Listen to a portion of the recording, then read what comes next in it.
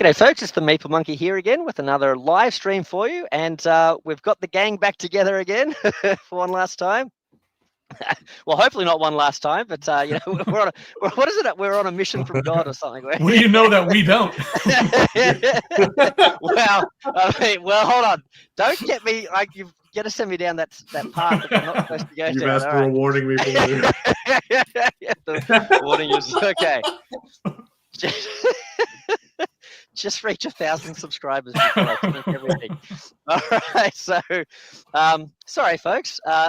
Welcome. We are here to discuss something positive into the world. We're going to put some positive vibes out into the world, and we're going to be celebrating the fantastic event that was Season 1, the phenomenon that was Season 1 of Marvel United, the thing that started the United movement, and yeah, just talk about our favorite things from it and that sort of thing as well. So really excited to talk about that, and feel free as we're going through yourselves in the comments if you want to sort of drop in your favorite aspect at the time that we're talking about as well, like pop it in and we'll try and highlight those as well and that sort of thing as well. So yeah, very excited to hear these guys' thoughts and just to sort of like, you know, go back in time and visit some of the early days of Marvel United. So I thought what we'll do, we've got Nelly, we've got Dave, and we've got Andrew. Nelly from Nelly Nell Gaming and homebrewer extraordinaire.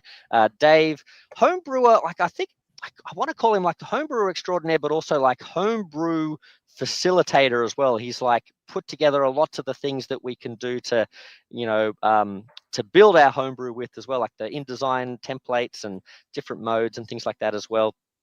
And Andrew Fantasia from the funnest little YouTube channel in town. Such a bright spot that even the folks at Simon, could do nothing but sing his praises, and just like a spot of brightness in the world of United as well. So always so positive. Welcome, guys. And oh look, Dave's in the chat. Oh yes. Oh yeah, cool. Because we're going to talk about some comments that people had put in the posts section in the Meeple Monkey YouTube channel as well. So I think there was one from Santisiul, and I think Martin had one in there as well. So we're going to chat about those as well. But I did want to go around and just get each of us to sort of talk about, our experience, or not necessarily our experience as a whole, but like, how did we get to Season 1? Like, what was, how did we discover it? What was your like history with Season 1 sort of thing? So maybe we'll go around clockwise. So start with Nelly, how did you get started with Season 1, or, what was that like for you? So for me, my roommate, Noralith, is a huge board game fan, way more than I am. Like most of the board games that I like are into, like, thanks to him. Okay, cool. He owned like the core box for Season 1, but had like never touched it. And at this point in time, like Season 2 had just dropped. And he was thinking, because he saw like there was like an eBay post to get like everything from Season 1 and Season 2. So he was thinking about getting that, but he didn't know if he liked the game. So we cracked open Season 1, like played through like all the villain fights, tried out all the heroes, loved the game. So he immediately went to order everything from Season 1 and Season 2. Meanwhile, I scurried the internet to see if I could find templates for homebrew. But then, yeah, everything came in from Season 1, and then we just kind of had like a dedicated United night where like every Thursday after work we'd go get food. Like we'd go get food, bring it home, and then just play for like hours on end. And that held up for like for a few months. It was a lot of fun. Yeah, awesome. That's really cool. I like that. I like that it sort of became that sort of it's almost like a period of your life you can sort of remember that was like the regular thing you were doing, sort of thing. Like I have lots of great memories of particular board games like Warhammer Quest and things like that, where it's like, I loved that, catching up with that particular friend, and like that's what we would do, sort of thing. That's awesome. What about yourself, Dave? How did Season 1? How did you come to that? So it was kind of a long path to get there, but basically, there was a Kickstarter a couple years prior for The Others. It was originally called like The Others Seven Sins, I think. Yeah. And that was my first. Well, I'd played an Eric Lang game before, but I didn't know about it. But that was my first discovery of like Eric Lang and Cool Mini or Not. And I watched the gameplay of that, and I was like so blown away by it, and also by how much was like public of it, like the information was available. So I made my own version of it, cobbling together like different like D&D games stuff so that I could play it and show my friends. And I loved it, and so I was hooked. I was like, okay, this is amazing. And then I went on a crazy binge, and like everything that was available for a late pledge from CMOD at the time, I got like. What was the Viking game? Blood Rage. Blood Rage. Yep. I got Arcadia Quest. I got can't remember the other one. The other one wasn't good though. It was some kind of tower defense. But anyway, then I got into Arcadia Quest and also Eric Lang, and I was like, this is so good. I love this thing. I wish it was cooperative, you know? And so then when Marvel United came out, I was like, I'm obviously backing this game. Like, there's no question. But there was no gameplay, if you remember at the time. And I was like, I hope this isn't terrible, you know? Because it was like this interesting, weird, pseudo board game, card game kind of hybrid thing. And I was like, what is this going to play like? And is it going to be like a fun puzzle? Or is it going to be like Candyland? Like, I couldn't tell, right?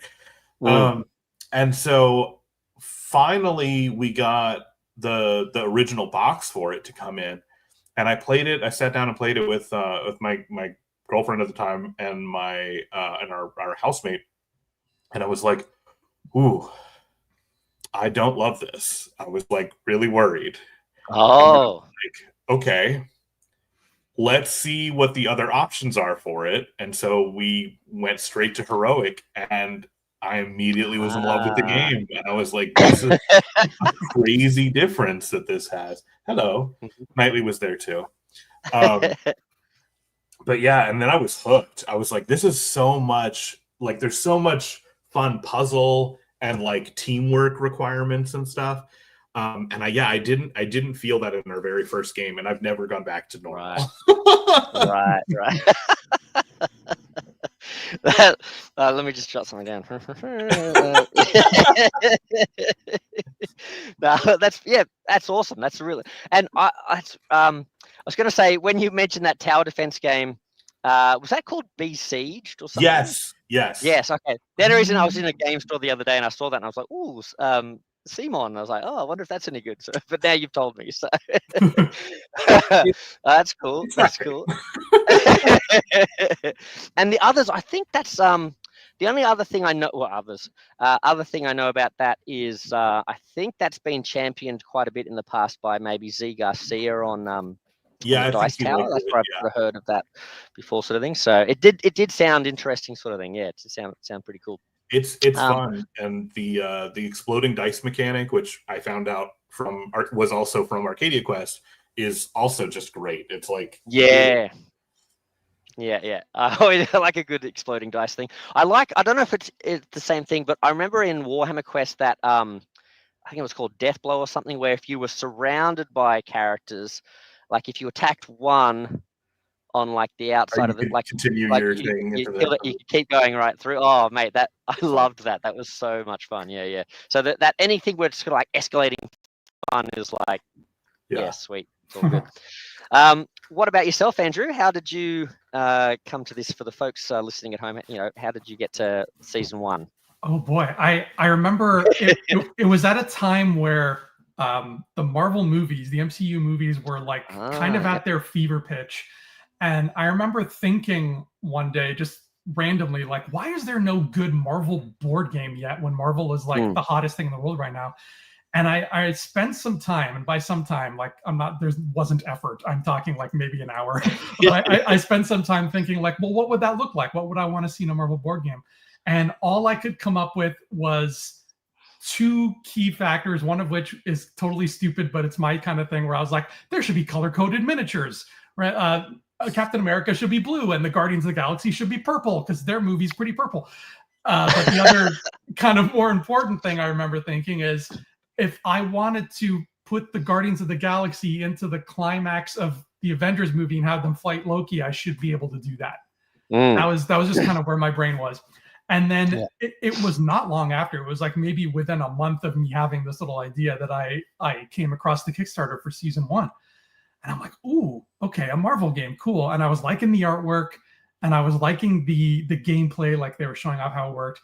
But the one thing that I was not sold on was, I was like, oh boy, this is a really small box. There's like 3 bad guys and a handful of good guys. And I saw the expansions trickling in, but I'm like, I don't know. Like, this is really small, and I'm very stingy with my money. So I was just like, I don't think I'm gonna go in for this, but like, it looks fun. And I didn't think about it for a while. And then the season 2 Kickstarter came out, and I saw like Alpha Flight. Like, I saw how deep the cuts were getting, and I'm like, okay, so generic. The cuts are getting that deep. I'm in. Let's do this. Awesome. Oh, that's very cool. That's very yeah. I like that Alpha Flight was a selling point there. Yeah, that's the one. It was Sasquatch. I'm like, Sasquatch is in this game. All right, what am I doing? Yeah. Why am I not buying this yet? Yeah. Well, that's why, you know, Havoc, with not having a jacket for so long, that almost tanked the whole thing for me. But like, no, but oh, that's really it's so cool how like the little elements of a lot of your stories are like sort of align with mine, and this and that sort of thing. So I think for myself, I'm trying to, like, as you guys were telling the story, I was like, oh, because I had this idea. Okay, this is what we'll do. We'll start the video. We'll talk about our like history with the thingy, and then as we started going around, I'm like, what is my history with the thingy? I was like, so I think, because I have like some core memories, but I'm like, oh, how did it actually start? And it's funny. When it was sort of similar to yourself, Andrew. I was aware of the first Kickstarter coming out, and I was right into the Marvel stuff and the cinematic universe and that sort of thing as well. But it was at a time where I had got into Kickstarting maybe a couple of years ago, and I'd started Kickstarting, and then it just become this thing, and it was a problem, right? I was like Kickstarting a lot of stuff, and it had just sort of happened to come out around the time that I had been like, nope, you know what? I'm gonna get disciplined, and I'm not gonna just back everything that comes out, because I was like going on and like clicking on the tab for like newest to like find, okay, what are the latest kicks, and just like anything that came out that looked halfway decent, I was like, back it, you know, and so I had a problem, but like so it popped up, and I was aware of Eric Lang, and I did like some of it, like, you know, Chaos in the Old World, and I was aware of Blood Rage, and so I was aware of his pedigree and stuff. But it came up, I was like, oh, interesting, and then I saw it, and I was like, Chibis, and I don't think Chibis one way. I was like, oh, they're kind of cool, whatever. But when I saw it, I was like, I was excited, because they made a big deal. I think they sort of announced it on a Dice Tower video, or, you know, like maybe a convention video or something. I don't know, I can't remember, but I remember sort of seeing it, and they were talking about it, and I think I think Eric Lang himself was like spruiking it, like, you know, in the video he was there, and he was saying, this is what it's like, and I remember seeing the board with the things out, and like, so you just had your characters, and it just had a couple of actions, and then it was the thugs and civilians, and I was just like, oh, so what, you just jumping around like doing a thing, and get rid of a blue token, get rid of a red token, like, that doesn't sound fun or theme. Like, where's the like, I want to be Spider-Man, I want to do all my cool stuff, and I'm like, so I looked at it and went, you know what, this is my first one. I've looked at this. I don't think this is like, I think I'm going to get excited by the pictures, and it's all bright and colorful, but I'm mature and responsible. I'm not getting it. What an expensive mistake that was, because I was like, nah. And so, and I just didn't follow it. I didn't, you know, and it was like it was the first one that I didn't go in on, and I was like, okay, cool. And then a couple of months, or no, probably wasn't probably like a year later or something, right? Because I think it took a while to come out. It, I was on a guy named Rob's Gaming Table. Well, his name's not Rob's Gaming Table, but he had a website or a YouTube channel called Rob's Gaming Table, which is an awesome channel. I'd definitely check it out. It's like he does lots of fun playthroughs. He's got a really nice community. That's where I first met Derek from Kanji Studios as well. He was like a member of that community and a fan on the Discord and making comments on the videos and stuff. But he had this community, and in the community, a guy named Mike. So big shout out to Mike. Mike started just one day posting painted minis that he was doing from that game. So the game had just arrived. He was really excited about it. And he was posting these minis. And I was like, they look super cool. Like, look at that wasp. And she's on a little dice. Like, holy moly, she's on a die. Like, that looks so cool. And like, Captain America, look at that little chibi Captain America with his big head. Like, he's so cool. I was like, that looks fun. And I was like, I think I'd been out of painting for a few years, probably like 10 years or something. I was out of the Games Workshop hobby and stuff. And I was like, oh, you know what? That's not a whole army. Like, I could get that and I could like paint them. And then I think around about the same time, then they announced the X-Men season. And I was like, oh, that X-Men season looks amazing because it's all like the 90s cartoon versions of the X-Men. It's like, it's when I was reading the X-Men, it's those uniforms. Cyclops in his like goofy freaking utility belt thing. It's like, what even is that, mate? Like, but anyway, and his cool coif. Like, I've got my cool suit, but I've got to keep it open for my coiffed hair. Like, but like, so good. So I was like, oh, this looks good. So then, similar to you, Nelly, I think but similar and different because I'm a crazy sucker for money. I was like, I can't let, like, what if I possibly don't back this and all of a sudden it closes down tomorrow? Back. So I like backed the whole, thing, and then went out and bought the core set, which was available to test whether I liked it, even though I'd already backed the thing. But I think it was during the campaign, so I was like, well, I can still back out if I need to. So I was a similar. I got the core set, played it, and was like, this game is super cool. Yep, I'm definitely in. And then I think they announced, I can't remember if it was from the beginning of that season or halfway through, they announced that you could get season 1 as well. And I was like, oh, this is going to be way more expensive than I thought this was going to be, but I want all of it. Damn it. So then I did, but then I think I made another silly mistake. I didn't back every single thing. I think there were certain box sets in the X-Men thing. I didn't get the Phoenix set, and I didn't get the First Class set because I didn't really like that movie and stuff. I know, horror, but and also those suits, I thought they looked dorky and stuff, which is funny because they became some of the first ones I painted because I wanted to paint them in the X Factor things and stuff. But yeah, so it came to it from that sort of thing. So that was really cool. Going from like, oh no, that game looks rubbish, it's the first one that I know I don't want, to like, it's my favorite game ever. And it's ironically, it's the thing that killed that thing of me backing every game, because after I started playing Marvel United so much, I didn't want to play any other game. I went from years of like buying a game, like just kickstarting everything, getting it in, playing it once, and then not wanting to play it again because I had 500 other games on the shelf and I had to get through all of them. That I've stopped backing lots of other games because unless they're CMON games, damn it, which is seems to be its own sort of problem at the moment. But like, yeah, I was like, how could you ever be a person that just wants to play like one game over and over again? And now I'm like, well, I just want to play this game over and over again, sort of thing. So yeah, so that's sort of how I came to it, sort of thing as well. And it was like, yeah, season 1, yeah, technically I started with season 1 first, I guess, because I bought that original box, but really everything when it arrived was that first time when I did that unboxing of getting season 1 and 2 together, and that's caused its own problems because now those 2 seasons are meshed in my brain because I got them all at once and was like pulling out all the cards and stuff. A lot of it sort of I forget which came in which season and that sort of thing as well. So yeah, so there you go, folks. That is how we all came to season 1. We're 20 minutes in. That wasn't too bad an intro, 20 minutes. So you all missed out on the moment where they revealed that like X-Men was happening, because that was like a big deal. Yeah. It was like a silhouette, and it was like you could basically tell Wolverine was in there, but that's it. Okay. That see, and that I think, yeah, like it was. I think it was I don't like. Like all credit to Mike. I don't know, like I was like, oh man, I really should have backed that, and I was really like, oh, that looks really cool when he started sharing those things.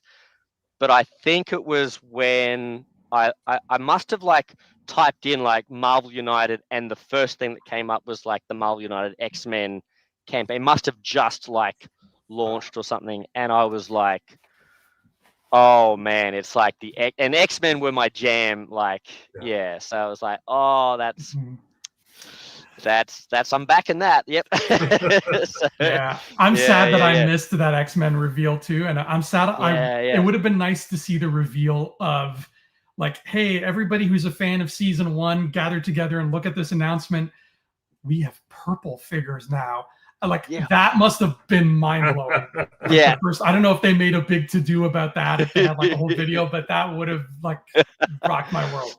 Well, that like I forgot to mention when you were giving us your story, Andrew. It made me think, oh, this extra explains why you were so unhappy about Red Hulk being purple, and there was someone else like Red Hulk being purple, and there was something else as well that was like the other way around or something. Purple Man being red. Yeah. Okay. That like I got it when you were talking about that anyway, but now I extra get it because it was like, oh, your original of 2 dreams for this game were that the models were properly color coded. I was like, oh, okay, yeah, that would have hurt. That would have hurt. Yeah, I sort of almost want to save like. We could. I'll have forgotten that I talked about this, down the track. But like, I almost want to save this for like our next videos on season 2 and season 3 because they're coming, folks, and DC United hopefully. But that like, I like the moment, like that Havoc moment for me was so good in season 3. I think it was, wasn't it? The reveal that they were doing Havoc in a jacket was like, what? it was kind of like, I remember having that feeling like I really want them to do Havoc in a jacket in the next season, and then kind of realizing that is a ridiculous request and that's never going to happen, to like it happening. I guess it's kind of similar to like every character should be color coded, like, it's like it's like that wild thing, and like I remember the almost like secondhand euphoria of like the Hobgoblin reveal as well. Like, yeah, so that knowing that there was that moment of the X-Men reveal is like, oh yeah, we missed out on that would have been a big moment. Like seeing Wolverine, even was it the claws or was it like his head thing? Like what sort of gave away Wolverine? How did they do that? Oh, so actually, now that I think about it, it was obvious that it was Wolverine because I think they slashed through Marvel United. Oh, of course. Yeah. Then it was a red sky and a black silhouette of like a bunch of characters. Right. And so people were like, that's definitely got to be, Archangel. That's got to be. Yeah. That's got to be. And so like it was people like piecing those together was fun. Yeah, those little community moments where everyone's like solving that's cool. Like, they did it in the DC one, where they gave us that silhouette of all the things, and that was fun. Yeah, awesome. Well, let's. So before we dive in, I did say I wanted to highlight, and thank you, Dave. You've put these up so we can check on them. So let me just remember how to do this. All right, that's showing for everyone. So there were a couple of people in the community post that I just put up saying, hey, this video is coming up. I just wanted to sort of just briefly touch on these. So Santisil, apologies if I'm getting that wrong, says, I hope you can talk about improvements that you recommend, such as official equipment cards or house rules that you occupy, or that that we apply to the game. So like, hopefully one of us will remember to bring that, because we've got a little section at the end, hopefully, where we'll talk about sort of bits and pieces and stuff like that. So we'll definitely want to do that. And then let's see, we also had Martin, a big contributor in the Discord community, big home brewer as well. And he I don't think he can make this video unless he's staying up real late, but he might sort of watch this later. But he dropped in that he thought that this season is slowly becoming underrated, which I sort of agree with. There's this sentiment that it's sort of like inferior or whatever. It's I don't know. I don't know if it's how widespread that is, but like, one of the reasons I wanted to make this video, like I wanted to make a video for each of these seasons, but I thought I'd really like to give some love to season 1 because I think it really still stands up. But with the addition of equipment, so many heroes were improved. So that's an interesting thing too, like that it's the actual retrospective edition of equipment that actually is keeping season 1 relevant and good and stuff like that. So that's an interesting point we can talk about too. But that's very cool. And then I think his message keeps going. So he was very late to get into season 1. So it sounds similar to a lot of us, but enjoyed it a lot so far. And I think he's actually been telling me that he's only just, sorry, I shouldn't say telling me, he's been telling the Discord community that he's only just been going back and starting to get to some of these characters as well. Wow. Have fun debating. Yep, very cool. So thanks, Martin. And actually, that's something I forgot to mention is that with my story, I said that like once I got season 2 and 1 together, I sort of started mixing them up. And then I realized only just in the last couple of months that like I haven't actually played through many of the season 1 characters at all. I was more naturally gravitating to X-Men because that's what I like. So I've had to go on this big tour of trying to play them on tabletop or play them on my table and stuff like that. So I've only just the last couple of days finished off the last couple of season 1 heroes. And as you guys saw, I finished off with the Sinister Six as my final villain battle for that. So that's been fun too. And then let's see. Hold on. And then Nelly says, well, hold on. Am I showing this? There we go. Nelly says, make Marvel Candyland, note to self. Lord Licorice is going to be an unlockable villain in DC. Right now. Speaking of Rob's gaming table, I think Marvel Candyland is a big favorite of his. Well, sorry, Candyland is, I think, but not really. I think that's like an in joke. I think his community keep making him play Candyland whenever he does a live stream and stuff. So this is when we started heading down line. Now hold on, don't make me start talking about going downhill in this timeline, Dave. With the warning. All right. And then okay, no, Cataphract. Now, Cataphract, if I'm not getting this mistaken, sometimes I get some of the Discord members mistaken, but Cataphract, and you can correct me in the comments, Cataphract, but he is a fantastic homebrew designer, I believe, and I believe based in Oz, again, if I'm not mistaken, but who's been doing the Cthulhu Death May Die United range, which is fantastic. Every time I pull that back out again and try a different mission in it, I'm always blown away by like how good those missions are and how well they blend United gameplay with the Cthulhu Death May Die experience as well. So good. So really, really good. Sometimes it's nice to switch your brain off and play simple hero. Yep, I agree with that. Lots of actions. Yep. I've had to ban myself from playing Captain America all the time. Yeah.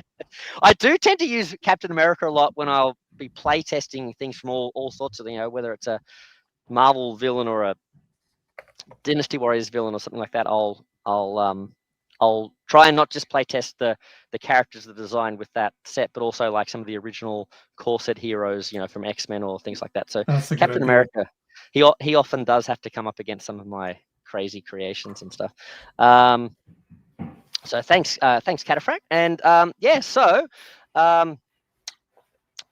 I think we can, and to Martin's point as well, I think we will be talking about equipment as we go along and at the end as well and that sort of stuff as well. So that's a big thing.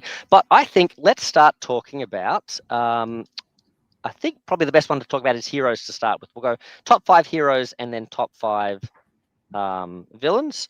And yeah, just before we start, like heroes is an interesting one, isn't it? Because I know Derek from Kanji Studios, he's such a prolific villain designer, and he's designed so many really great villains. And he has sort of said to us that he's just like almost like afraid to design heroes. He stays away from it because he just finds it so hard, the concept of trying to design a hero that works.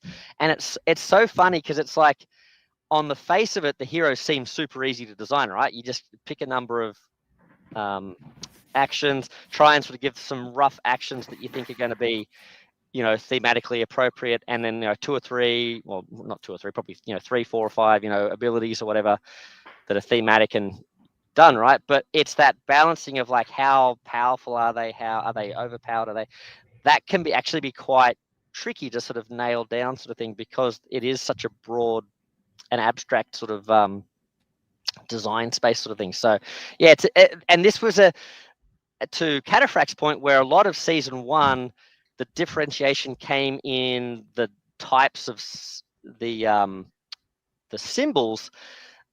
Initially, when I was thinking about it, I was like, oh, how am I going to pick? Like, am I, as much as I champion that I really enjoy playing season 1 heroes, and I have just as much fun playing a season 1 hero as a season 2. Like, in terms of like picking favorite designs, I was like, oh, design space, like that's, I don't know, that's going to be an interesting one. But I was pleasantly surprised by, as I got into it, I was like, oh no, this is going to be easy. Yeah. So interesting. So just before we start, do you guys have any thoughts just overall on heroes or the season 1 hero design that you wanted to talk about before getting into specifics? Well, there's a smaller amount of heroes, which made it easier to pick. Yeah, I remember thinking, oh, this is going to get tricky when we get into those next seasons. Yeah, that's true. Dave, did you have something you were going to say there? Yeah, I mean, they definitely leaned more on more symbols and less specials, which is something that I think is not as fun as things that have happened later, but that wasn't necessarily an exclusive thing of season 1 heroes anyway. And also, it's not like that's true of all season 1 heroes. Like, there's a lot of 5 or more specials as well. Yeah. That's what I sort of discovered going through. I was like, oh no, it's not as, for a while I had this impression that every season 1 hero had 3 specials and they were all exactly the same, but it's not the case. Yeah. So there were some of them that were like that, but yeah, it's not. Yeah. All right. Well, should we go around then? And maybe we'll do that same order. So we'll start with Nelly and we'll go around and we'll talk about our top 5s. And at this point as well, if anyone's still watching in the comments and you've got an idea or you've brought with you like a little top 5 list or anything with heroes, as we go through, if you want to drop in, like, as we're talking about top, the 5th one, like if you want to drop in your number 5, and then as we go to the 4th one, your number 4, and that sort of thing as well. But if you don't have know time, how wrong we are. Yeah, true. Yeah, totally. And also, if you don't have time to stick around, feel free to dump all of your choices in. But I just thought, it's kind of fun if we can talk about them as we go, sort of thing. So, So Nelly, your number 5, and why is it wrong? See, you're not in any position to tell me this one's wrong, because I feel like this is a hero you would really like. Okay, awesome. Specifically. Okay. My number 5 from the Black Panther set is Shuri. Oh, okay. Hey, Meeple, Shuri has an insane amount of wilds, especially for season 1. Yeah. But also, she if you were to group heroes into different archetypes, Shuri's definitely a support / healer. And even when you factor in season 3 heroes, she's arguably one of the best supports in the game, because she just makes another hero, she gives a wild token and makes a hero just draw up 3. It's not limited to her location. It's just pick a hero and then that happens. So even with the simplicity, which that's going to be almost everybody in season 1. Yeah. She just has a lot of impact per card despite that simplicity.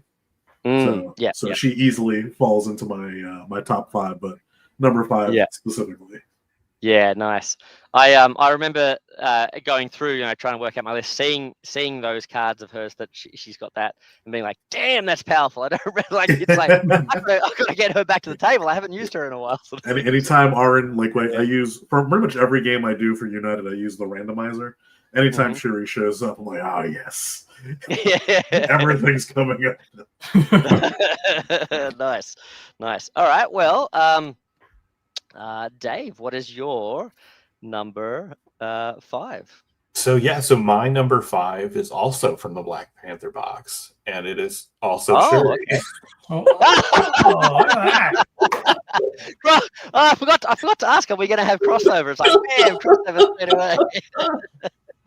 Fantastic. Yeah, the healing capability and the wild, being able to do that to anybody, is just, it's so good. And like, it's so like easily slotted in like to any team. Like nobody doesn't want Shuri on the team, which is great. Right. And yeah, I mean, I guess those are good choices, but like I personally prefer to like have my games a bit more challenged, so I don't want characters with like such powerful abilities. Yeah, that's the funny thing is you got the Shuri Black Panther, and I really wanted another Shuri because especially like Shuri is the gadget person, right? And it's like we don't have any of her gadgets. That was definitely something I was sad that we didn't get. But at the same time, I don't think she needs to be more powerful, so I'd rather see a whole new Shuri. Okay, so now are we going to get the hat trick? This will be interesting. All right, are we going to get three wickets? All right, tell us about Shuri. Why is Shuri your number 5? My number 5 is also a hero whose name starts with the letter S. Oh, okay. Unfortunately, it's not Shuri. I'm so sorry. Well, that's it. The stream is over. Yeah, that's it. Good night, everybody. Thanks for watching. Because I had to give this one to my friend Spider-Man. He ended up being my number 5. Wow. Yeah, he was somebody who, at first, when I was thinking about, okay, who am I going to pick? Who's interesting? I always end up overlooking like the super popular heroes because I'm like, they made the deep cut heroes so cool in this game. But I kept going back to Spider-Man, and I love the great power and great responsibility cards and what they can do for you and how it gives you like it's all of a sudden it's double beneficial to rescue or defeat thugs, like because now you're getting tokens and the tokens of it all. It's just so representative of Spidey, man. He's scrappy. He's moving when he shouldn't be moving, and he's figuring out like an extra way to get some extra love for his crime fighting. So it really it felt like Spider-Man in a way I wasn't expecting. Like I had no idea how they would make it feel like Spider-Man, but they did it in a way that totally convinced me. Like, yeah, I'm playing as Peter Parker right now. Let's do it. Yeah. Nice. Yeah, solid choice, but that one I don't know what surprises me more that we had 2 crossovers with Shuri there, or sorry, 1 crossover with Shuri, I guess we should say, but like but that Spidey is only your 5. I'm like, whoa, okay, like if Spidey is Andrew's 5, like what this is easy because Andrew's going to be listing Spider-Man for the remaining 4 slots. Oh yeah, that's true. You got me. We're gonna get Spider-Ham and Gwen. Yeah. Oh, yep, of course. Spoilers. Well, we can go home now.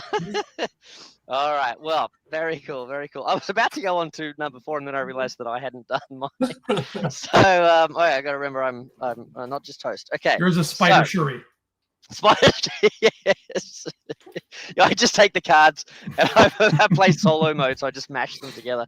No, mine is my number 5.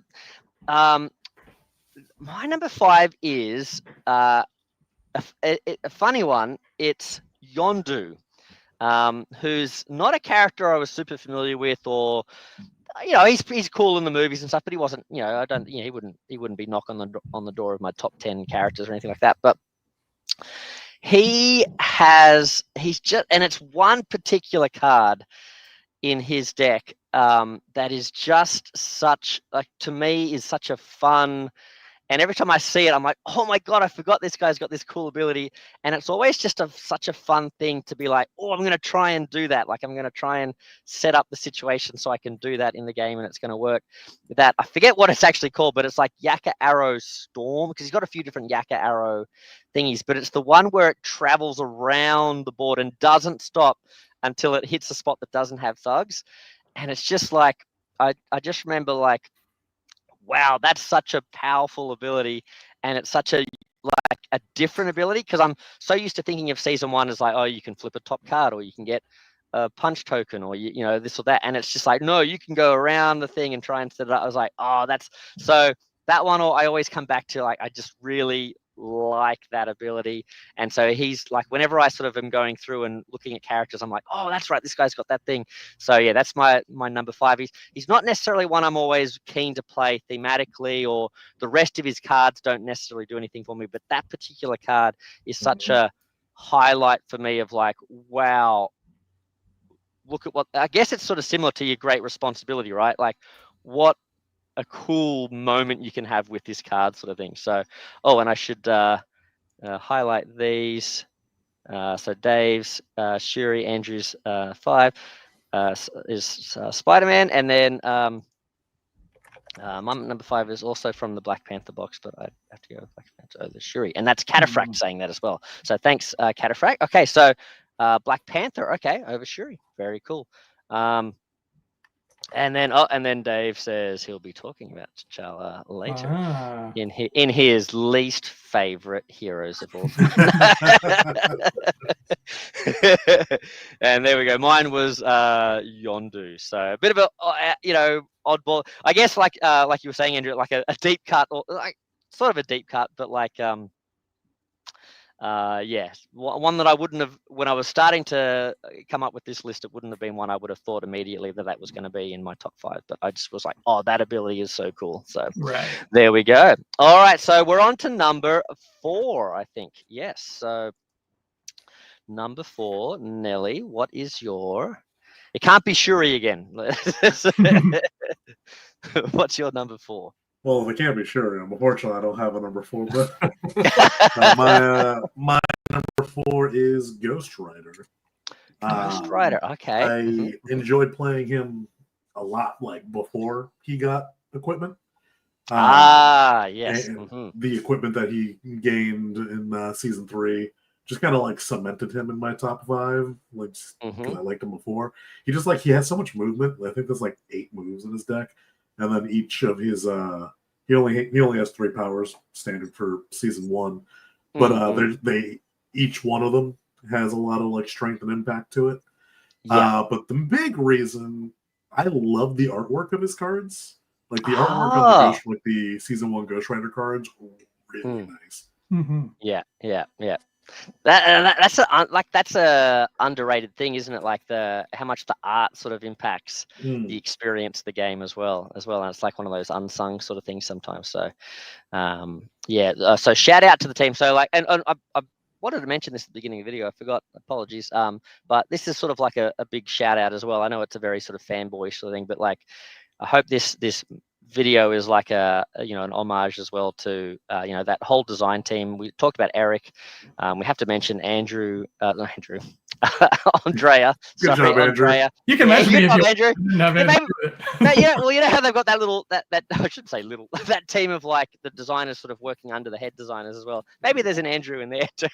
I think there's a Marco and stuff, but that like what an amazing feat that they've pulled off with this sort of stuff. But also those artists, Edward and the other artists on that team as well. So it all comes together in such an amazing package sort of thing.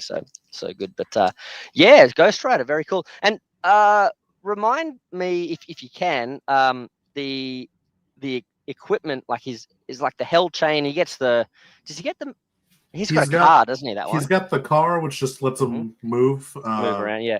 And then so as if he needed more move, but yeah, there you go. Yeah. But then he's got the Hellfire Chain, which was actually I have it pulled up here. Punch against up to 2 different targets in your location, then turn this face down. Right. Yep. Cool. So it just adds that a little extra oomph to him. Yeah. Very cool. Yeah. Excellent.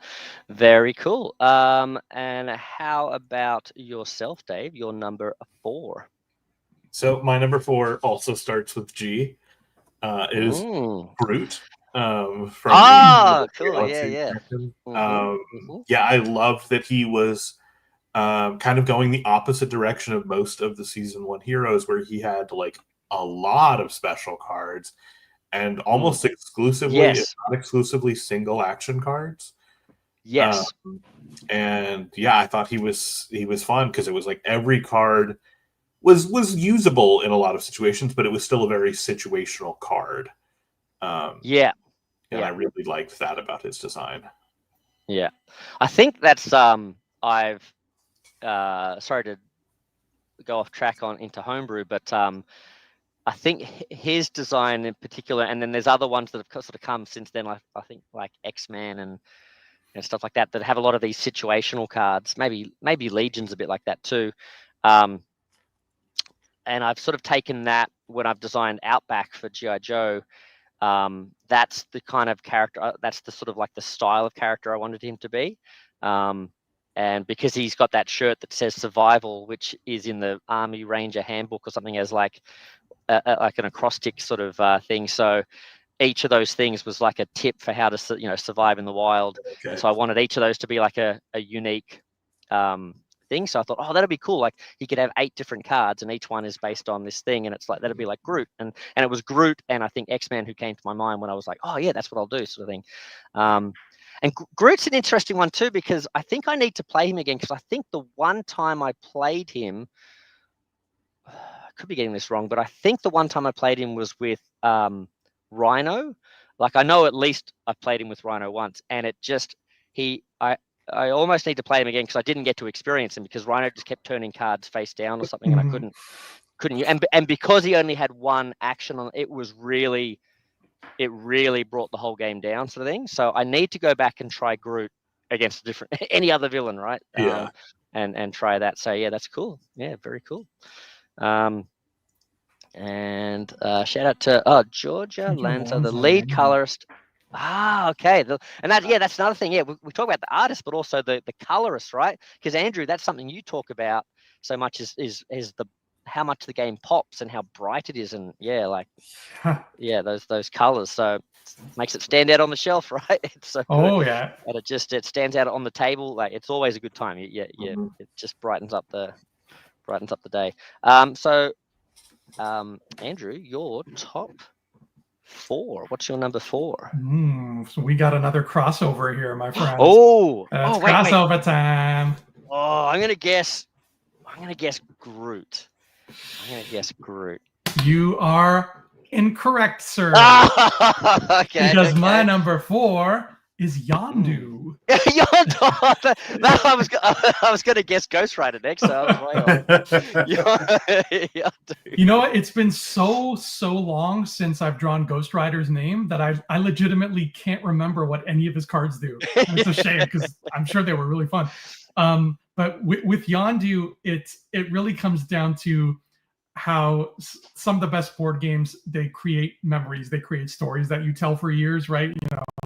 Games like Twilight Imperium, when things happen in that game, you're talking to your friends about it forever. Like, man, remember the time when the Space Lions killed me, but we had to And with Yondu, I had one of those moments, and unfortunately I was playing alone, such as I usually do with Marvel United, so there was nobody around the table to share it with me, but it was still epic as hell, because it was the first time that I had ever drawn Yondu's name. And it just so happened that the villain whose name I drew was Ultron. So not Taserface? Not Taserface, no. We're still waiting on him. But Ultron is filling up the board with his clones, and it's looking dire. It's like late in the game. He's got like a couple master plan cards left, and it's not looking great. And then I draw that card.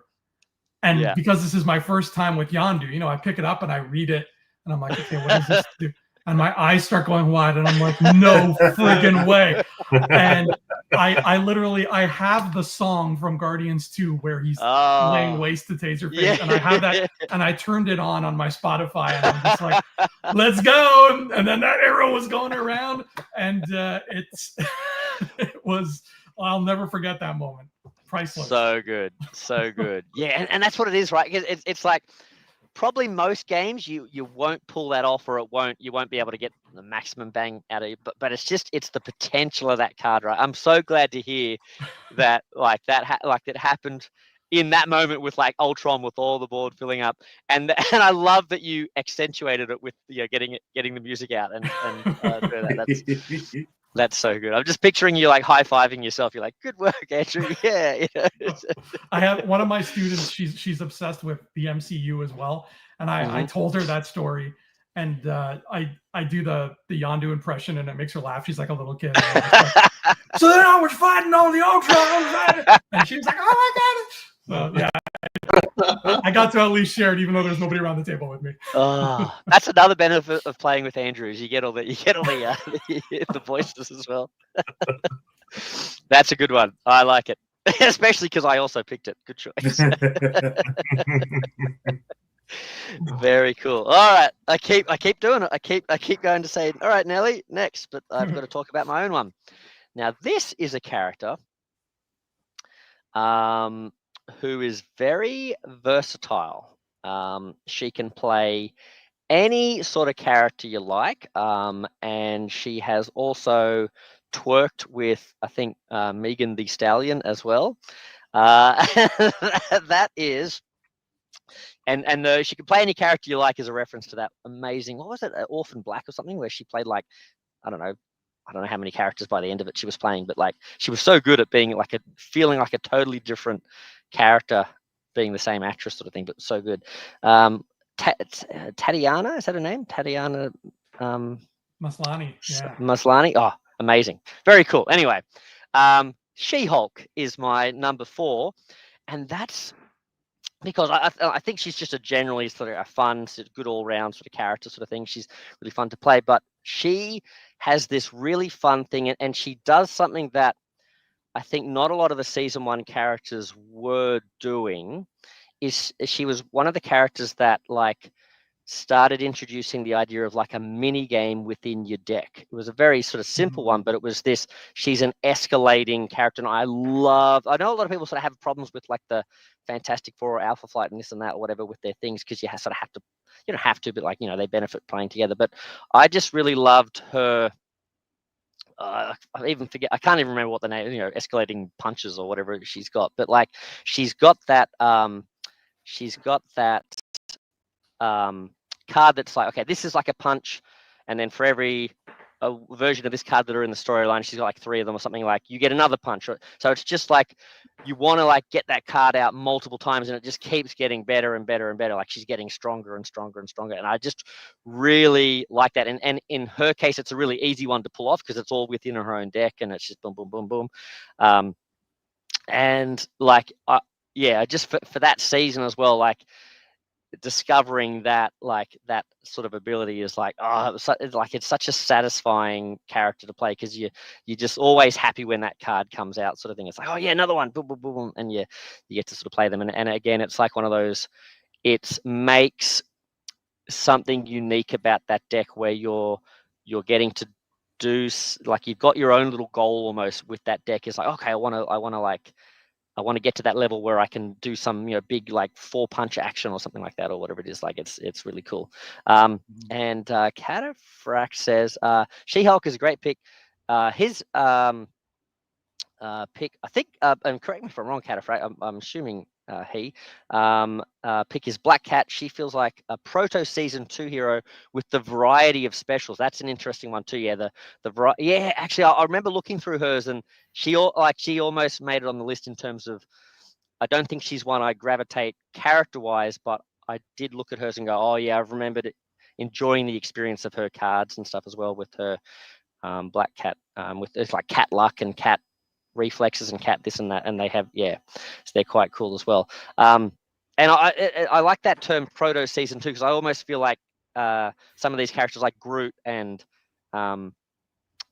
She-Hulk are kind of proto, that idea of like having a little mini game coming. I feel like that became more of a thing in the season. And homebrew wise, that's something I really enjoy with what you guys are able to create, is when, and I don't always have the imagination to do it, but I love when you guys create characters that have like a little mini game within them, because you guys are so often able to do that, and I try to, where I can, like find ways to sort of put that in as well. It's a fun play space with homebrew design as well, sort of thing. So that's cool. So that was my number 4, was She-Hulk.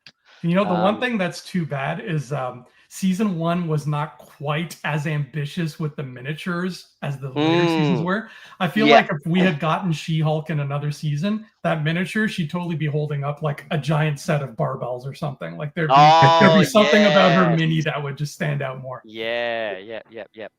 And if she come in season, well, sorry, I was just going to say, if she'd come in season 2, we also would have got a dupe, and she would have been in her Jen outfit, and she would have been like in her lawyer costume and stuff, and you could have been like lawyer Jen or like raging out.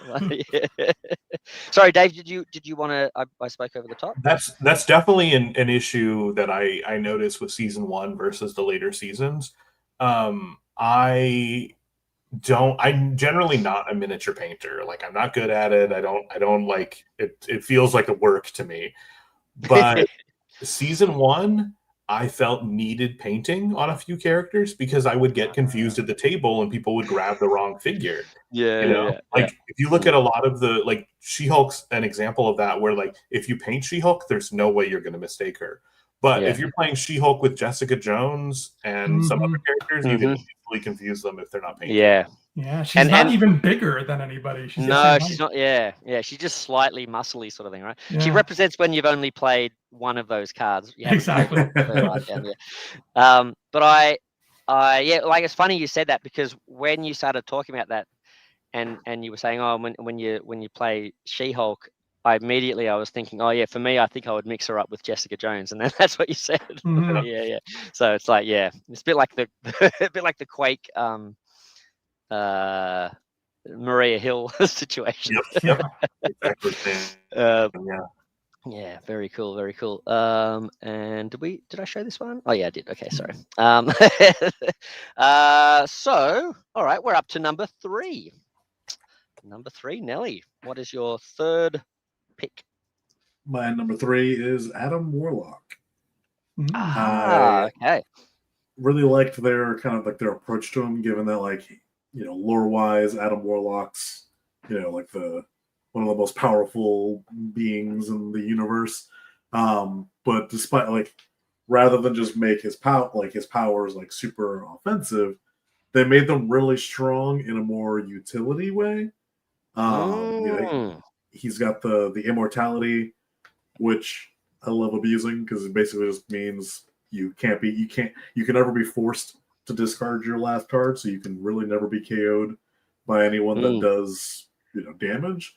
So you can even just like bring them against like Thanos, and it's like, doesn't matter what Thanos does, you're fine. So it just like really gives you like that feel that you're playing as him.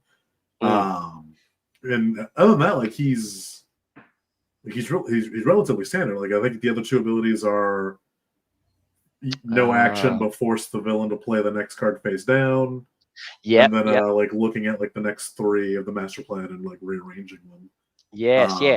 So it's just like, it was a really cool way to just kind of make this really super strong guy, but not in the traditional super strong way where it's just like 3 damage to one target, 1 damage to each target, you know. So I really enjoyed how their approach to that. Yeah, that's an interesting thing.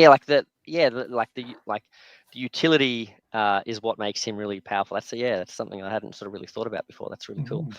Yeah. And so he didn't have like an Adam Warlock Smash card or something. Very cool. Very cool.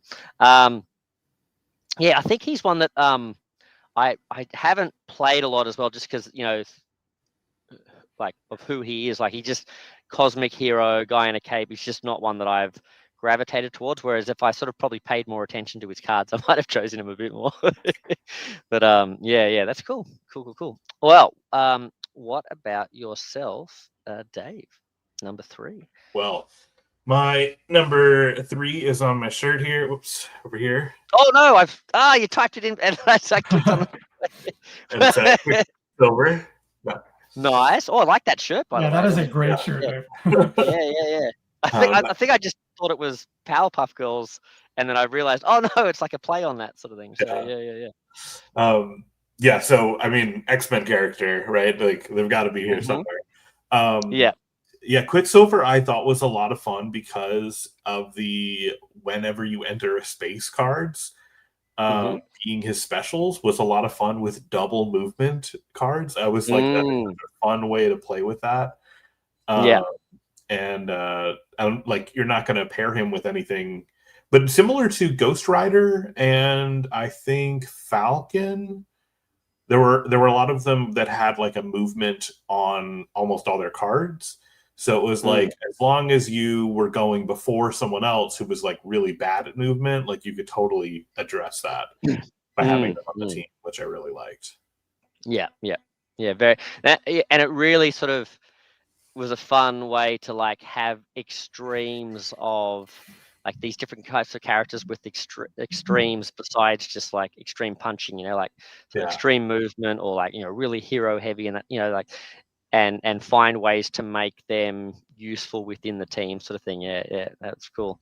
And I do like, he's one of my favorite X Factor team members. I like his sort of banter with some of the others and stuff. So yeah, I approve of that choice. Very cool. And now I'm sort of like, oh, maybe I should have put that on my list. Spoilers, he may not turn up on my list. So, Andrew, what about your number 3? Okay, well, everybody can take a deep, calming breath and relax, because my number 3 is Shuri now. She's on the board. She's on the board. Wow, so we do have a hat trick. Yes, we do. I guess all I can say about her that you guys haven't already put really well here is, I mean, she's a great healer that also kind of serves as a tank when she needs to. Like she always ends up being MVP in whatever game she ends up in. I think she might not get the killing blow, but when I look back at the game in general, I'll be like, wow, if it wasn't for Shuri, we would have been up the creek. So yeah. Other than that, you guys nailed it exactly why she's so great. Yeah. Okay. One thing I like, I was going to say, complimenting Shuri, I really like her, the fact that she's got like Voltron lion fist gauntlets as well. Like they're really cool. I know they're not Voltron, but like that's a really fun thing in her model sort of thing. I'm like, I haven't painted her yet, but it's one that I'm like, I'd like to paint that. I think they'd be fun to paint and stuff. So that's cool.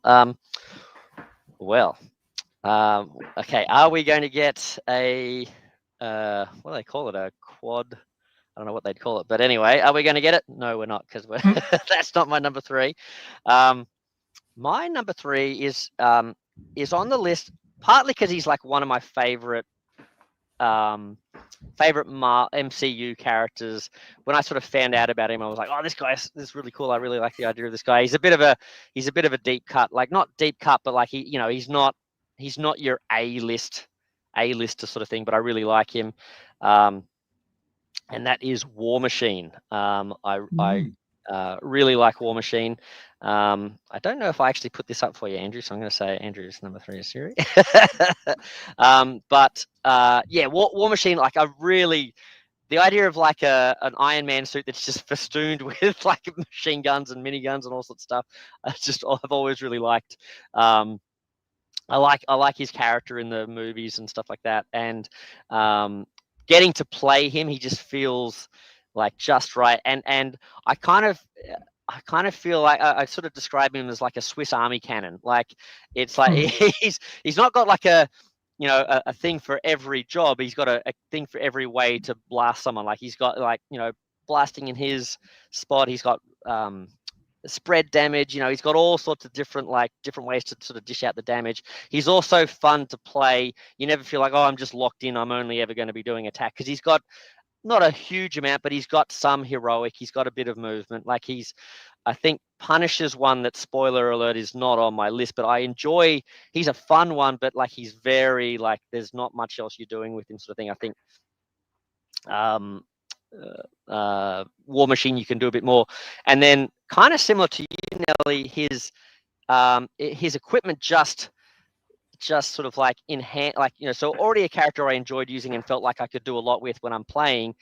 He's one that gets a couple, like he's got a couple, doesn't he? Like I think he's got, I could be getting this wrong, but I think he's got a couple of different equipment too or something. I think he's got like the Omni Beam and the shield, or like the I think so. He's got 3. It's like 3. Yeah, or even Deflector 3. shield, Omni Beam, and Stealth Field Generator. Stealth, yeah, that's I think I was combining the stealth and the like shield as one thing, but it's 2 different jobs. But like that's really cool, and so that brings me to the point of the equipment as well, because as you I've said many times, I have a love-hate relationship with the equipment.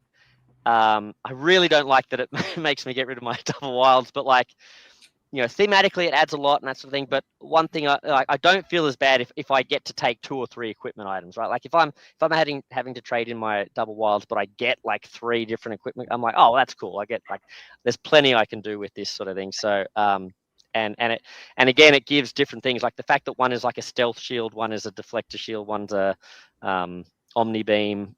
Like that's cool. It just gives me more things in my Swiss Army knife of a character sort of thing. So War Machine is my number 3. So that was pretty cool. Sweet. And we also have Cataphract has their number 3 as Spider-Man. Yeah, Spider-Man. A bit overdue. Yeah, you could argue that. But and that's the point, right?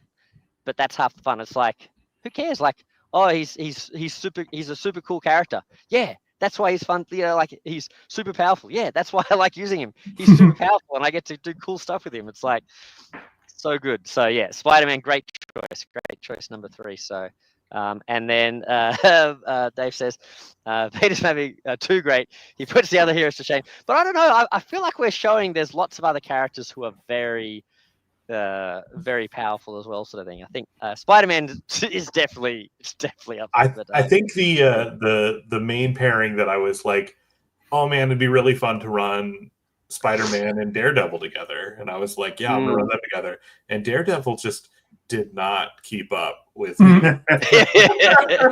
was that way. Yeah, well that's an interesting point, because I know that we talked about Martin has been playing through. I can't remember if we talked about this before or after going live, but Martin, who left some comments earlier, was saying that one of the characters, as he's going through discovering season 1, that he really likes is Daredevil for his puzzle. He feels like he's got a bit of a mini game in built where like you're trying to generate, like, because he works off, you can do these things that generate tokens, and then he's got things that can benefit from and especially now with equipment, like he can benefit from that tokens by trading in for more attacks, and he's got things that, like, if you choose to take the movement tokens or use that card, then that lets him have a really powerful turn with that one that gives him lots of actions when he does a lot of move. So but I sort of agree with you, Dave. Like I do see that he's got that puzzle, and and I always I'm like, oh yeah, this guy's cool. And what I find is when I've tried playing him, the puzzle never quite pays off. I can never really get the things out in the right order. And maybe he would have been a character that benefits from. I know there are some characters that have puzzles now because we've got starting hand cards. You can kind of always get the engine going, like at least get the right card to get things started or whatever, rather than having all these cards that you were just waiting for this last one and it comes right at the end and you've already had to either ditch them for getting hit or you've had to play them early and it never quite times right. I think you've said something similar with Spider-Man Noir, right? With his I was like, I should save this for season 3, but I'm gonna forget about it by that time. Yeah, Spider-Man Noir is definitely one where it's like, if you get the things in the wrong order, it is a bummer. Yeah. So that so that's but otherwise I do I agree with Martin that I actually think Daredevil's got some quite fun stuff there, but I guess it's a bit like the Yakka arrow thing, you're not necessarily always going to have it pay off, which can sometimes be frustrating. I think the good thing about the Yakka arrow though is you're not reliant on other cards. It's more to do with, is the board game state the right for that, not have you got the right cards out, which the getting cards out in the right order just adds so much more variability that thing is not going to happen. It's a bit tough, but still fun characters. But I've totally lost track of where we are. Nelly's got to give his number 2. And Cataphract says, as he should, about Peter. Yeah, he puts everyone else to shame. So Nelly's got. So I gave my number 3, did I? All right, cool. Nelly, number 2. What's your... My number 2 is Thor. Thor. Okay. Another character whose artwork just really stands out on the cards that I like, at least most of the cards. He's one of those heroes who just has 3 copies of the same card, but it's such a powerful card, just 3 punches to a single target. Combine the fact that he already also just has a lot of punches, like he is just one of the strongest, just like offensive characters in the game. Made even better with the Season 3 equipment, because then he gained the Mjolnir equipment card that lets him, instead of drawing a card, he can just search his deck for one of those 3 special effects. So now you can just bring out those 3 punches on, quite literally on command. So always feel super strong when you're playing as Thor.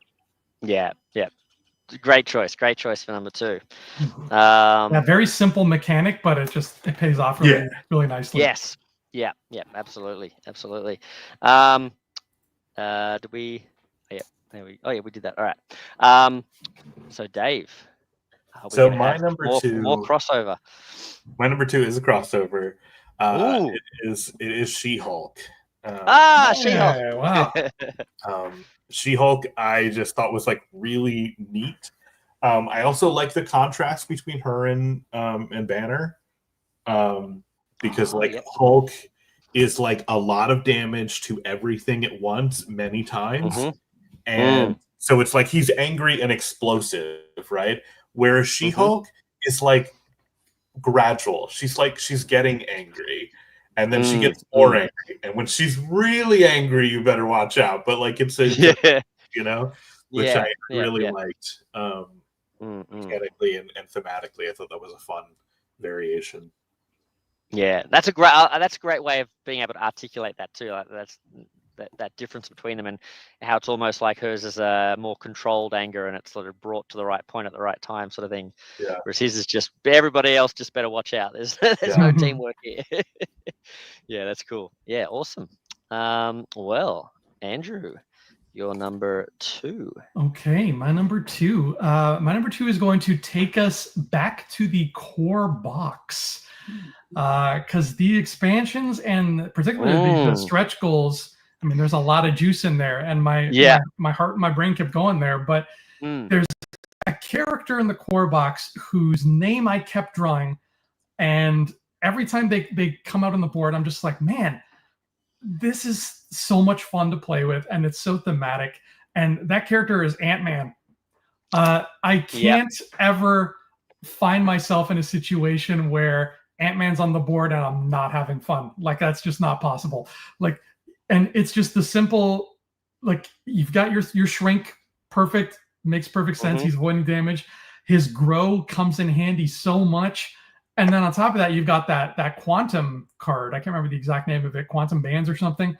But like, to just pull from the timeline and say, no, I actually played my double wild this turn. Like, it's so thematic to Ant-Man, and it really makes me feel like he's there on the board, actual size and everything. And he's just having his way with the villain. And that just, like, for a core box character, I think they broke the mold with him. Like, that was when they started to figure out how these heroes, like, how down and dirty they could get with what these heroes could do. Yeah. And that's like, because I think a lot of those characters in that core box, correct me if I'm wrong, but a lot of them, when I think of like season 3 only having 3 of the same abilities, I think a lot of those guys are that way. Are they? Like, I think Black Widow, like, her 3 things are the interrogate and so on and so on. So. And then just knowing that he was a core box one that has those different things is like, oh yeah, cool. Like, you can see that this game's got legs, sort of thing. And his mini, great. It's got the little coin and everything. So good.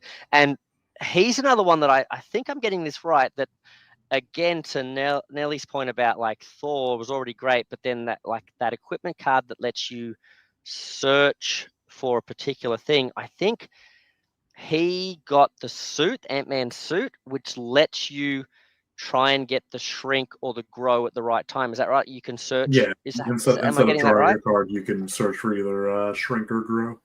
And that's I think that's the thing that cements Ant-Man as being fantastic, because, like, he's another one of those ones where it's like, yeah, he's got those 2 cards, but because he's only got like 1 of each, it's like, oh, if you don't like, it would be a bummer if he had one that like thematic, like this would be perfect if he had this one for right now, but you didn't get that one at the right, you got them at, like, it's like, oh, it's a bit of a bummer that didn't happen. But because you can kind of, oh, this situation calls for me to shrink, I'm going to get the shrink card out now, or this situation, I want to grow.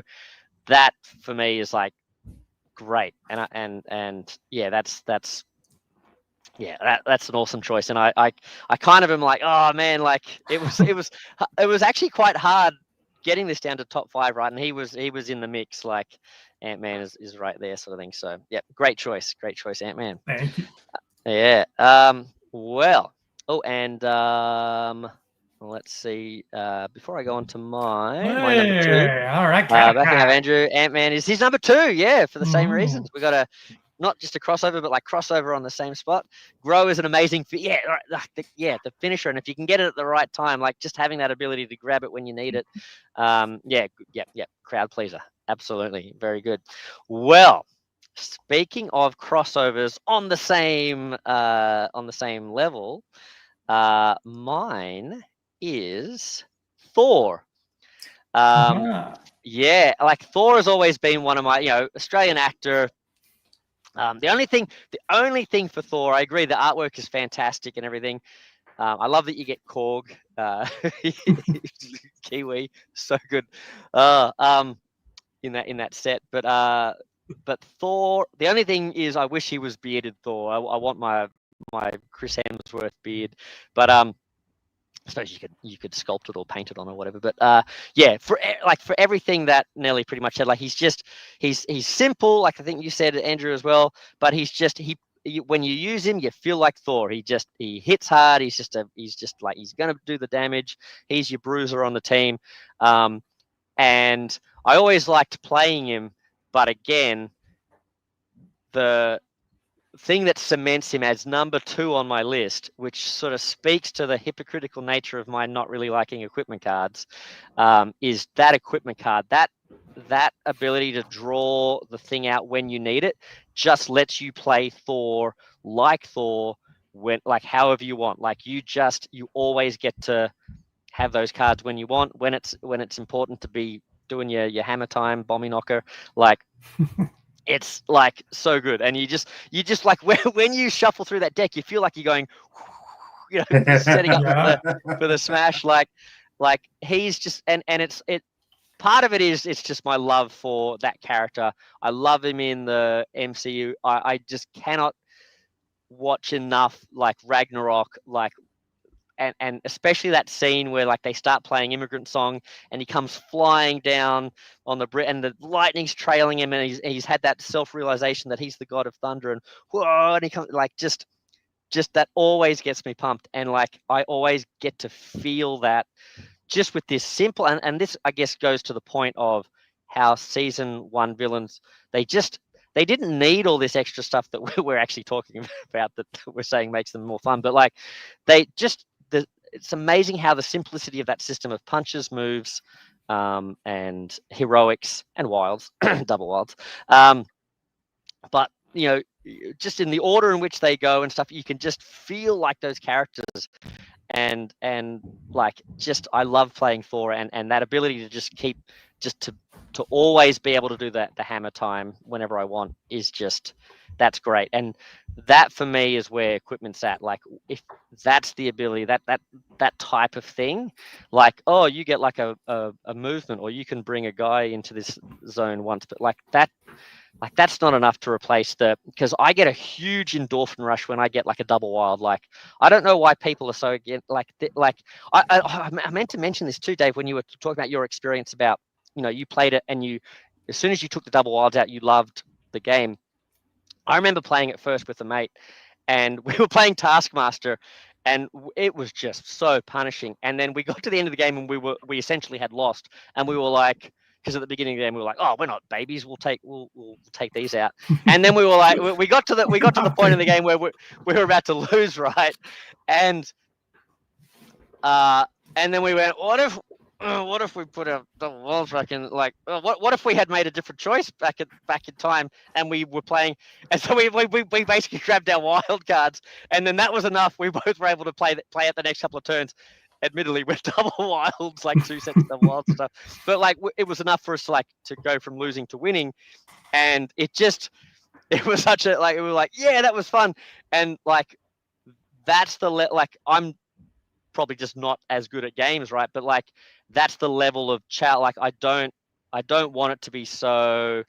So I love having those things, and when I play a game and that comes out, like I know a lot of people say, oh, it dilutes down the deck, and you don't feel the thematic thing because you don't get the right number of things that really would, you don't get this character's not supposed to have enough movement. If you give them the wilds, then they can move and so.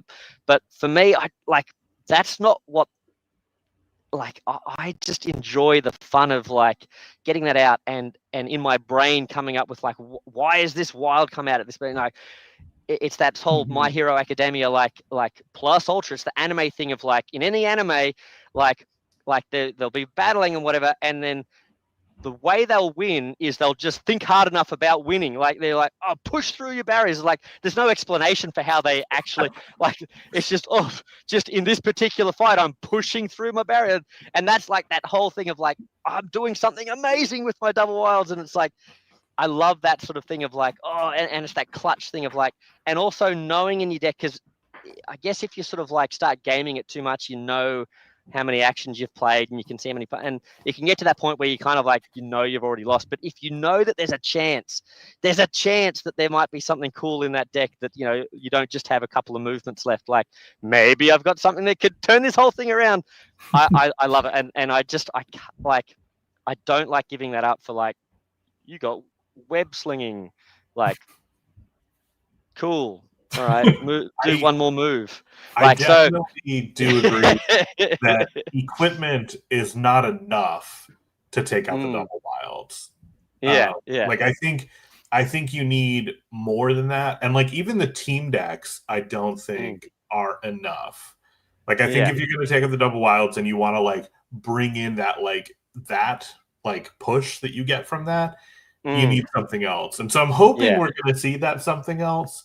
But yeah, because that's the thing is like I like how the decks feel on heroic, but you're right, you are substantially weaker with that. And I think what I like is that what I'm discovering with equipment is it depends.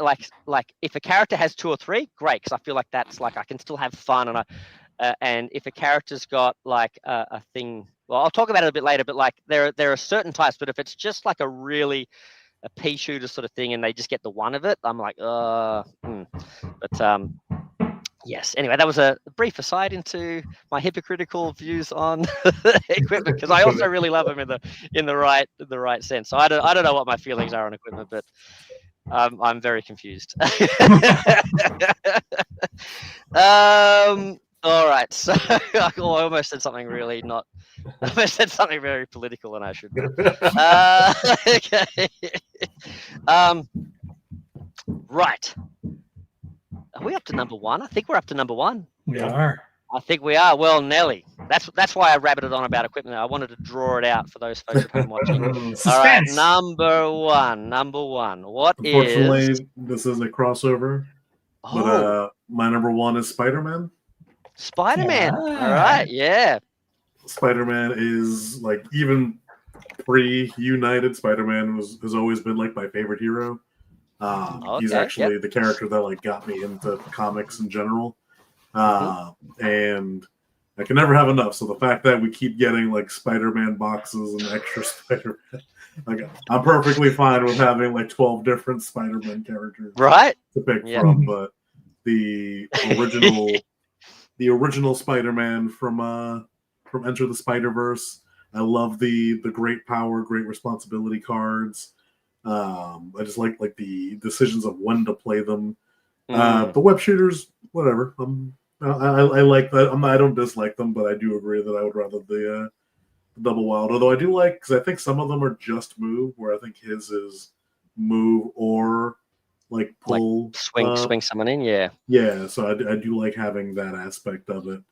But yeah, no, it's just like this game does a really good job of making you feel like you are that character. Some better than others, but Spider-Man is one of the at the top. You feel like Spider-Man when you're playing him.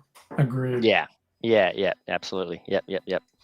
And yeah, he's just he's such a great, like, it's really good that they've, like, I think it was really important for him particularly because he is such a favorite of everyone's, that they got him right, and they did a really good job with that. So yeah, excellent, good choice. All right, Dave, have you said? I'm trying to think. I'm trying to look at who's already said Spidey. I'm like, Andrew, you said Spidey. Is that right? Yes. I stopped writing some of these down, so I forget. Some of them I've forgotten. Okay, so Dave. My number one is also a crossover. I wonder if all of our number ones are going to be crossovers. Oh, it could be. My number one is from the core box. It is Ant-Man. Hey! Good choice. Ant-Man is one of two heroes that I had to stop myself from playing because I always wanted to play them. Awesome. It was Black Widow and Ant-Man, and I would go back and forth between the two of them.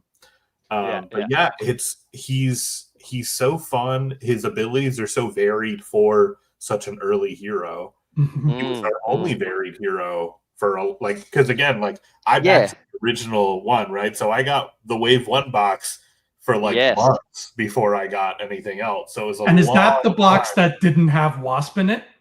No. That was the Walmart version. Oh, okay. Right. Okay. Yeah. So yeah, I had. Oh yeah, I guess Wasp also has three varied ones, but Pro is so freaking powerful.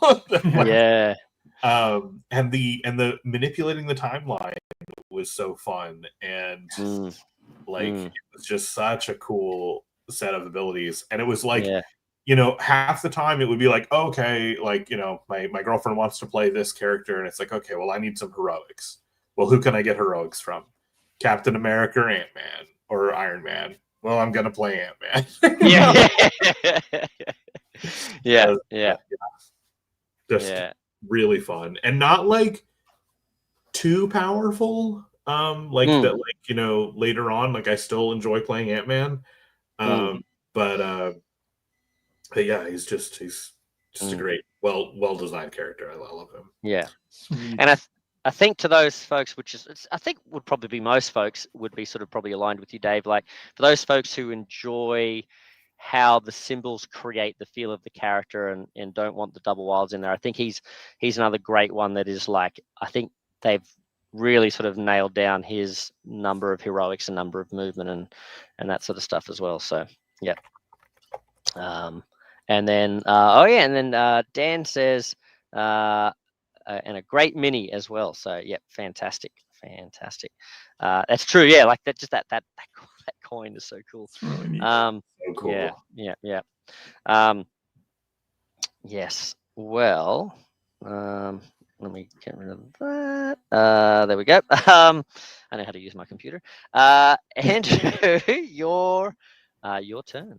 Okay. Number one. Hit us with it. Here comes number one. Is it Hobgoblin? Yes, I enabled the system to get Hobgoblin in here.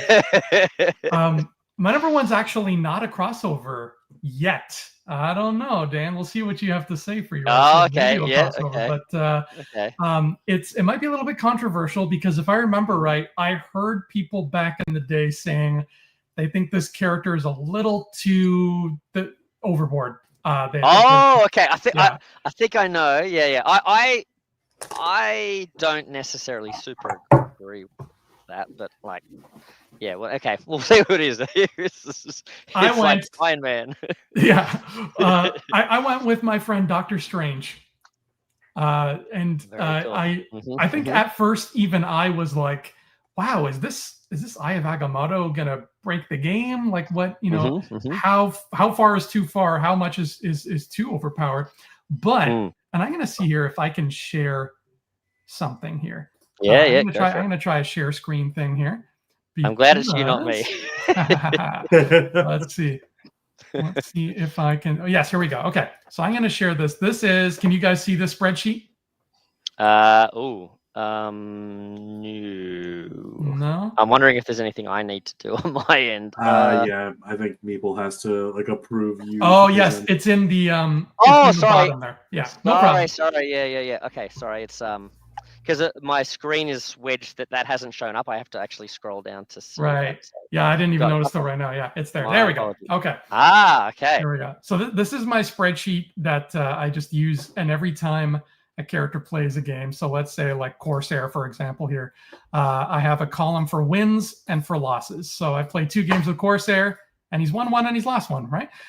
With Doctor Strange, look how evenly matched it is. He's won 11 and he's lost 10. So to all the naysayers who say he's too overpowered, I would maybe I just suck at the game. I don't know, but I've lost with him 10 times. So yeah, I think he's this. If this shows anything mathematically, it shows he's pretty darn balanced.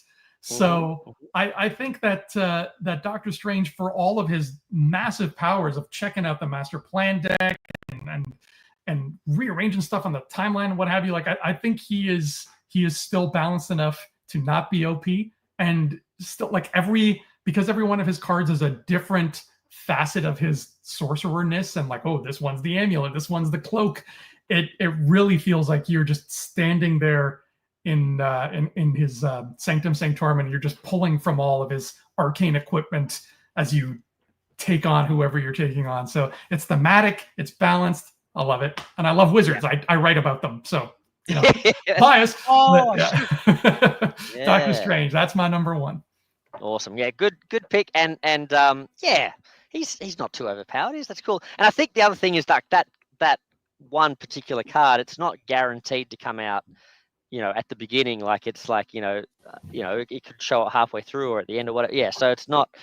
Yeah, I think maybe in certain games where it might come out early, that could sometimes lean a game in a easier direction sort of thing, or I guess probably in most cases with that. But like, yeah, I think he's cool, and I've sort of had similar experiences. I've used him plenty of times, and I haven't won sort of thing.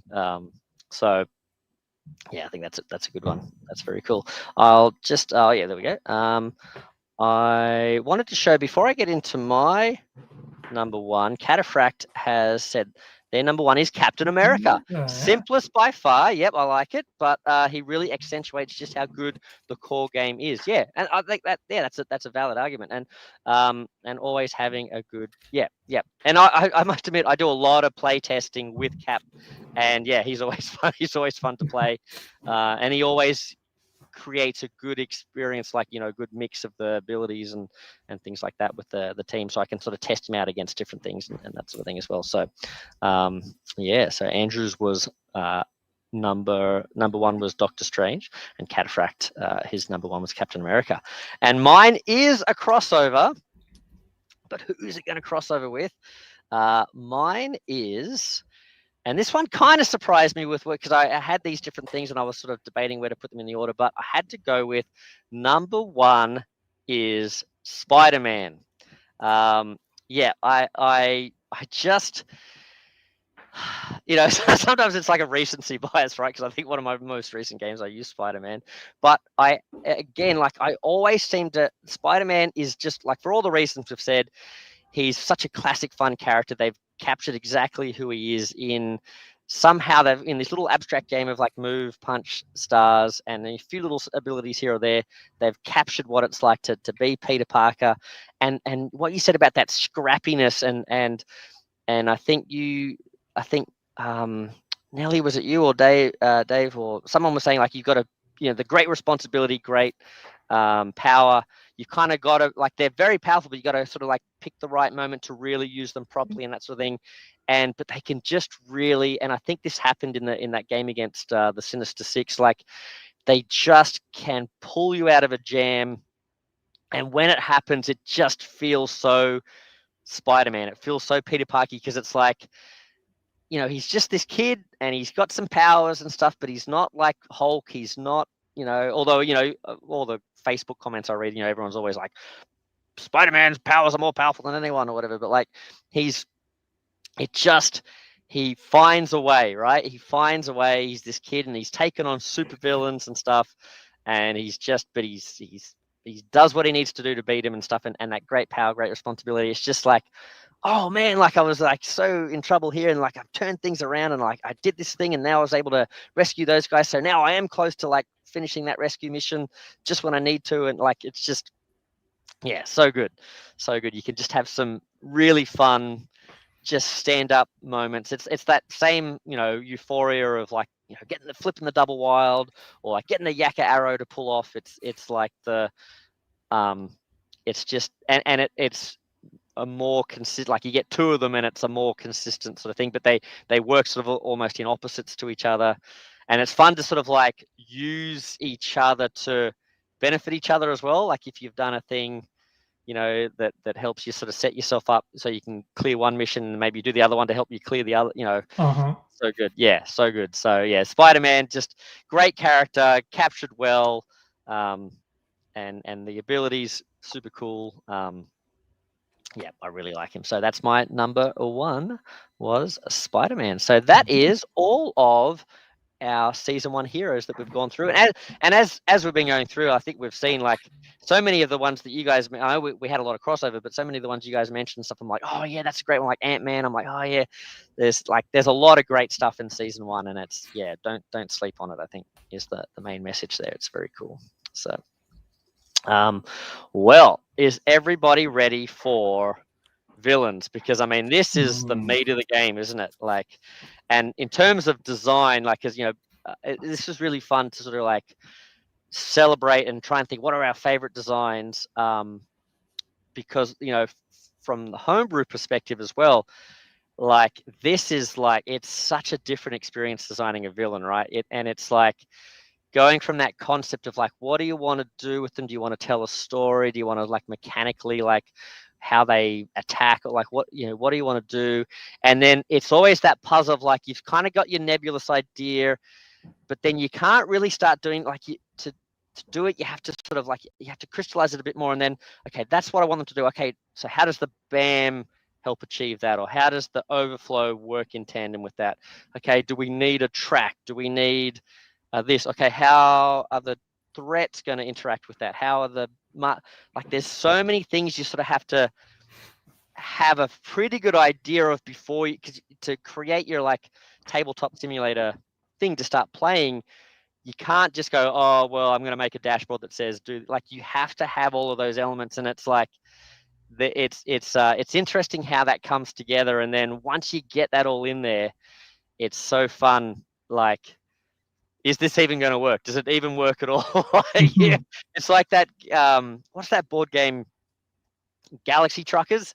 You know, where at the beginning of the game, I don't know if you guys have played. There's a game called Galaxy Truckers where the first phase of the game is like, there's just all these little tiles that get put out, and they're all just random bits and pieces of spaceship.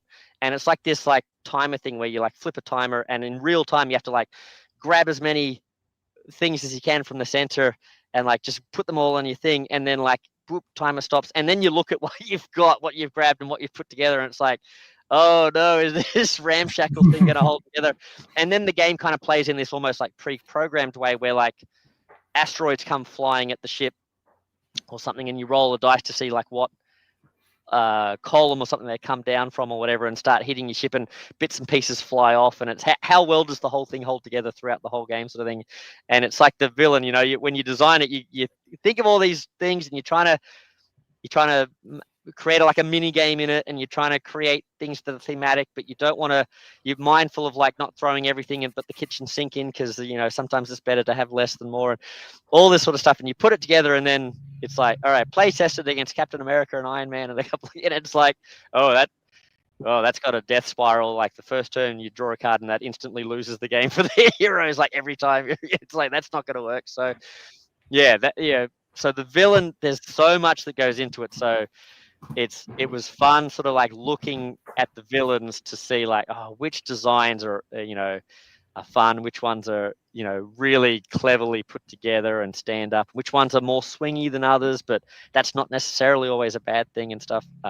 So yeah, I'm interested to hear what you guys say about what your choices are and what your favorites are. So yeah, the criteria was tricky to choose the villains. It was really hard to choose like why do I like this person? Why are they only number 5? Like that was a challenge unto itself. Yeah, and it's like consistency, right? It's like, do you even like, oh, well, do I pick this one because I like the arc of it, or do I pick this one nothing to do with the arc, but like I just really like how how it uses this mechanic differently, or like so. Yeah, very cool. So we'll put you on the hot seat first, Nelly. Who is your top villain? Oh, sorry, your not top villain. Your fifth top villain. Start with number 1. Let's not jump ahead. Yeah. So number 5 for me is Sandman. Sandman. Okay. Yep. We're gonna see a lot of my villains are kind of come from the same box. But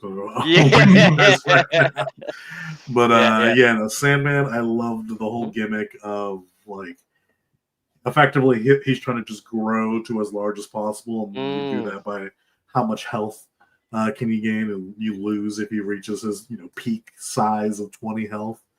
So it's just like a lot of fun to have like this back and forth game of trying to make him lose health while he's gaining health. Like ignoring the fact that you're trying to get him to 0. You're just like normally you're trying to get the villain to 0, but with him it's like, I just need you to not hit 20, buddy. Yeah, no, that's I in my recent tour of trying to catch up with all the ones, he was one that stood out. He was good fun. I just really liked the like almost like the tug of war game that you're playing with his health bar. And I like that. I really like the tactile, the plastic tokens for the health and stuff. I know a lot of people say to use the dials and stuff like that, and that's cool. But I just still really like the tactile thing. But like when I like read that, I was like, am I going to be able to balance those? Like, am I going to get 20? They're going to have to be really careful. I'm going to knock that over. So, but yeah, he's cool. I think actually I played him on tabletop simulator, so I think it didn't matter. I was not going to knock him over. Yeah, good choice. So yeah, Sandman, excellent. What about yourself, Dave? Number 5. So my number 5 is from a box that I don't even really think about that much, but she's actually from the Infinity Gauntlet box, and that is Proxima Midnight. Oh, yep. But I just remember playing her and being terrified for the poor civilians that she was slaughtering. And it was like very evocative, and I was like, wow, this is like intense and very cool the way that this plays out. Yeah. She's one that I think sort of similar to Groot. Like, she's one that I think if I play her more, she might go up. Like, I already know, like, oh yeah, I enjoyed that fight. That was cool. I liked what she could do. But my experience of the fight, it was over in like 3 rounds because she just got this card. Like, it was the card she got at the beginning, and also my setup. Like, so on either side of her were like these full locations that might have only had like, one spare spot or something on either side or something like that. And it basically, she was on, does her track only go up to like 10? Yeah, I think so. She was, before I got a turn, this is my memory of it. Maybe it was seconded, but I'm pretty sure it was before I got a turn. So from her first card draw, she was on 7. She just like came out and like flooded both. Like, does she do something where the overflow kills the civilians or something? Or probably, yeah. She did something where depends on which token is overflowing, I think. Yeah, I don't know whether it was like, but whatever she did, unless I got it wrong, but like I didn't get to experience, like I like what I saw of what she was trying to do, but I didn't get to experience much of it because it was over so quickly. I was like, oh man, I'm dead. I think I sort of like deal that damage. The civs boost the track. Yeah, I think maybe what I did was like she came out, got to 7, and then I played this really scrappy game, like just doing every powerful move and amazing combo you could possibly do, and using my double wilds and everything to get her to under pressure. Amazingly, like she didn't go from like 7 to 10 in that, like, and then like I didn't get a chance. I didn't even damage her. Like she was like, I think I might have just got her to like under pressure or vulnerable or something, and it was over, sort of thing. So yeah, but she's very cool. She's one that I want to go back and retry, sort of thing. So, yeah. That's a great pick. Great, good choice. I feel like with Proxima Midnight, as a guy who grew up with 90s Spider-Man, Proxima Midnight's whole setup in this game is kind of what I wish they had done with Carnage. Right. Instead of making all those symbiote babies, which is a very modern Carnage thing, I feel like. The slaughtering of innocents, like that's what I think of when I think of Carnage. So I wonder if anybody's ever tried like playing Carnage, but just with her rule set, because I feel like it would fit thematically like really perfect. Yeah.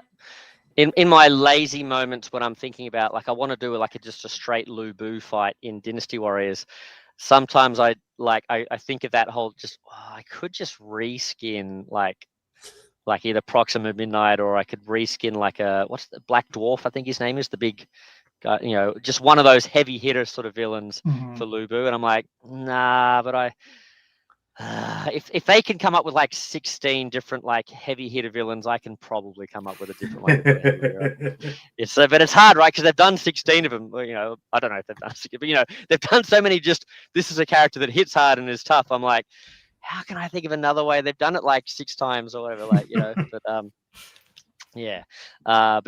that's a good one. That is a good one. All right, Andrew. Okay. I'm expecting a lot of goblins. This is not a very goblin-heavy season, unfortunately.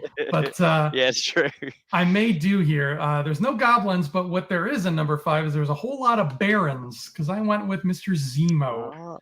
Okay. Yep. And I have him at number 5. He flip-flopped a bit for me because he is so thematic. He especially if you look at how he was portrayed in the Civil War movie, like how he's operating in the shadows. Yeah, he's got all these henchmen that he's throwing at you, but at the end of the day, he is, thematically speaking, he's turning the heroes against each other. Hence, cover up your actions with the crisis token, and your friends can't use it. You literally can't be united. So they nailed that whole aspect of what he does to the Avengers in that movie. And I love whenever there's a bunch of henchmen and they're all different characters. That always makes me happy. And his henchmen are very fun too. I think the reason that I just have him this low is, man, that gets real annoying when you got to cover up those. That's the thing. Like I usually am okay. Like I can finagle a victory out of him more times than not. But last time I played against them, I'm just covering again and again, and I'm like, damn, this is a pain in the butt. Baron Zemo, I don't like you, man. You're not nice. If it was slightly, I don't want to use easier because that sounds like I'm whining, but if there was a slight go for it that somehow, if it was just a little bit easier because it was I got scared. But like, I don't know, that would probably push it up more, but just thematically speaking, he cracks top 5 of the season without a doubt. Yeah. I think that's again, he was one I hadn't played, I realized, and he was the first one, I think, when I went on this like revision tour or whatever, and like trying to catch up with the ones that I hadn't done. I think he was the first one that I did, and that like I agree, that's super thematic. And is he one that like a bunch of the henchmen you can reason with? Like you can spend stars to get some of them. Like that's fun. That's always a fun thing, especially thematically as well. And then, but like it's that it just like that's probably one of the it can't make my top 5 because it's that sort of it just kind of there's a bit of a sapping of a little bit of the fun factor with that. Like it's super thematic and stuff. And I will say, of all the debilitating effects that there are some villains that are sort of based around that mechanic that like he is there, like it's probably the one that I have the least problem with, because at least you can do something with it, like you get to is it right, you get to choose which one you're covering up, and I think so, and all that. So you get a little bit more agency. Some of them are just like, oh, that's garbage. So I don't know if that one or the random, like, because the random play one as well, I guess you get everything, but you just don't necessarily get them at the time you can do anything with it. But I guess those two, they're annoying, but I don't. It's the ones that completely like flip down the cards that I don't like. But Anyway, great choice, Baron Zemo, and the way he captures the MCU. I don't know if that's how he works in the actual comics as well, but like the way he sort of reminds me of the Civil War movie and stuff is awesome. Yeah. Very cool.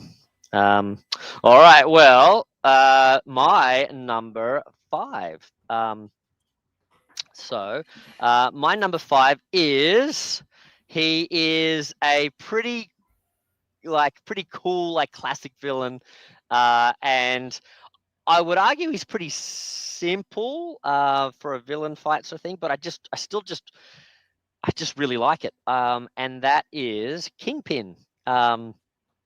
I just really like. I like that you can kind of see your path to destruction. Like, you can see where he's going to go, and it's just like, oh no, like, can I get what I need to get done done in time before like he gets his thing? And it's is he going to get that number of cards out? So he's one of those. He's a bit swingy, I guess, because it's like, is he going to get the cards out? And are you going to get lucky and they're just the bottom 6, or but yeah, he's I just like it. I like that thing, and I think he's one of the ones that it just his threats are, it makes it harder for you to defeat thugs and harder for you to defeat rescue civilian. So he's one of those things. It's like, oh, all right, I can see what's coming. I can see this freight train coming. I just got to focus on my mission and get it done. And then you're like, oh, I can't do my mission because he's making everything harder. All right. So, so yes, that's just this pressure feeling of like, so, and I really liked it. I again, exploring the world of United and seeing how they for him, I don't think it was so much that he's changing up the rules. It was the arc. It was the story that it's telling. Like that one, I was like, oh, I really like how this system is able to tell this story of his crime wave, or this story of this other guy's doing, and it's just that crime wave sort of story. I really like it. So yeah, that's my number 5 is Kingpin. So yes, and also I just ever since is it Vincent D'Onofrio, I mean, Kingpin's always been amazing, but that's just been outstanding. So I really like Kingpin. So he's fun, and it's fun to play him against. I do like using a lot of the characters from the Spider-Verse and stuff as well. So that's cool. Yes, and also all those. I like using a lot of the vigilante, like the New York Hell's Kitchen sort of vigilante type characters. So he's always fun to thematically play against. Yeah. I think we're up to number 4. So Nelly, who. It's got to be from the Fantastic Four box, right? Because it's number 4. So it's either Super Scroll or Doctor. Oh no, wait, that's the season 2 thing. Oh. Yeah, no, you're already in the next stream. All right, so my number 4 is, in my opinion, probably the most unique villain in season 1. And honestly, in United as a whole, Dormammu. Okay, yeah. He's he's such a unique villain with such a different challenge, because he's one of the only, if not the only villain who you don't actually beat. Your goal isn't to beat him. Your goal is to survive him. Yes, your goal is to endure. And he was actually he way back early in my homebrew career. He was the inspiration for one of my earliest villain fights. I think it was my 3rd villain fight. For the USJ. Yes. Yeah, the USJ fight for My Hero Academia, where it was just I wanted a way to portray that fight where if you watched My Hero, if you've ever watched My Hero, the USJ fight, all the villains kind of just invade the school, and the students are trying to fight back, but ultimately they're just trying to survive until All Might shows up. So I needed a way to kind of portray that, and I was struggling to come up with a way to do it, and then it was wait, Dormammu. Yeah. So I ran that fight a bunch of times. I'm okay, this is how you're gonna do it. You just need to survive until he runs the master plan deck out, and then while that normally would be a loss for Dormammu, that is your win condition. So here we are all the way in season 3. That fight still sticks out to me as one of the more unique of the United villains. Yeah. And I like the good timing there that Wen showed up just as you were like starting to give yours as well. So I was like, oh, cool, yeah. He's doing the thing. Although maybe Wen's been in the been watching for a while, I don't know. But that was cool. But you're to not to sort of go away from Dormammu, who it's like it was such a cool brain burner of like, oh wow, that totally flips things on its head. I like how you did essentially. I think you kind of took like the Dark Avengers type mission, which we'd only seen a bits and pieces of, and you were able to. I like how you were able to mix the Dormammu fight with something like a multi-villain fight like the Dark Avengers. That was a really cool sort of thing, and especially being early on in the homebrew days, it was like, wow, that was going off of just the Dark Avengers preview. Like we had seen like the dashboard, but like a super blurry image of it, so I had no idea what the box says. And then we've seen like one master plan card, enough for me to make my own version of it. But yeah, no, that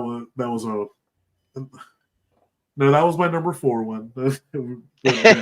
Dormammu, I will never not enjoy fighting him. Yeah. And I think what was I when you said Dormammu?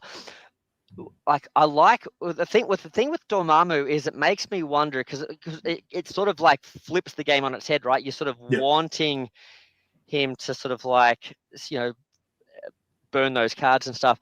It kind of makes me wonder how it's going to feel when we see the mechanics of how what's Upside Down Man's name? Superman. Not Solomon. Bizarro. Bizarro. You know how like his whole villain fight is like a back to front villain fight, and I think his hero's maybe going to be something similar. It's like, oh, I wonder how those two are going to interact. Where like Dormammu's trying to like, you're trying to last out Dormammu, but like, what's Bizarro actually trying to do with his deck? Like, is that going to be compatible with how those two are working together? Like, are they both trying to lose, or are they both trying to like, run out of cards? Bizarro, I can't wait. Like, does Bizarro like win if he runs out of cards? You know what I mean? Like, as a hero. So is it like, oh, can you time it so that like you play your last card before Dormammu? Yeah, like that's going to be cool. So yeah, but it's just and that's what's been so fun. Like when we were doing the DC thingy is like just knowing, okay, from season 2, like what crazy stuff they were able to do, or sorry, even season 1, like what are they going to come up with now? Where this is essentially like the 4th season. Like what's coming now? It's like it's so cool. But yeah, Dormammu was like one of those first ones that was like, oh, this can be really different. This game. Yeah. All right, Dave, your number 4. Oh man, Dormammu was a really good pick. I don't feel like mine is quite as good, but so my number 4 is Mysterio, who I really enjoyed, and I liked that he was like reusing threats and hiding threats. I thought that was a really fun mechanic and a fun design space. I think he did it better than Arcade did, but I also enjoyed it with Arcade later on. But, I think I agree with you with that. Yeah, I think I like both of those two for those similar reasons, but I preferred Mysterio. Yep. Yeah, awesome one. That and again, super thematic and like I don't know. I think did the Spider-Man No Way Home or whatever that one was it Home? No, not Homecoming. What was the one that Mysterio was in? Was that? Yeah. Did that come out after season 1 or it did? Okay. Okay. So that's cool that it's still sort of like MCU Mysterio and comic Mysterio. Still, you can kind of in both ways you can play him sort of picturing either one sort of thing, whichever one you're more familiar with. It still kind of thematically all makes sense, which is cool. And this has nothing to do with the design space of Mysterio, but I loved how many cool conversions people made with their minis where they'd like cut off his head and put like a marble and things like that, or just the cool ways they'd paint it to really make it look like swirling smoke inside it, and create 3D, like so many different cool ways that people did that. It kind of reminds me of, I don't know if Dan's still in the comments, Hoover Doover, but He's made like the Batman classic that we've got now, and he's like hollowed out the bat signal that he's standing on and like put lights in it so it like oh my god, lights up and stuff. It's freaking awesome. So I love all that sort of stuff. It's really cool. Yeah. So he was a cool one for that too. Yeah, good choice, Mysterio. I like it. How about yourself, Mr. Andrew, Mr. Fantasia? So for my number 4, he was neck and neck with Zemo for a long time, but I ended up putting him here. I have Ultron. Yep. And I think I love him for all the same reasons I love Zemo, where it's very thematic. You feel right away like, oh, he's copying himself. Yeah. That sense of urgency that you feel where it's like he's here and he's also here, and he's got that stupid clone that I forgot about who's also making copies, and that just feels like Ultron. He just got elevated a little bit above Zemo because he's a bit more fun to play, just because you don't have to cover up your senses, right? You can go in guns blazing. Like you can really, whatever heroes you bring into that fight, you're gonna find a way to use them. You're gonna give them a time to shine, especially if they happen to be named Yondu. Ultron's my number 4. He's great. Yeah. Dan was saying he's still kind of working on that one, but he's got some cool ideas there as well about being detachable and stuff as well. But it's going to be great when we get to see that. Well, you have to join the although I'm sure Dan will show it off in the Discord and in the Facebook fanatics, but also if you're a member of the Meeple Monkey Facebook community, I'm sure we'll get to see it there too. Ultron is because people often talk about like Red Skull's. That starting core set is so great because like Red Skull is like a perfect villain for getting you started. He kind of shows you a little bit of all the different things that it has to offer in the villain design and blah blah blah, and then you go from that to say Ultron, and he just is so different, and what he's doing is like whoa, like that's like but what's great about him is it's so thematically on point. You just know instantly, you can recognize he's flooding the board with all those Ultron clones, and it's like I'm reliving that Sokovia. What was the second one called? Age of Ultron. Yeah, because named after him. Age of Ultron movie. I'm reliving that fight at the end, sort of thing, and so good. And I think because Taskmaster's also great in showing off how different a fight that is, right?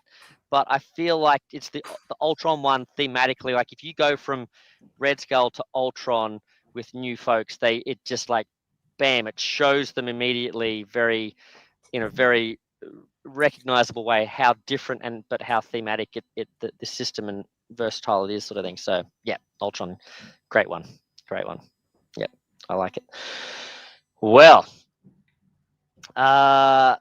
my number 4 is a crossover, and it is Dormammu. Yeah, it's like I think I did go through a lot of what really like stands out to me in season 1 is like how like all these pioneering ones that just branched off and like this is how you can do a totally different, and like so I think he had to be in there for me. Is like he's just so, like you said, he's so different, and yeah, I could see the argument that he is potentially the most different of all the villains, like just in how he operates within that villain design space, sort of thing.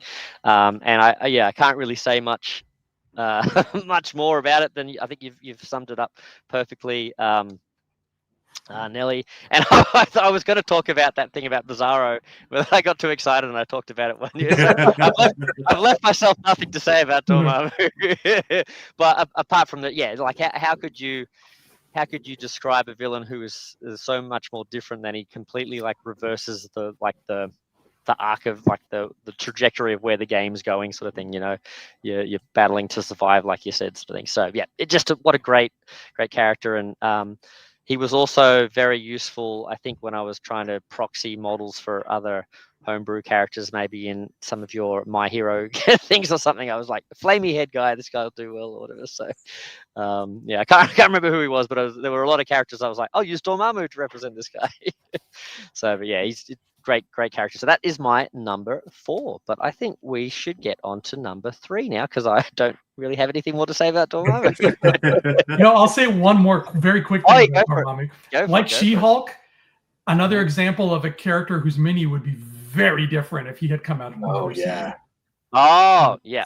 Just thinking about what that Dormammu in like season 3 would have looked like. Ooh. I can totally picture it would have just been like just from the shoulders, it would be a massive just head and arm or something like that. Wow. Yeah. I mean, would we have got like you said, massive? Like, would we have got a bigature or something for him? Like, I think so. Yeah. He would have been like a like a all in goal or something. Like get the like Starro or whatever. But awesome. Dormammu. Yeah. And thank you for thinking of something interesting to say about him too, Andrew, because Nelly had said everything else good as well. So, damn crossovers. But number 3, Nelly, don't you steal my number 3 pick? Well, to make one happy, I'll be back on the Spider-Man train. Number 3 is going to be Electro. Yes. I love him because he's one of those villains that like every fight is really difficult. But it never my two most that I tend to have trouble with are usually Bullseye and Electro. But Bullseye usually beats me and it just feels unfair. Like I'll just get hit right off the bat, turn 1, everyone's dead, 3 damage. Electro is really strong, and I'm pretty sure I've lost to him more than I've won. But each one just feels like an insane down to the wire fight. Like the portrayal of his fight where he's basically blacking out each location with the crisis tokens just feels so on point. So it always feels like an insane just to the wire fight. He is one that was right in the mix. Like he didn't quite so spoilers for the future, but he didn't quite make it, but he was right in there, and it's interesting. I guess I'll talk about it afterwards, but it's interesting the way the list worked out, but it's interesting the type of character and what he does mechanically that he missed out as well, sort of thing. But I agree. He's awesome, and I like how because he's the one that he drops the crisis tokens in the locations rather than the location slots. Is that right? Yeah, no, he's KO and Overflow. Just puts one single crisis token.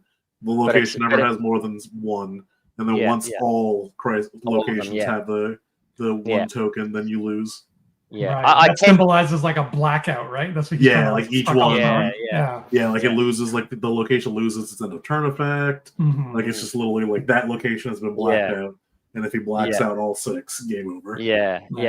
And I tend to like those ones that the to be honest, I kind of tend to like the ones with it the crisis tokens are doing something in the slots or in the locations, just where the locations become a bit of you've got to sort of rescue that stuff.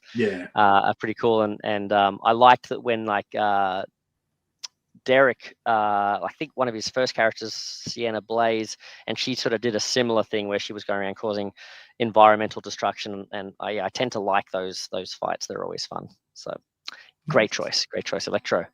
All right. So Dave. Oh, and I don't know if I showed that, but I'm always putting these up late. Sorry, guys. Dave, your number 3. So my number 3 is I just really liked the way that this was very different than anything else that we'd seen before I played him, and that was MODOK. With turning things face down and that being its own mechanism for ending the game. That was something really neat. Yeah. And hard to deal with. Nobody in season 1 I think could do anything about that. Yeah. And he I can't remember if he's one of the first things that got me thinking about it. I really enjoy things that interact with and mess with the storyline. And so having his whole gimmick be that, and and it's like the boulder chasing after you in Indiana Jones, right? It's like it's coming. You're like, can you keep ahead of it? Sort of thing is super fun. And I think for me, one of the things when I think about him, that sort of turns me off him again, apart from like he's turning things down, but it's usually not the things that are affecting you, right? They're in the past. But I come from it because I pretty much started the game mostly having starting hand power things. It's just such a scary thing thinking about like, oh well, if you put Wolverine's thing out, then like it's sort of that kind of like, oh, it just kind of like makes it too punishing for me. I'm just like, oh, I don't know. So but just mechanically what that does, and I guess thinking back, if I'd experienced that in season 1 where it didn't really matter what cards you'd played out earlier, it's more about just keeping ahead of it. I think I would have been like reading his cards. I would have been more like, oh wow, that's awesome, rather than oh Jesus, that's terrifying. So great pick. And again, so different, such a cool different way to play with things. And I think that just that being chased by the boulder in the storyline is cool. So that's a good one. And his character's a funky little model too. First time I ever fought MODOK, he beat me on his second master plan card.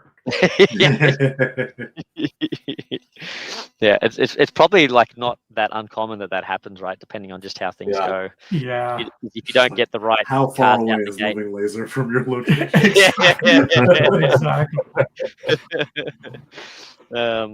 That's where like really you should play with the rules where it's like you kind of get to choose. I forget whether you get to choose where the villain goes or you get to choose where the heroes go, but like kind of doesn't really matter because one dictates the other. But it's like whichever one you pick, you want to pick so that like, because I think technically the locations go out and then you get to look at what's most favorable for like where you're going to start. But I don't tend to play that way. That's about the only difficulty I put into my games. But like, hopefully you could just always make sure that living laser is is nullified by your starting choice or whatever. But he's a scary one. All right, where are we up to? I think we're on my 3. Andrew's number 3. Okay. And we got a crossover here, my friends. Another crossover. Okay. And I'm glad it's a crossover because I thought this was a character that most of the hardcore United players actually would not care for. So I'm glad that he's been brought up already. And that is, bias alert, Kingpin, my favorite comic book character of all time. Awesome. He like, obviously I love him. I will adore anything with Kingpin in it. I didn't want to spoil this part of the list, but when you were asking us earlier about how we got into season 1, I mentioned how I had seen, the X-Men characters, but then I also saw the stretch goal box for the first time, and I noticed Kingpin was in it, and I'm like, sold. But the reason I didn't think people would like him is because he's really just pure luck. If the cards are not in your favor, which it could very easily happen, you're screwed.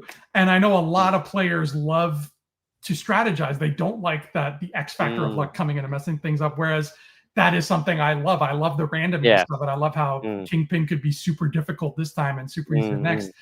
But he feels to me the way Kingpin ought to feel, where he is indifferent to your suffering. All the suffering that you incur while fighting him happens because of plans he made 20 years ago. And right now, he's just walking around collecting his protection money and shaking down, politicians and whatever. And then he's just like, he gets to his number 6 and he's like, oh, was Squirrel Girl trying to stop me? Okay, that's interesting. Good for her, but I win. Right? So like that, it's so what Kingpin is when you boil him down. And I love that about him. If I could change anything about Kingpin, and it's only just like a personal thing that I like, is if CMON ever releases like little things you can buy to customize characters that already exist, I would love a Kingpin henchman deck. So instead of Bullseye, you can swap out somebody else. Because I always associate Kingpin with Spider-Man. Sorry, Daredevil, but to me he's a Spider-Man guy. So swapping out Bullseye for somebody like Shocker or Alistair Smythe would be really sweet, in my opinion. And I guess there's not much stopping you from like just doing that. Like yeah, I guess you're right. Using your other cards, because it doesn't really matter. Shuffling, it's not that, there's only one of them in, so yeah, that's interesting. That's an interesting thing. And you just have to test out which ones might not gel as well with the thingy, but that's part of the fun of playing anyway. I remember asking Andrea about that, about like just using different villain threats to like change things up, and he was like, yeah, I totally encourage that, because I remember I was talking about, I can't remember how it came up, but I remember thinking about Emma Frost, and Emma Frost had like specific characters that she was making holograms of, and I was like, couldn't she use somebody else other than like Sabretooth or Sebastian Shaw? I think was the conversation. I was like, yeah, you can use anybody you want. Like, it would totally make sense for her to use whoever is relevant to the heroes. Yeah, that's cool.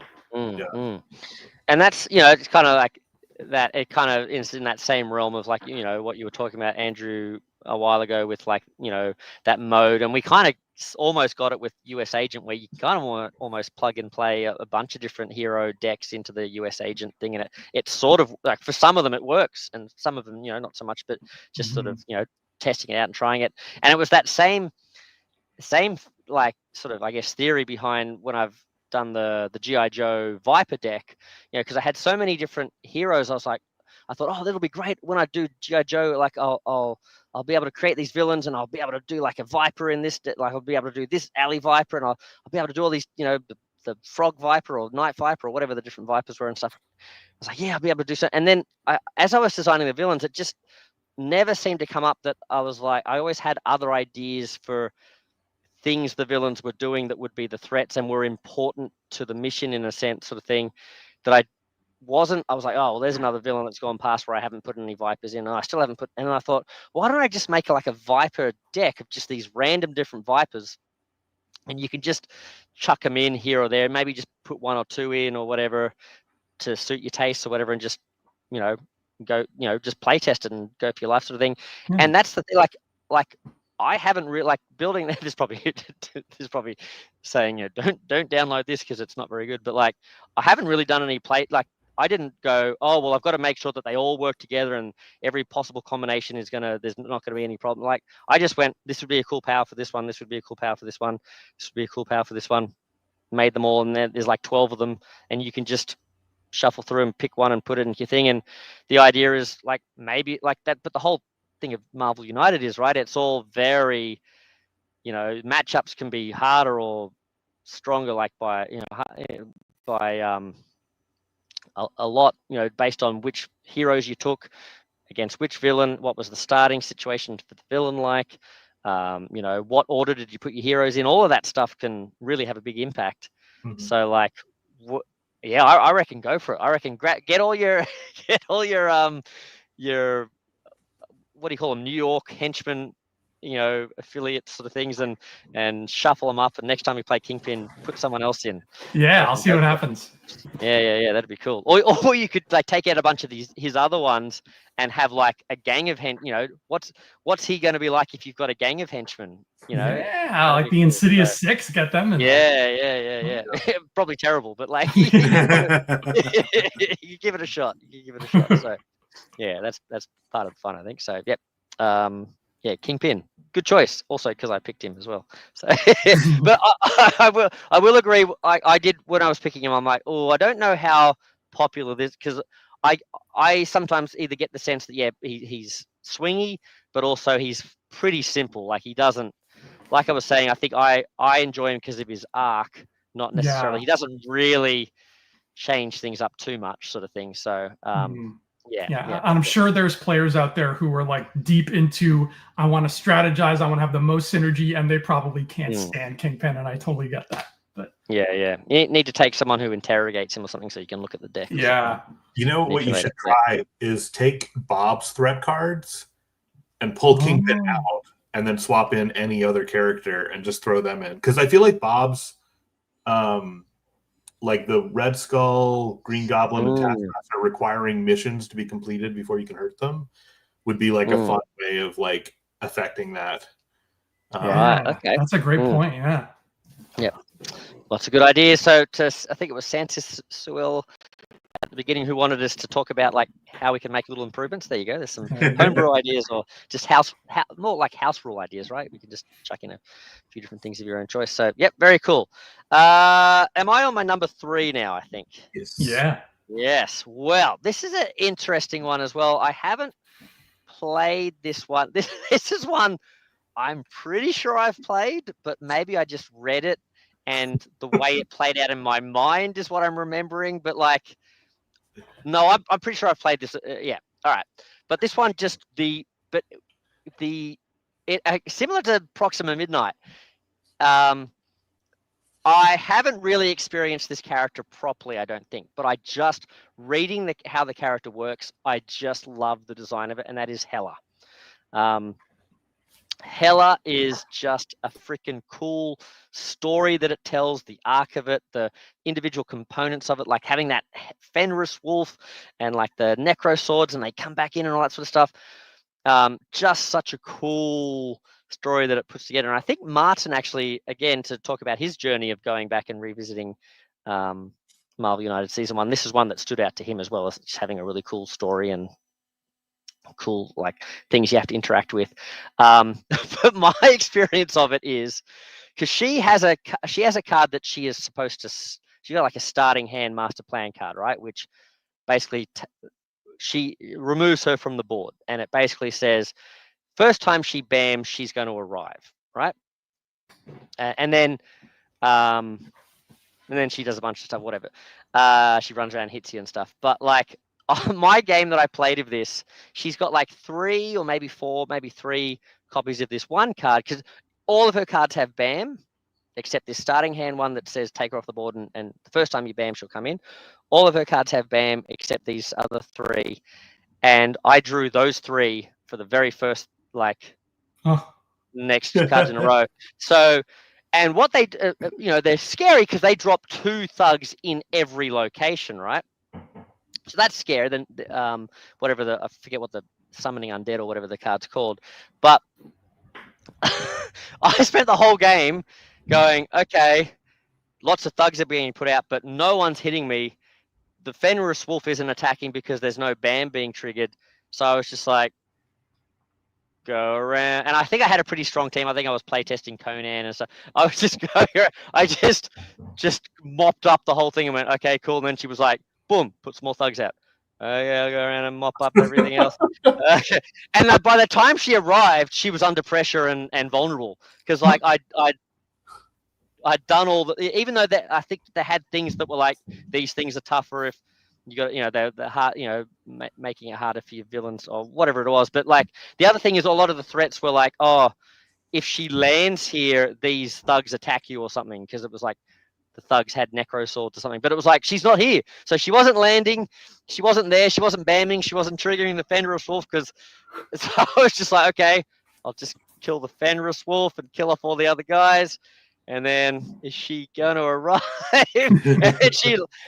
So it was because those 3 cards came out in a row that the whole game kind of broke down. It didn't work the way I think it's intended to. But and maybe I got some rules wrong or whatever. But put it in the comments if I've played that wrong. If there's no possible way for that to have happened. But my villain was Hela, and just like my her name appearing on the screen there, it's appeared too late because she was dead by the time she arrived. Fashionably late to her own party. But I really like it was enough that the actual her as a villain design was enough that I'm like, yeah, she's got to be in, like, she's deserves that number 3 spot because it's such a cool thing. It's just like with anything in United, I guess it's like it's a little bit open to sometimes being broken, just if RNG or whatever it is, randomness affects it, sort of thing. But she was fun. All right, well, we're getting serious now. Number 2, Nelly. Number 2, we have a crossover. For me, once again, sticking with Spider-Man, we have Mysterio. This was another one that I played very early on, to the point where it also inspired one of my early... Actually, no, it was my second... I don't remember which one I did first, but it was either my first homebrew villain or my second homebrew villain. But Zabuza took inspiration. Oh, from, yeah, the mist Zabuza guy. was kind of he was like a mix between Mystique and Zabuza. Yeah. But yeah, just like the illusions, the face down threats that you have to trigger, hoping to find the one that would make him vulnerable. Like even if you have 2 cards or 2 missions down, if you don't have that like broken illusion, you still can't damage him because you're fighting mists, you're fighting illusion. Yeah. But everything else is pretty much already said about him. But yeah, he's my number 2. Yeah, I can't remember if I've I know I've played him, but I can't remember if, with the Naruto stuff I can't remember if I played Haku, because Haku you've designed Haku as a separate fight as well, right? Yeah, I know you've done Zabuza because you posted. Oh, I did. Okay. Yeah, I couldn't remember. Oh, maybe I only posted pictures. I was pretty sure I don't did remember a villain fight on camera, but I don't know if Zabuza. I was about to say, hey folks, go check that out on the video, but I don't know if I've actually played him.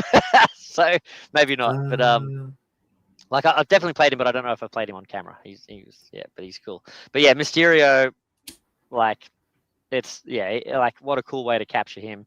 He was very cool. Well, unless you're repeating yourself, because I think you said Mysterio, didn't you, Dave?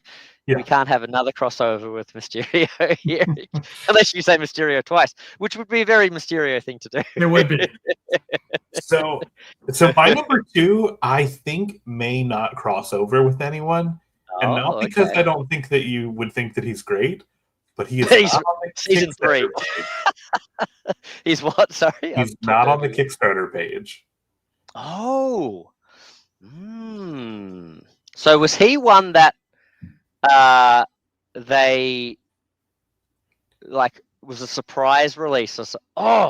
So there were 2 villains that they added post campaign, and it was kind of like they were like saying that they were sorry that Walmart got copies before the delivery happened of the core box for the regular guys, and those 2 villains were Venom as a villain, right? And Kang the Conqueror, and Kang is my number 2. Right. That's right. I forgot about that. Yeah. I figured they wouldn't show up on your list because of that. You'd have to remember that they're in season 1. I've got a visitor. But I forgot that he didn't make that Kickstarter. Yeah. And Kang is similar to Hela in that like Kang disappears and then comes back, and I love that. I was actually like kind of torn. I was like, do I want to pick Hela or Kang? But Kang is hard. Like Kang like wins a lot. He's brutal. So I went with Kang. Yeah. No, I remember he's like another one of those really interesting fights, and I think I got lucky with the fight with him, but I can see how frustrating losing to him, because it's possible, right, for him to, like, because of the way the cards come out, for him to be off the board, and like there's just no way you can win with like 2 or 3 rounds to go, and you just he doesn't have anything, he just never shows back up again, and you just like, it's kind of like the Hela situation, but like you lose because of it rather than win. So yeah, for me, I think I was like, I think he would like. I think he's one of those ones where I haven't. Oh, the cats are going to tear down my. I'm going to fade out again, but I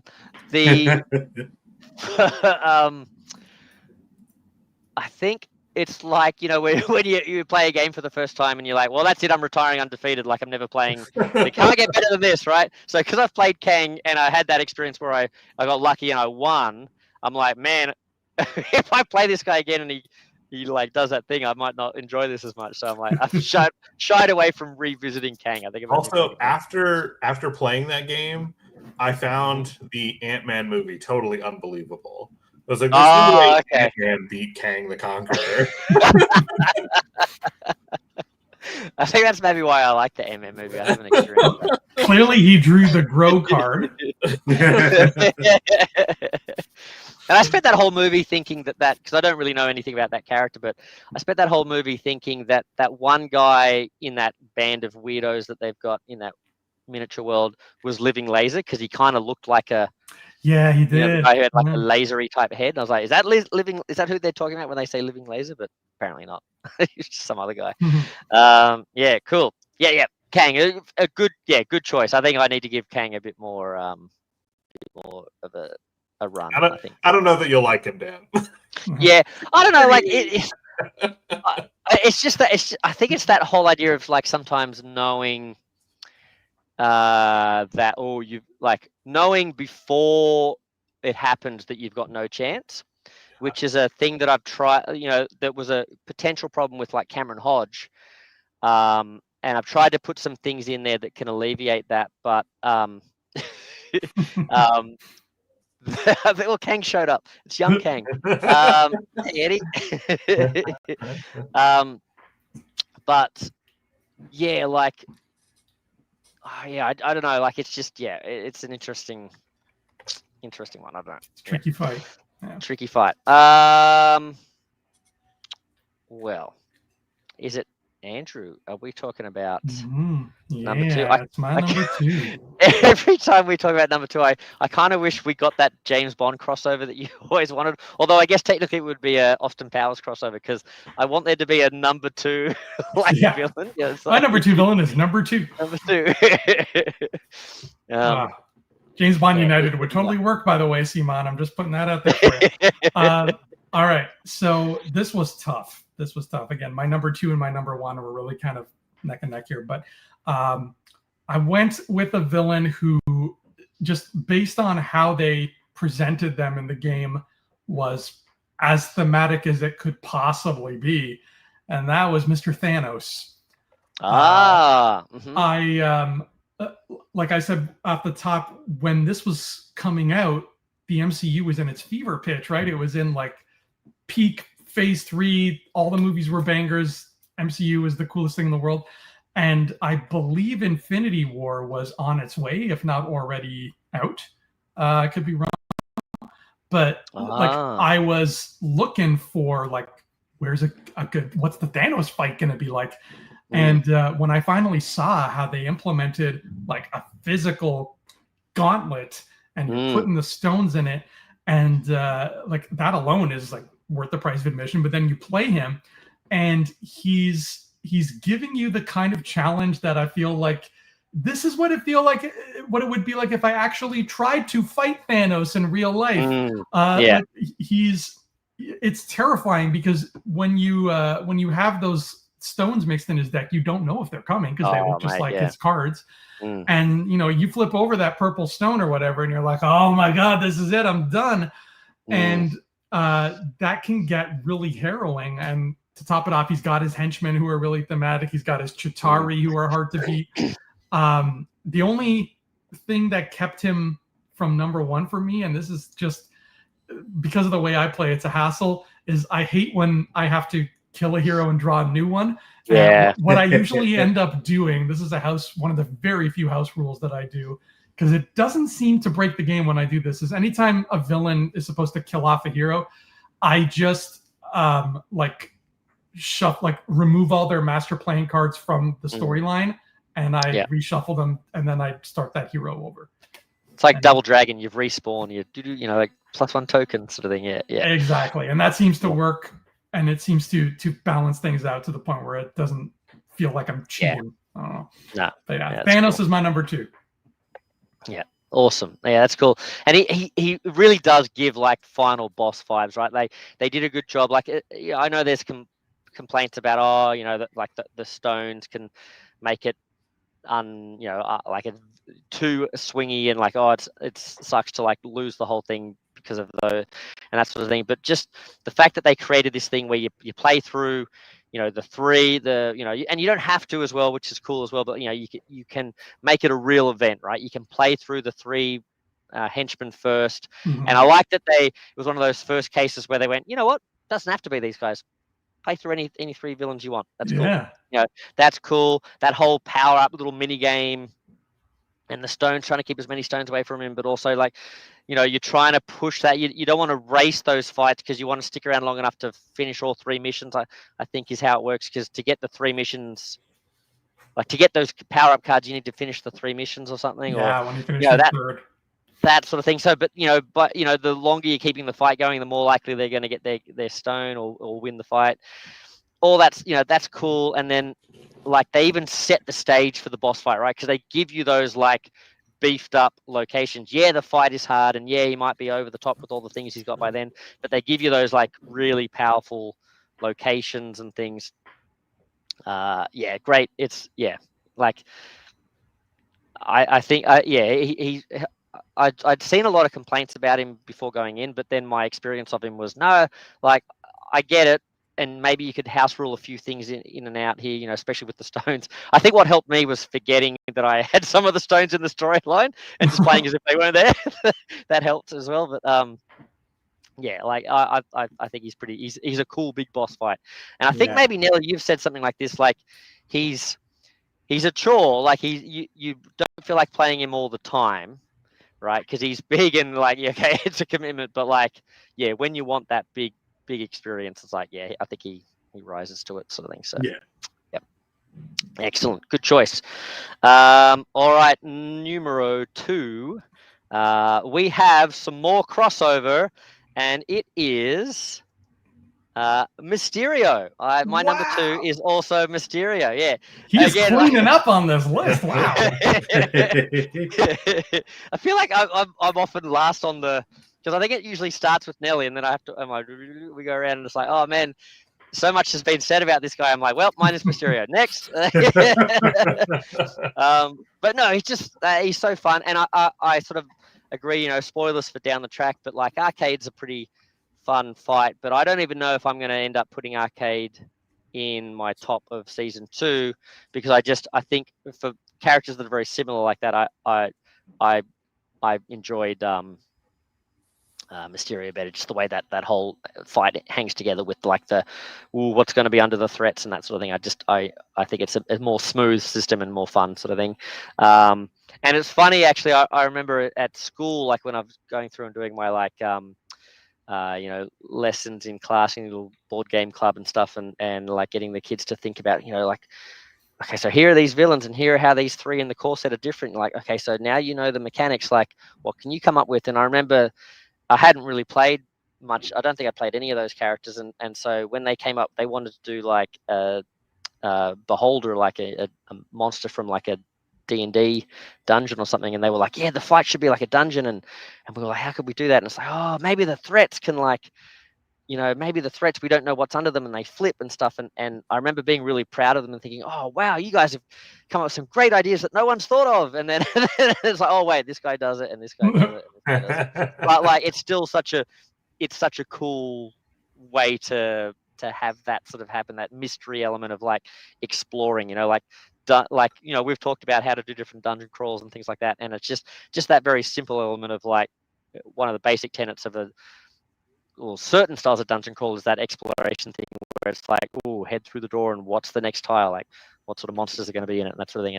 What are you stepping into? But you have to, because you got to progress. Like it's and I think that's a really good thing for Mysterio, is I like how you have to do it, because you have to find one of those broken illusion cards, right? So you can't just be like, well, I won't worry about the threats, I'll just go to civilians and thugs and stuff. So yeah, it's really cool. I like it. It's very, very cool. So that was my number 2, Mysterio. So we are up to, folks, we're up to number 1. This is it. This is all the pressure is on Nelly. He better make the right choice here, because it's number Nelly. 1. It's not number 2. It's like, this is your number 1 favorite villain from season 1, and it's all riding on this. Your credibility will forever be judged. Cataphracts says Mysterio is really easy to underestimate. Yeah, we've been. Yeah, that's true. One of the, the fight is always tight, sort of thing. Yeah. Yes. So in true villain fashion, I'm gonna cheat. Okay. Because this is technically a mode, but the Sinister Six. Yeah. this was a thing I've been hesitant to talk about it because I'm like, I don't want to talk because talking about it would have Yeah, like no. When you given said the it game earlier, away. I already And I'm knew.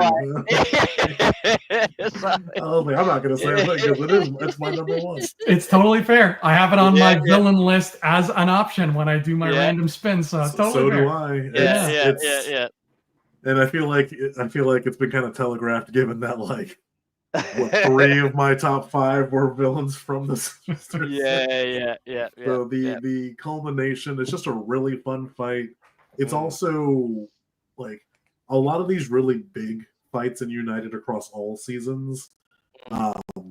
Thanos, I group Legion in this category. The Phoenix Five, like they're such fun fights, but they have such like big setups that it makes me not want to do it just because I don't want to go through the setup.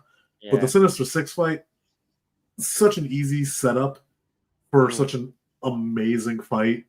Yeah. To the point where like Simon's done it 3 times now because we've got this Return of the Sinister Six, we've got the new Sinister Six, and then we have like the modular Sinister Six. Freaking diversion when you made the like the Rogues Gallery thing for homebrew, like it made me so happy, and then I was finally able to do it with Castlevania Creatures of the Night. I honestly, I think across all 3 seasons, the Sinister Six is probably still my favorite villain fight across all 3. Yeah.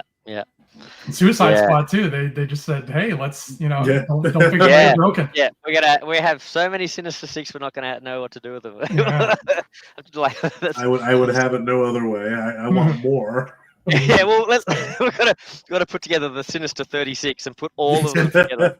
Rogues Gallery and the Sinister Six Assembled and the new Sinister Six and the Castlevania. We'll just put them all on.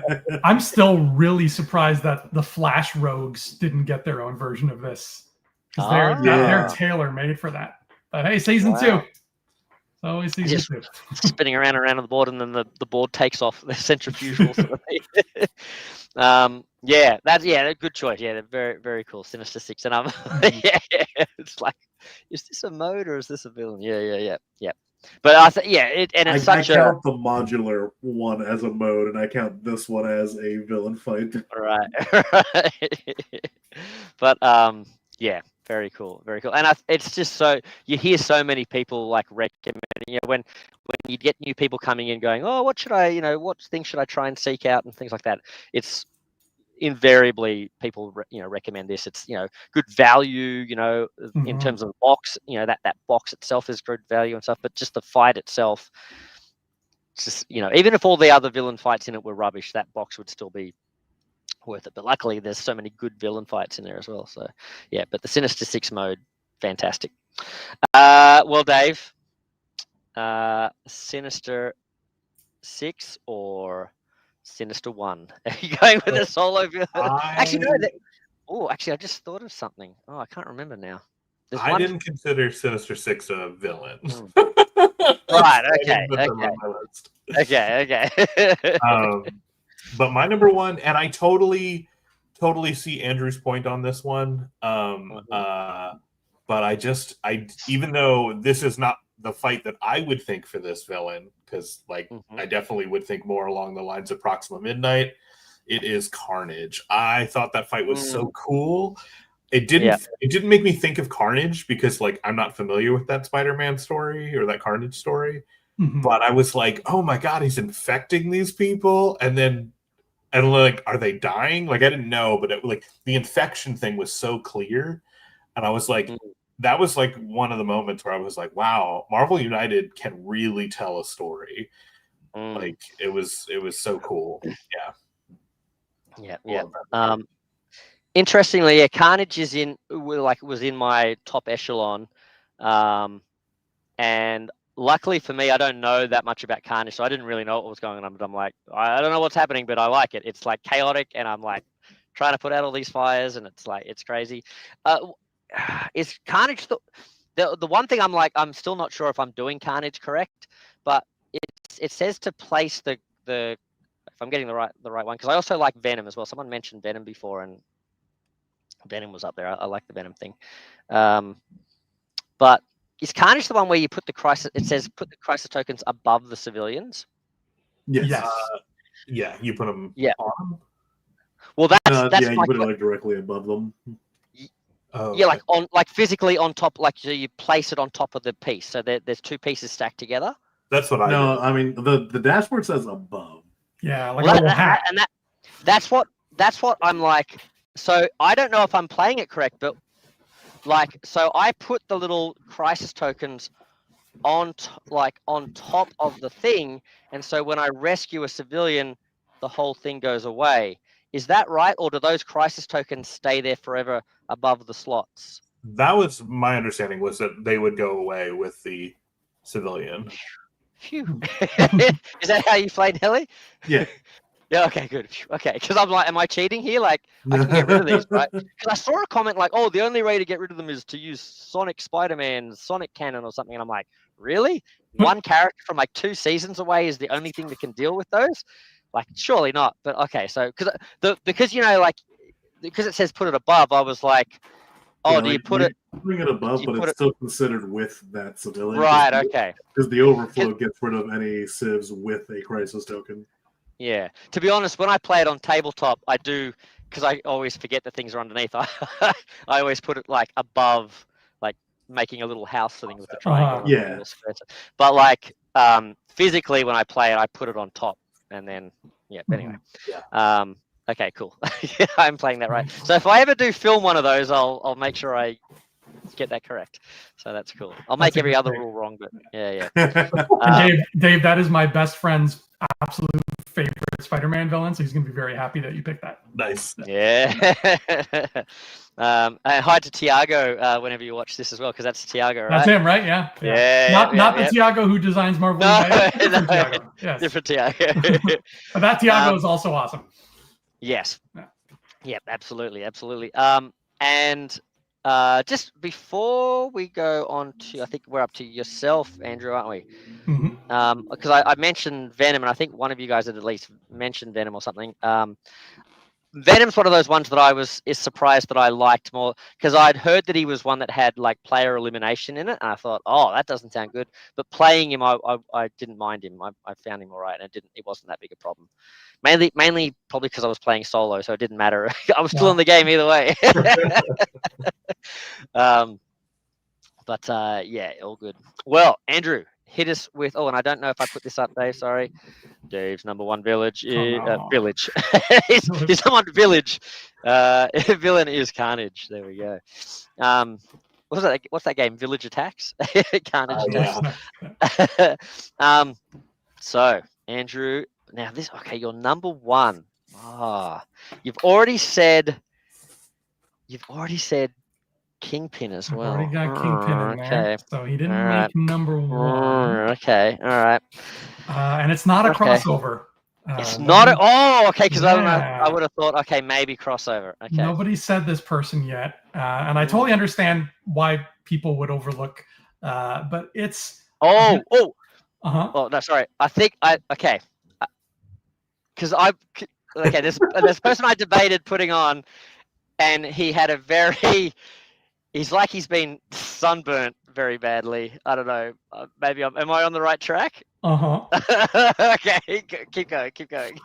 So I went with. I was gonna call him my friend, but he's not my friend. I don't like him. He's a mean person. I went with Red Skull for my number one. Yeah. And excellent choice. I mean, at first I was like, Andrew, are you boring? Did you just pick Red Skull for do you like vanilla? Is vanilla your favorite flavor? But the more I thought about it, I was just like, okay, Red Skull, he's got it going on. He's got everything that a United villain has in one package, which makes him so great as a starter villain. And it's funny, every single core box, and we're at like 6 core boxes now, every single one of them has a villain where the devs had said, start with this villain if this is your first time. Yet every one of those villains, I've played them and I'm like, they're not as good a starter villain as Red Skull. And like I would argue that X-Men, my favorite core box in terms of just what you get in it, all 4 of those villains are way too difficult to be any kind of starter villain. So I don't even remember who they recommended for that box, but it's like, no, even if you had the X-Men box, I would say somehow get Red Skull and start with him. I use him every time I teach the game, so I've used him the most. And I think that's what put him a cut above, and what cemented him as number one is that even though I've used him more than any other villain, I've never gotten to the point where I'm like, A, he's boring to me now, or B, he's too easy because I know him too well. It's never reached that point. It's still harrowing where I'm like, oh my God, he's at 17 out of 20. And I just landed on him and he's like, I don't think so. And he like runs away. And I'm just like, it's still such a brutal fight. And Crossbones, my God, Crossbones is such a hard henchman as well. So like, he's a perfect storm of everything you could want. And I couldn't ask for a better villain to train new players with. And even now with multiple other core boxes, I don't think we've gotten a villain as good as a starter. Yeah, he gives you like everything you've said there. Like I played him so many times because I play him so much at school and introducing new classes and things like that. And it's never not fun. It's always exciting. It's always like they've tweaked it so it yes, he's swingy, but like it also somehow they've. There's something magic about United in general is they've taken this swingy game and somehow managed to make it so that their villain designs, despite the swinginess, often you have games where it comes right down to the wire, like either one way or the other, like it's right down to the wire. People talk about how he shows off everything the game can do. He plays with the master, he plays with the track, he plays with, he's got henchmen, he's got threats, he's got he uses crisis tokens and stuff. And what I love about the crisis tokens is he also adds this element to the game of that push your luck, like is this okay, I could just not take this, like okay, he hits hard, but I could just not take the damage. Cool. That's cool. But what if that comes back to bite you? Maybe I'll take the hits because I don't want that, but what if that card never shows up that is going to trigger off that thing? Like the whole it's got great decisions, it's got everything, and for it to be like pretty much like I sort of almost consider it the first villain. I don't know which villain was ever created first or whatever, but like, wow, like what a starting point. And I could totally see the argument for like, yes, like number one, because like he's got everything. Like, yeah, he does. Great pick. Thank you. and if I could get that voiceover. Like if we could just record, I'll get it off the stream. And every time I'm playing, it's like, I don't think so. It'll just make it perfect. Yeah. So yeah, excellent pick. Red Skull is one I always enjoy teaching with, and like watching people run through the concept of like, well, I don't have to do this. I could just take a crisis token. How bad could that be? That can't be that. And I'm like, what a great way to teach about crisis tokens. And I'm like, sure, yeah, whatever you think, It always crushes us. It's great. And you know what? It's actually funny because I played this with Len from Dice It Up Gaming. So hi to Len if you watch this. And we played it on Tabletop Simulator. We played a bunch of games, and I can't remember where Lee as well in the Marvel United, in the Meeple Monkey Facebook community. We jumped on. I can't remember if Lee joined us for this one as well, but I know I was definitely with Len, and we played on Tabletop Simulator. We played Red Skull because we just thought, hey, let's play him again. Like, let's give it a shot or something, or maybe we randomized it or something. And we were both at the end of it like, wow, that was like so much harder than we thought it was going to be. Like he really pushed us to the limit. I think we won, but it was close. It was like, yeah. One of those, tricky customers. So yeah, he's a great fight. Very consistently good. Yeah. Well, my number one, which super surprised, this one surprised me because like the whole time when I've been thinking, oh, what's my number one going to be? Even before like deciding to do this list and stuff like that, I've always thought, oh no, okay, this one is like this is everyone's favorite and it's overrated, and like, nah, like it's good, but like it can't be my number one or whatever. And like I hadn't played it sort of thing, and I got to play it in a sense, and felt like, okay, I've had that experience, right? And it was cool.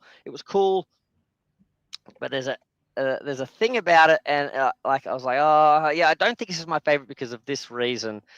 And then I like played another version of it, and I was like, oh, that's pretty good. And then I finally the other week got to play the original version of it, which is crossover with Nelly, the Sinister Six. And it's like everyone raves about the Sinister Six. Oh, it's the best, blah blah blah blah blah. And I'm like, and no shade to your Rogues Gallery mode, Dave, but like I liked the like its concept and stuff, but I can't like and having played, I think the random one, the assembled one as well.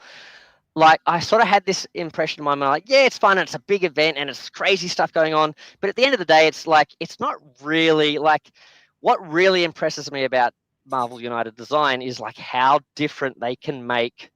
Like they just take this villain, and it's like this villain flips the script, and they have to last out the whole thing, or this villain does this, and it like the threats of things that you have to step on, and they're traps, and blah blah blah. And this villain, like that's, I'm like, oh, I'm so amazed by how. And this one is just, oh, they just put a bunch of guys. They all have a like generic, like they all have like a thing that they do, and the, like villain and the henchmen, like you're not even not the henchmen, are the thugs and the thingies. They're just going around. They just literally are there to fill things up, and it's not even like you feel like you're doing anything. You're just like swatting them away, because otherwise they'll, and like if you get KO'd, master plan down. If these things go it's just everything is working to the same thing. It's like it's all, there's not much to it, right? But the more I've played it, and especially having played the original, god damn, that's a really good fight. And it's just it's so amazing, because it is very different. It's like they've taken 6 villains and somehow managed to create a fight where you don't fight one villain, you fight 6 of them at once. And what's so impressive is that original set. And I feel like it wouldn't necessarily hold up for all the iterations. I've seen it hold up in your version, certain iterations, Dave, with the Rogues Gallery. But I feel like what's so impressive about that, the first one is, man, they managed to create this chaotic, just everything's flying around, all this sort of stuff. And the way they picked those powers, the way the villains work and stuff, all blends together really well. It's all like just makes such a cool fight. You know what I mean? Like every villain's power has its place. Yes, some are kind of like more important than others. Some are like, oh yeah, you definitely want to try and get rid of them first, but you're not always going to be able to because of placement and all that. Like, it's just such a good, like, I'm like, oh, Sinister Six, that's the obvious one, right? Oh yeah, but man, it's just so fun. Mm-hmm. And I just have to say, like, in terms of being impressed with how they can like create a villain, like how do you create 6 characters, put them all together? And that's why I'm so impressed with you, Nelly. You're like, I'll do it, and I'll like create these. You did the dark, what is it? The dark Avenger fight with all the different villains, and they can all be different henchmen. They can all be villains, and then you also did the Creatures of the Night one. The Aeneid. Like the Aeneid, and then you did the 9 villain fight. Yeah, the 9 villain fight, and then you've done the Creatures of the Night as well, and you've got like a bajillion different guys that can be made up with that one. And Dave, it's like every Marvel villain in existence is in the the Rogues Gallery. It's just like, boy oh boy, like that's so impressive to come up with a system that handles all of that and can consistently usually create like a pretty fun battle sort of thing. It's like it's overcome my sort of thing of like, oh well, everything else about it is just like civilians and things. You just like that sort of thing. It's just the fact that you can house 6 different villains running around doing different things and comboing off each other and having to chase around after them and make them vulnerable. And yeah, it's like it's cool fun. It's cool fun. Yeah, so that's my. It's such an event, and like you said, it's an easily accessible event. It's an event I want to keep coming back to. I don't necessarily want to keep coming back to like Apocalypse. That's man, that was a chore. It was fun, but it's like and like Galactus. I've got to be in the right mood for that. But Sinister Six, you can. Yeah, it's always ready to roll. So, yeah, Sinister Six. So, great choice. Yeah, but man, like, isn't that crazy? Like, I feel like Red Skull is like the beginning of your experience, and like Sinister Six is like, to me, it kind of is like even really the epitome of whether or not you put it as your number one. It's like, well, that was like, man, they really swung for the fences with that, and that was like their magnum opus or whatever of season one, right? They really wanted to be like, look at like, here's where you start with Red Skull, and here's where you can go with this design space, right? Uh-huh. And isn't it cool that Red Skull and Sinister Six both like showed up like on the list of like things that can be still considered like top echelon, whether it's number one or not, like just so good. Like, yeah. And amongst all those crazy, awesome designs that we've all been through, Mysterio and Hela and Kingpin and Dormammu and, Kang, like just so many. It shouldn't work, but it does. Yeah. It's alchemy. So good. So Andrea, and Eric, and apologies to the designers that we don't really know the names of, but like hats off. What a fantastic opening season, and great job, like Nelly and Dave, like being able to sort of like identify some of the key ingredients in this and be able to sort of make it your own as well. Like, awesome, so good. So very cool. And I realized I forgot I was going to say to you guys, because we were going to talk about our like maybe a little bit of a low light sort of thing. I don't want to make the video too negative, but we sort of talked about maybe sort of doing that, and I forgot at the end of the heroes to sort of go, okay, let's talk about our, like, was there a particular hero that didn't work for you? But I thought halfway through this I went, oh whoops, I forgot about that, but we'll mention hero and villain maybe at the same time. So to come down off the high of those heights, does anybody have let's start with hero.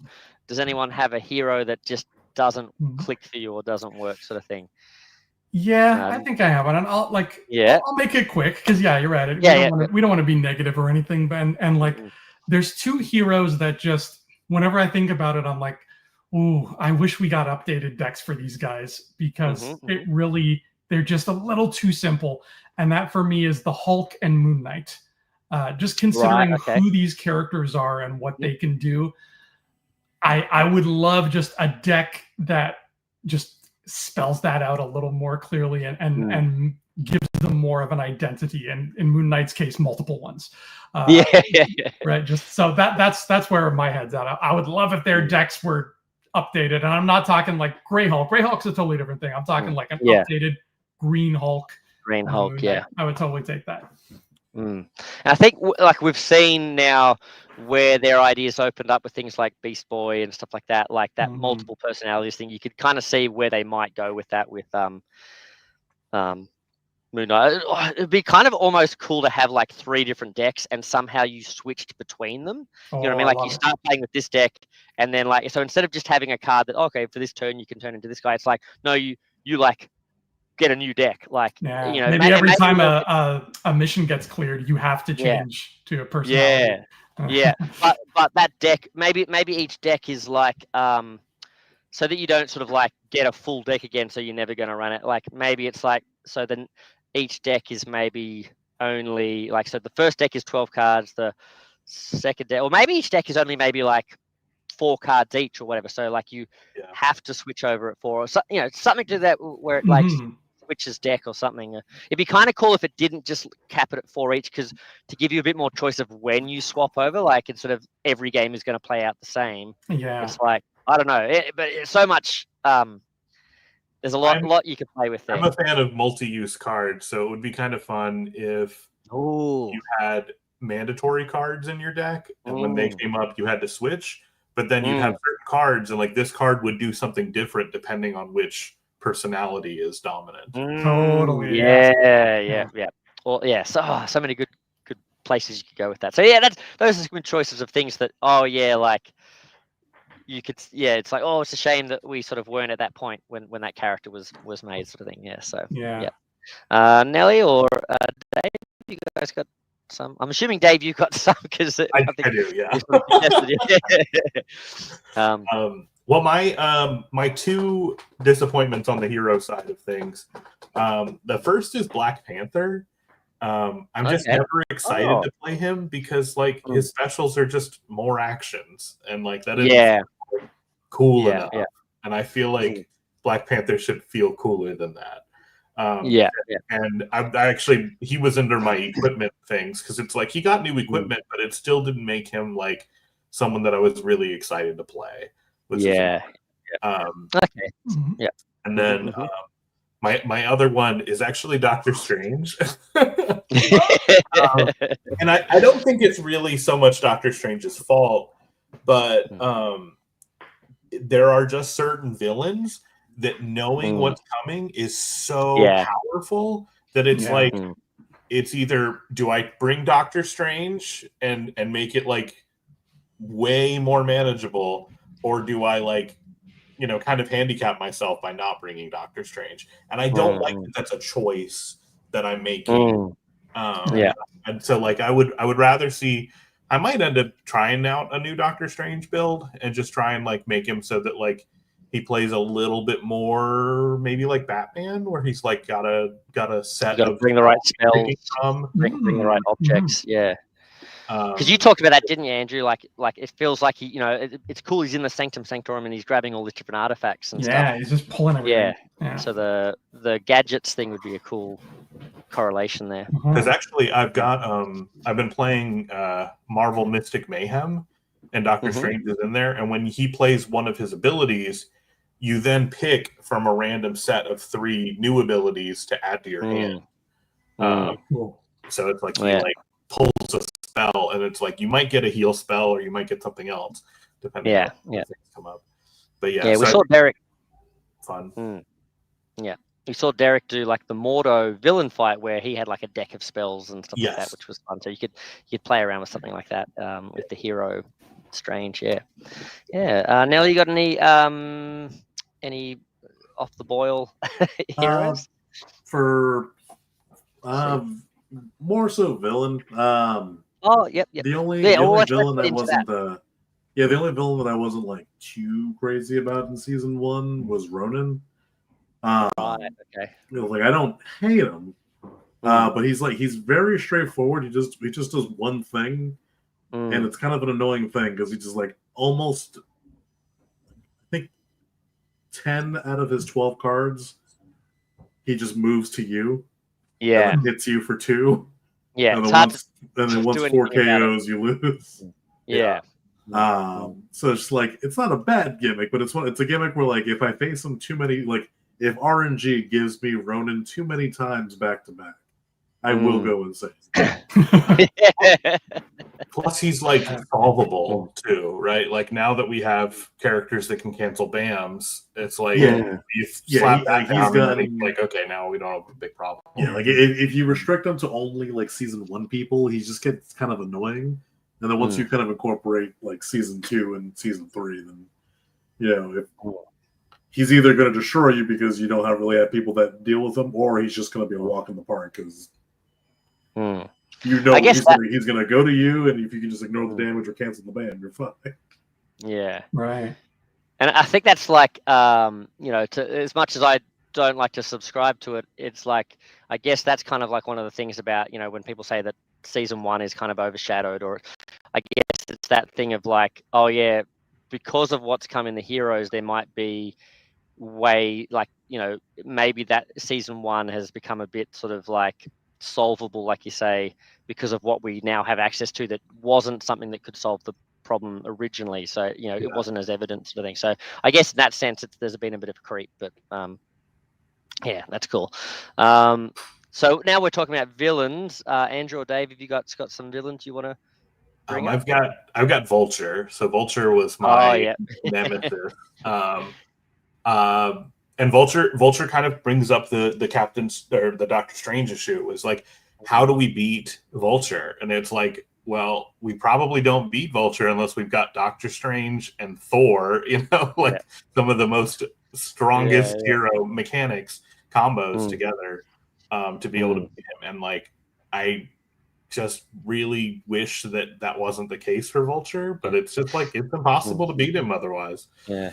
And thematically with Vulture, it's like, really doesn't feel like Vulture's the guy that's the cosmic level threat that needs like Strange.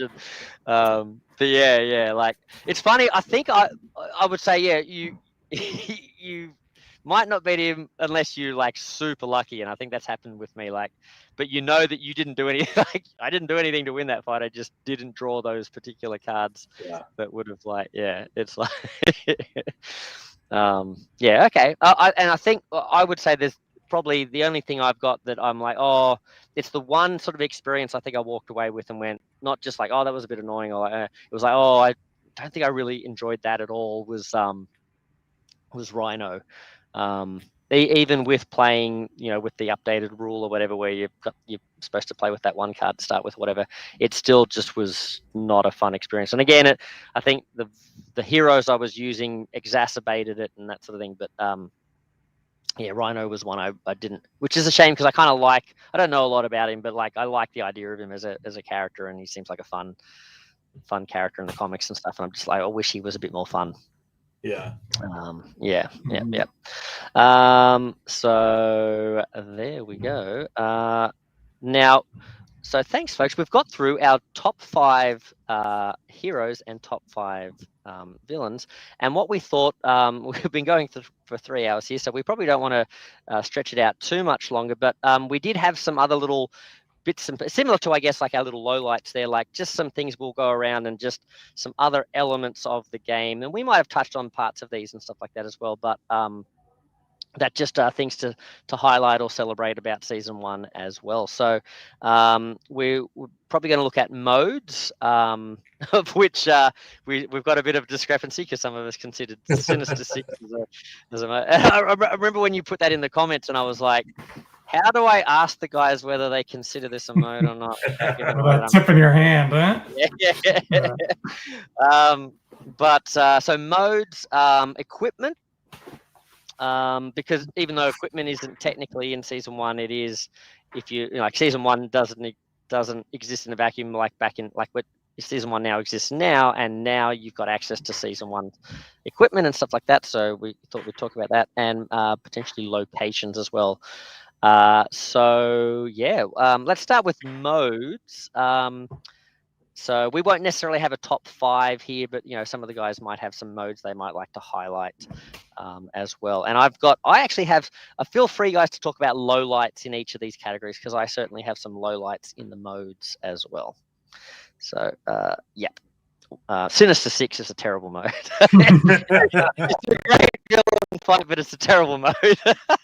No. So Nelly, do you have anything in modes that you wanted to highlight, or? So Sinister Six, great mode. Great mode. So this is strong because like I like it. I like the mode, but I'm not huge on the components of the mode. I love the Infinity Gauntlet. Yeah. Okay. I'm just not crazy about the 3 villains that lead up to Thanos. But even the rulebook says like you're free to swap those 3 for any 3 villains. But the mode itself I love, because I feel like that mode was kind of the precursor to campaign decks. Yeah. Because like ultimately that's what it is, and I almost like it more than campaign decks, because you've got the power up card mechanic involved in it. You have the Infinity Stone mechanic, so it's a campaign deck with like these opportunities to gain buffs and these opportunities to gain debuffs as it builds up to its climax. So regardless of like how you feel about the individual villains, the mode as a whole, or at least like the fill in the blanks with whatever villains you want, the mode itself I really like. It's our first. It's the only story in season 1, which we later then get campaign decks. But like I said, I feel like I feel like Infinity Gauntlet like crawled so campaign decks could walk. Yeah, awesome. Yeah. That's a good pick actually. I think I sort of, when I think of modes, I just think of those, and I guess that's a separate thing, right? They're called challenges. I think of those little challenge cards. Yeah, because it doesn't have its own challenge card. I sort of sometimes forget that it's a thing. Like the Sinister Six, right? It's because it doesn't have a little card. I don't think of it as a mode, but yeah, that's cool. What about yourself, Dave? Well, I do want to mention Infinity Gauntlet. I think is really good. Like, it's hard, and there are things that I change about it when I play it. Specifically, the Reality Stone. I think that's the written one, for right? that are rough. But yeah, I honestly, like, I was kind of disappointed with the campaign decks, and I think Infinity Gauntlet is better. Like, campaign. It was a lot of fun, and I played it on heroic with all four of the Black Order, fight all four of them, and then fight Thanos. And it took us 3 times on Thanos, but we eventually got him. Yeah, Nice. That's cool. Yeah. We did get him where he played the Reality Stone his first card, which meant that it didn't matter that we brought Doctor Strange. Hey, I'll take it. But yeah, that was fun. I liked Endangered Locations. Traitor, I thought, was a cool precursor to the one versus all of supervillain mode. Plan B was great. Sinister Six, and my absolute favorite thing that came out of season 1 is Heroic Challenge. And my least favorite thing is Normal. Yeah, fair enough. And, well, that I feel like I should make before going to Andrew here. I'll make a rebuttal. Because you can probably guess what the only modes that I disapprove of are anything other than standard mode. Yeah, hard mode and heroic can just get the hell out. Everyone talks about like tearing up their wild cards, or I just take them out, or I use them as like dividers. I'm like, get rid of the heroic challenge. But no, that's fair enough. different taste sort of thing. But and sorry, I've jumped in here, but I may as well just say my. Yeah, go ahead. Well, here's the other thing too is I totally forgot that season 1. Because one thing is I don't tend to United. I love just core United, right? One of the reasons I like just standard mode. I don't like too many other bells and whistles, and that's one of the things about equipment cards and team decks and stuff. Is that I just, if there's too many different things, I sometimes forget that a thing is there and forget to use it. You know, the modes I mostly have just been like, I'm not interested. Like, that's cool that they exist, but like I pretty much got, and I sort of, this is the other thing is I forgot how much of the modes came in season 1. Like, because I got season 1 and season 2 at that same time, and because I'm not really that interested in them, I was going through the unboxing. I probably looked at them, showed them to the camera, and went, "That's cool," and then put them down in a spot and never looked at them again. And I'm just like, they're all just these things modes that came with different sets. And I sort of forgot that, okay, a lot of that was in the season 1 content. And so it wasn't until your videos, Andrew, your deep dives, which is another reason they're such a useful resource, a tool for people learning about the game and how to get into it and stuff, is that I'm like, oh wow, like season 1, like this Wakanda box had a thing, and this like Guardians of the Galaxy box had a plan, and like, or had a thing and stuff. So like, so yeah, thank you for making those videos, because I'm like, oh yeah, I'm aware of these things that exist again now. But for me, the one I like, and it's funny because for so long I'd see it in the thing and be like, oh, I'm never playing that, was I think it's called Secret Identity mode. And in my brain, that's Secret Trader. Like, I'm never going to play against anyone else.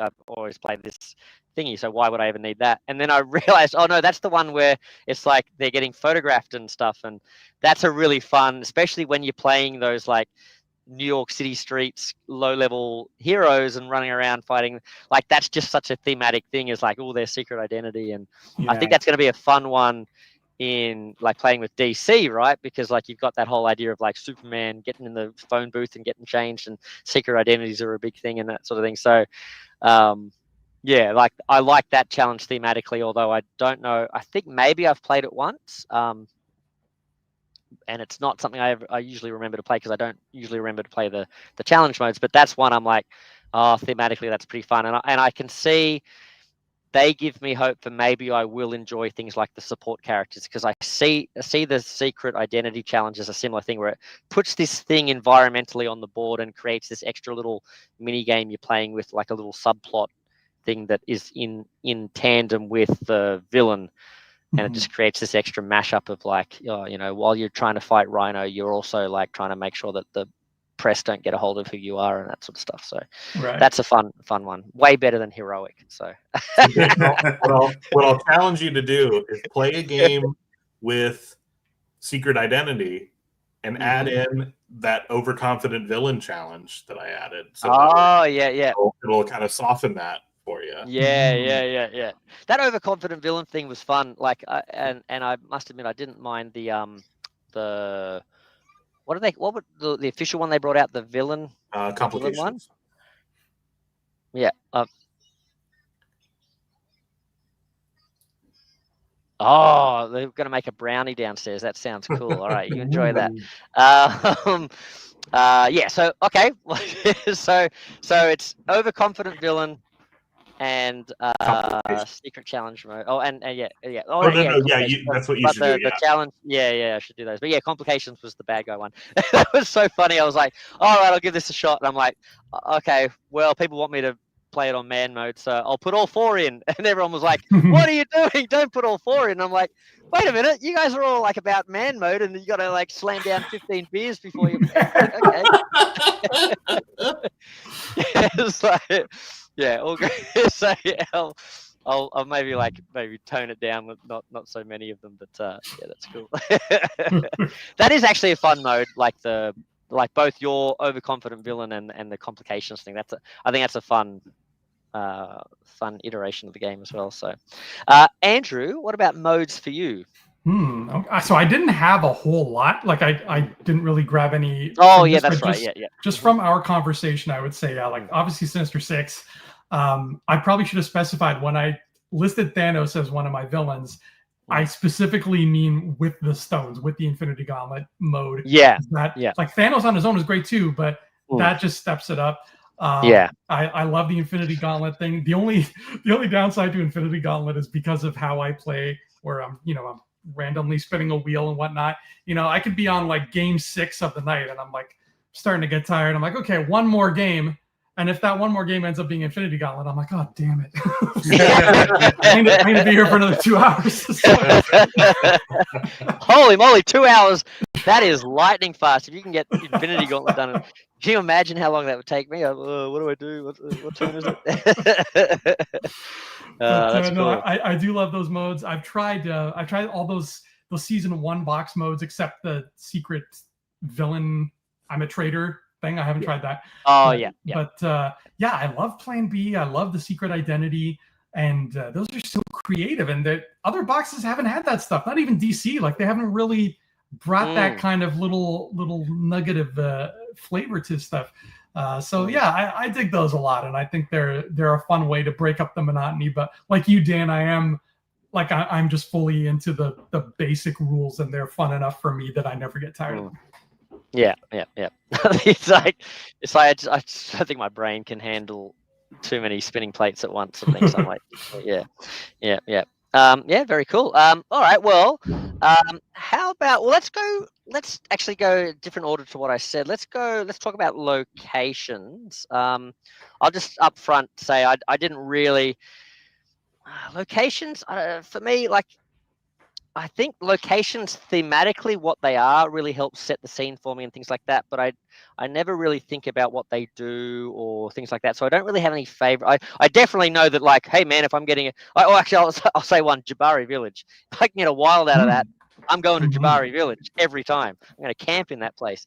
But like just in terms of like, having particular ones that really make oh man, I love that location or what, especially from season 1. I just don't know that there's anything that's really like makes the stands out for me sort of thing. Like there's certain locations I'm like, oh, I love, if I'm playing Spidey characters and stuff, oh, I love putting like the high school down in New York things and hell, that sort of stuff. But like mechanically, like design wise, it's not a space I've spent a lot of time necessarily thinking about sort of thing. But anything gives me a token or heals me is good. Yeah, what about so that's my sort of just quick sort of thing on things, but I don't have much to say about it. But what about you guys with locations? Anything you guys want to chime in? Yeah. So in general, I don't like. I'm kind of indifferent in the same way. Like if RNG gives me a heal location, yes. But in terms of favorites, the only locations that I can even think of when it comes to favorites are ones that have like unique locations, because ones that give tokens, ones that heal, ones that move you. There's like so many of them. For season 1, there's honestly only one location I can even think of in terms of quote unquote unique, and that's Vormir. Oh, is that season 1? Wow. Yeah, it's season 1. Yeah, it's in the Thanos box. You may KO another hero in your location to immediately clear another threat. Yeah, that's really cool. Yeah, I'd like to change my answer to that one. so it's such a unique location effect. Such a thematic one. So that's the one, like, in terms of like standout location that I can't think of another location that does anything similar. Yeah. So that's my season 1 choice. Nice pick.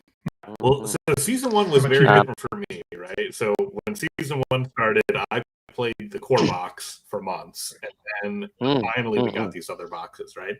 So the original core box had Shield headquarters, which let you remove crisis tokens.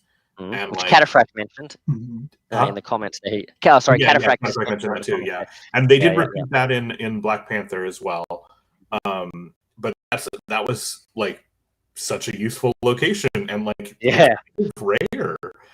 And then another one was in Avengers Tower, that you can search the hero deck and look for a card, and like that's also pretty uncommon. Like I can't think of another place that does that, and those are, I think, pretty neat for being in the core box.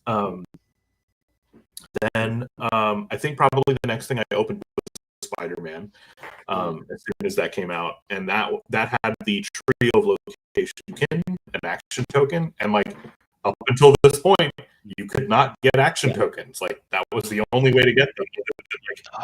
Either Captain America or Iron Man giving you one. And so having that as a regular thing was like, whoa, this is great. And then, and of course they were precious, so I didn't really jump on Collector's Museum, but that's a cool card, a cool location, because you can trade the collector a token to draw a card, and I thought that was really fun. That's cool. And then my top one would definitely be Daily Bugle, because being able to look at the master plan deck was like such a game changer. At that point, that became a location that we like always just use Strange for a while. Just use Strange. But I like the Daily Bugle. Isn't that the one that has the little like part shouted in the yelling out the window? It's always funny too. You look at it, I forgot how many good locations those are from season 1. Like that. And the funny thing was, like, for me, they were like staged releases. Like I got these like over time, and I was like, "Whoa, what are all these things I can do now?" So they would have been more memorable. They would have, because having all of it hit at once, like season 1 and 2 worth of, it's just all was like, every time I was grabbing a thing, I was like, oh, that's cool. But having no sense of like how it progressed, that's really interesting. Because I think I always think, okay, in the core set, there's like that one that gives you you can choose a move or a punch or a star. Because I'm thinking of the Hangar Bay, right? Yeah. But it's because I always mix up. United season 1 and X-Men season 1, because they both had kind of like, Avengers Mansion, X-Men Mansion, this, move X-Jet or whatever, and I feel like there was a lot of things that were, there were I think helicarrier was moved anywhere. So I think, oh yeah, okay, so Avengers must have also had a Hangar Bay variant, but oh wow, so I didn't realize that there was just no token gain at all in that first box, and so therefore Spider-Man being the next one you opened, it's like, oh wow, that's that. Yeah, that would have. These are now like reliable. I can get tokens Yeah. a lot. That was so cool. And my downbeat one is Titan from the Infinity Gauntlet. Right. I thought that location was so cool, and yet you can only use it in the Thanos fight because it's moved Thanos to this location and it has a bunch of civilians on it. I'm like, why can't I have this and use it in anything? Like being able to drag the villain here and punch them, so good. Yeah. But yeah, only in the Thanos fight. The gold locations are only supposed to be used in the Thanos fight. Yeah. Well, great art too. You know, like the art on those is so cool, and I'm like, I want to use this in other things. Some may say that you could just choose to house rule that word Thanos for villain. You know, like it's like someone might choose to have Batman mentor. My villain identify as a Thanos. It's like, oh, look at that! They spelled bullseye wrong. Oh, too bad. Like, who's to say what you could do in the fun of your own house? I mean, some might get pilloried all over the Discord for for daring to suggest. Watch, I'd end up picking that location, which probably has like 4 civilians on it, and then Proxima Midnight would just come there, kill all of them.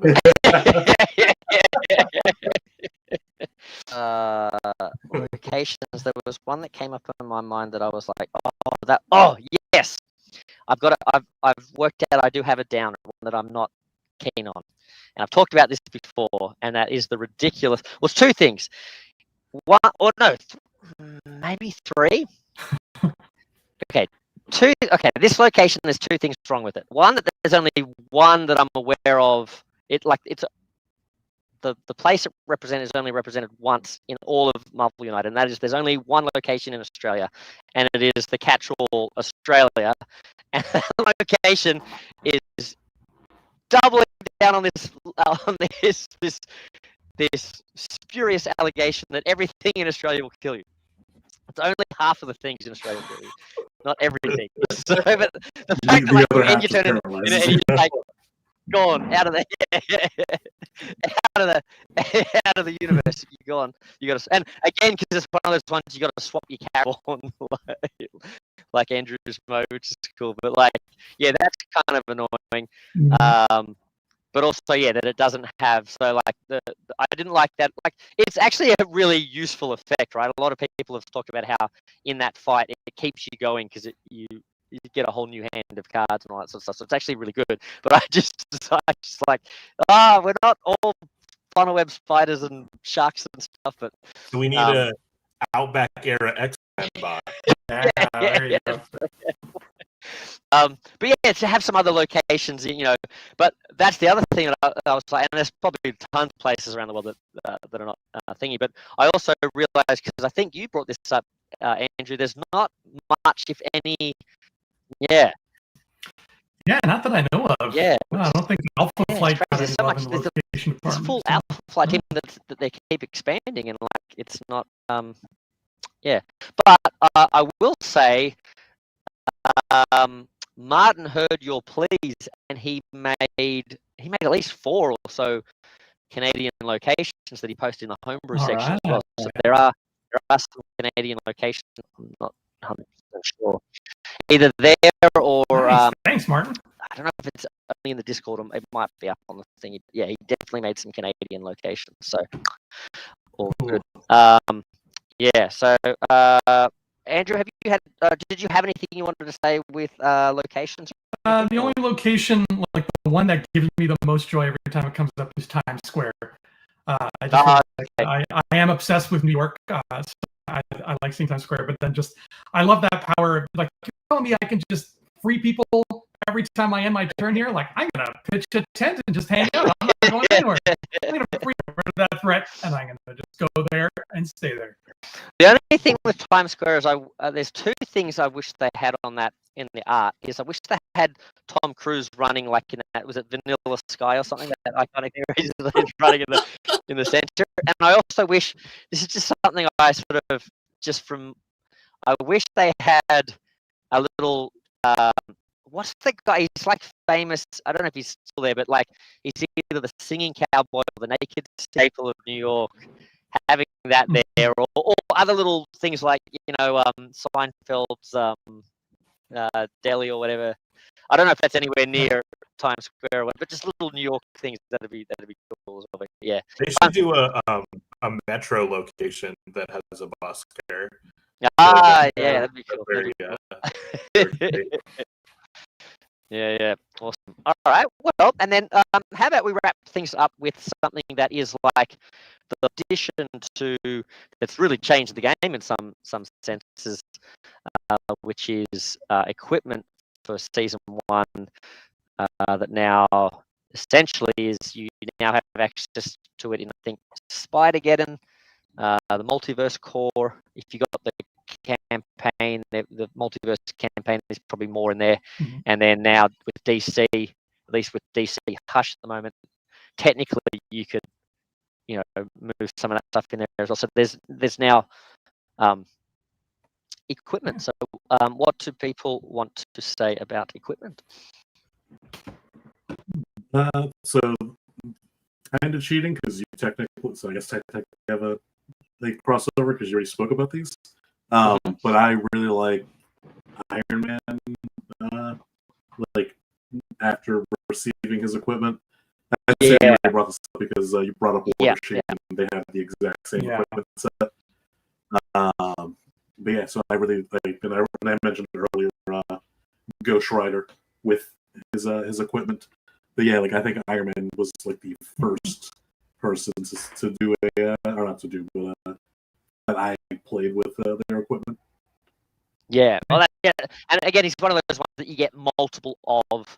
Yeah, he's got 3. Yeah, which is that feels like a good deal. I'm like, okay, yeah, I'll trade you my double was for that. That's pretty cool. And big thanks to Fan I Am. I think it was, is that called a super or something where that pops up and they give you a bit of thank you for that. That's a kind donation. And they say it's my dream to see an Aliens versus Predator. Oh, that would be cool. Because you know what? One of my first Marvel games I ever got was that Legendary, I think it is Marvel, but it's also the Aliens vs Predator thing. So hey, if they can reskin Marvel and Aliens vs Predator in Legendary, they can do it in United too. So there we go. Any homebrewers out there, if we don't get movement at the station from Simon, let's get it done. Let's go. Alien, like game over, man. Game over. Oh man, you could have game over. Like get to the chopper. Yeah, exactly. So good. Yeah, that'd be cool. I can't think of any cheaty Predator type things, but there were aliens in Starcadia Quest, so there are minis already out there. Oh, well, I actually like the Geiger style aliens. Yeah, like, I mean, they're super cute, cool. right? Oh, they're super cute anyway, aren't they? They just done everything. Yeah, that's cool. Like, cool. Yeah, that's cool. So, there's like, I think that like Iron Man sort of fits in the same category for me. Like obviously War Machine, but like characters like Hawkeye and Kate Bishop and stuff, where like they get a ton of arrows and things like where you get a whole bunch of different stuff. Like is cool. So yeah. What about yourself, Andrew? How about we go? Because I feel like Dave, you might have a bit to say about this. Is that right? But yeah, so let's go Andrew, and then we can sort of like, and then maybe even I'll go into saying my little piece, and we'll let Dave talk about the equipment. So Andrew, mine's it's pretty quick. You literally just mentioned it. Is Hawkeye. When I tried his arrows, I had a lot of fun with that. They're very cool thematic arrows, and their powers just felt really fun. We throw Kate Bishop in there. That's going to be a really interesting game. So I like the Hawkeye arrows. Yeah, and I'll just, as we're going, I'll put up some of Fan IM's ideas too that like go along with this creation as well, which is very cool. But yeah, like I think for me, like rather because I've talked about it to death now about my push and pull with like equipment and that sort of thing. But I will say that, and I've kind of mentioned this earlier, but there are I'll go over it again. Like there are three. I'm down with those every time. Apart from like just the fact, if you get a bunch of equipment, I kind of like that because usually you're going to get something that's fun, and then the other bits are useful if they are whatever. That's cool. But I really like anything where it's like you get that search your deck for the cards that were essentially the flavor of that character was already created because they put the like weapon or whatever into the deck of the hero from season 1, and then if they've got a card that they let you draw that flavor out on demand rather than having to just randomly hope that you get it, is fun. So that Thor thing, it turns Thor from like pretty fun to like amazingly fun for me sort of thing, because I'm always able to like hammer time with him. But I also like because I don't like the idea of having okay, let's start the reverse. The two things I don't like specifically, like okay, in general the equipment thing I'm like but the two things I don't like anything that I have to like the cost is like I've got to pay a token.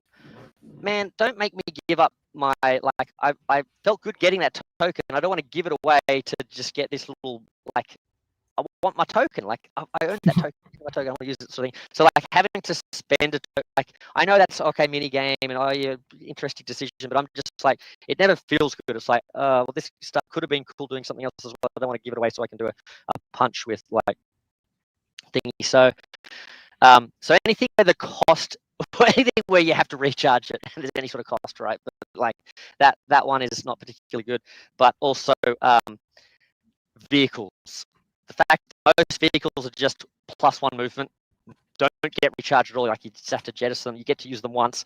You must not be able to park the Batmobile very well. Like, oh, Batmobile once crashed into something, but like, or whatever the wagon, Punisher wagon that he drives in. But like, the only one I get it with is Invisible Woman because she wouldn't be able to find it again. The jet, right? The invisible jet. But like everyone else, why do you only get to use it once? Ridiculous. And why is it this tiny card? Why is the battle wagon or whatever the hell the thing is called? Right, like when you watched Mr. T, like the A-Team, right? That wagon that they were driving around with was awesome, and it was like it was another character in the show, right? And like if we got an A-Team United, I wouldn't just want the bloody beast machine or whatever they were driving around in, the bloody mercenary machine. I wouldn't want that as just this little tiny half-size card that I can use once to flip for a thing.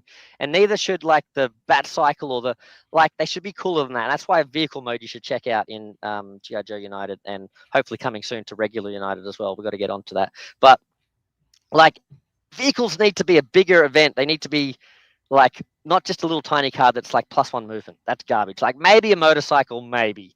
But motorcycles are still pretty cool, and I think you could do cooler stuff than just +1 movement. So I don't like that. But what I do like, let's get back to what I do like. Went on a rant there. Sorry, guys. Good thing I didn't start talking about political stuff. Punch. So punch. I was going to say a political thing. Punch. No, don't punch anyone. Punch. Any of those cards, because there's a few of them I've seen, but even though they're like doubles of each other, I love them every time. The thing where like you get a free punch every turn, but if you don't, which is great, and it's permanent, like a permanent thing, you always get a free punch every turn. But if you don't punch anyone, you punch yourself. Like those cards are cool. It's a fun little game. You got to think about where you're moving your character. Are you going to isolate them? Blah, blah. That's great. So like I think Blade's got a sword like that, and I forget who else, but like that's like Cursed Blades, right? Probably the Black Knight's got one of those and stuff like that. But yeah. Season 1, whatever. But I think there's like Blades definitely season 1, so that's definitely in there.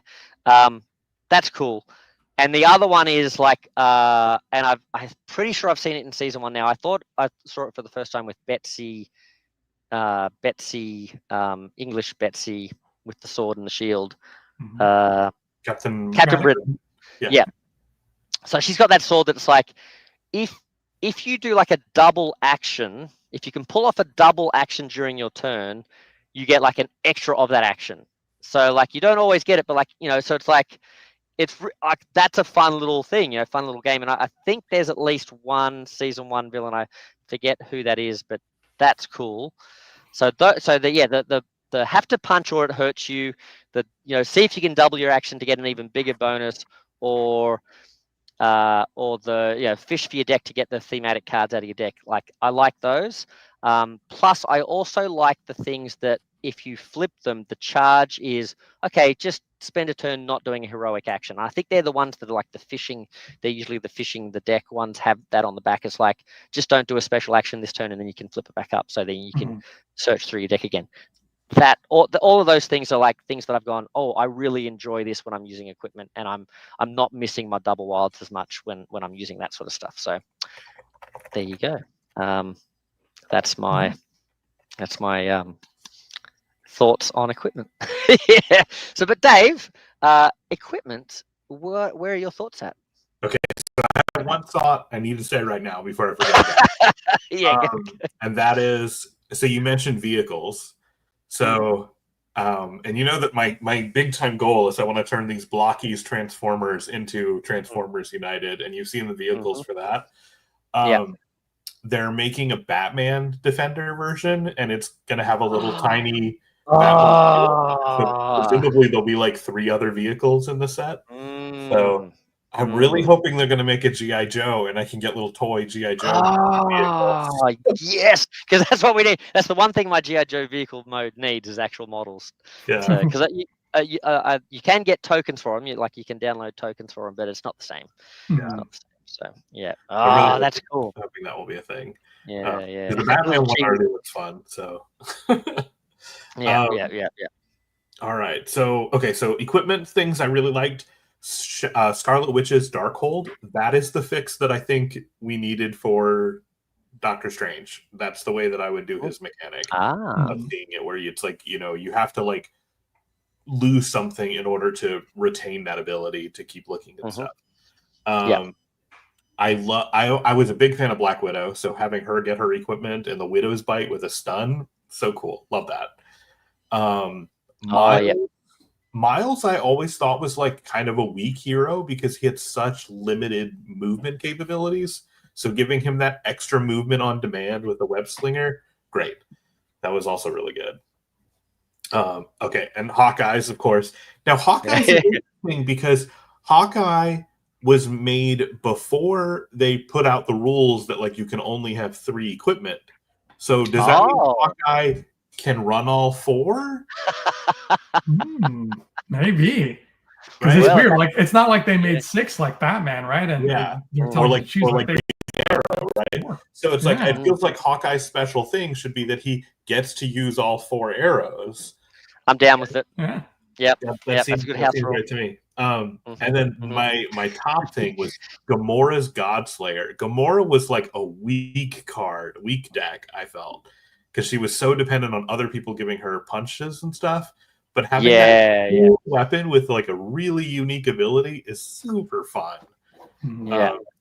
And also, again, this is coming from me where like season 1, like you don't get action tokens that often because I only got them when I played with Spider-Man. Yeah. Remind me what Gamora's sword did.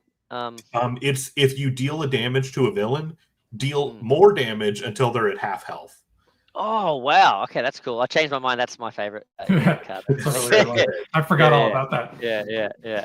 But I think with her as well, it's funny. She's almost like reliant on that box set, isn't she? Because it's like just some of the other characters in that set in the Guardians thing have a lot of token Star-Lord generation. gives out tokens, and both both Gamora and Rocket need tokens to function properly. Yeah, that's an interesting little thing. Like, I don't hate it because a lot of the time I probably would be using those guys together. But like, if yourself, Andrew, if you're constantly randomly doing it, and Nelly yourself, like that, the chances of that actually being synergistic are not very good. So yeah. Oh, awesome. That's very cool. Well, there you go, folks. I hope that has been an entertaining almost 4 hours of us just showering love on and a little bit of, constructive criticism onto season 1 of Marvel United. But what a great achievement it was, and what a great springboard for just more things to come and stuff. And hopefully we've shown for folks who are maybe just discovering it or whatever that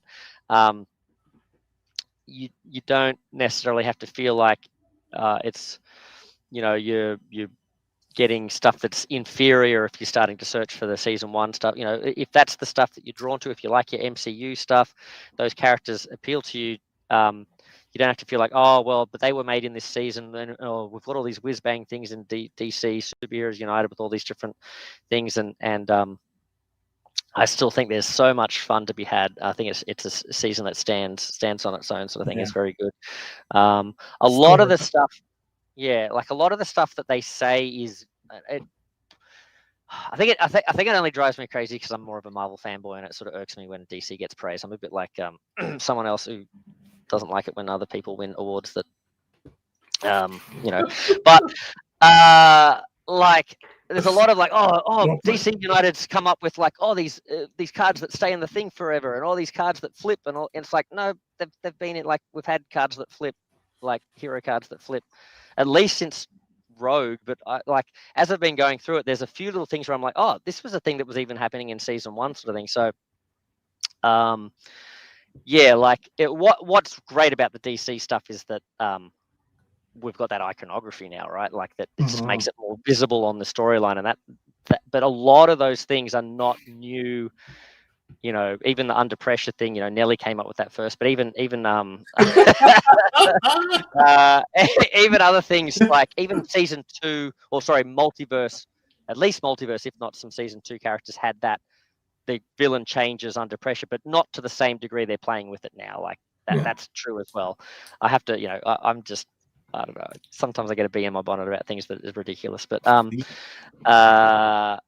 we'll get Marvel United 2.0 and get our reboots of some of these things. Yeah, maybe so. I want those support characters. Those are so cool. We need those. Yeah. Support characters for some of the surely there's got to be like a Mary Jane, and a J. Jonah Jameson and all those guys as well. Thanks guys, lots of fun.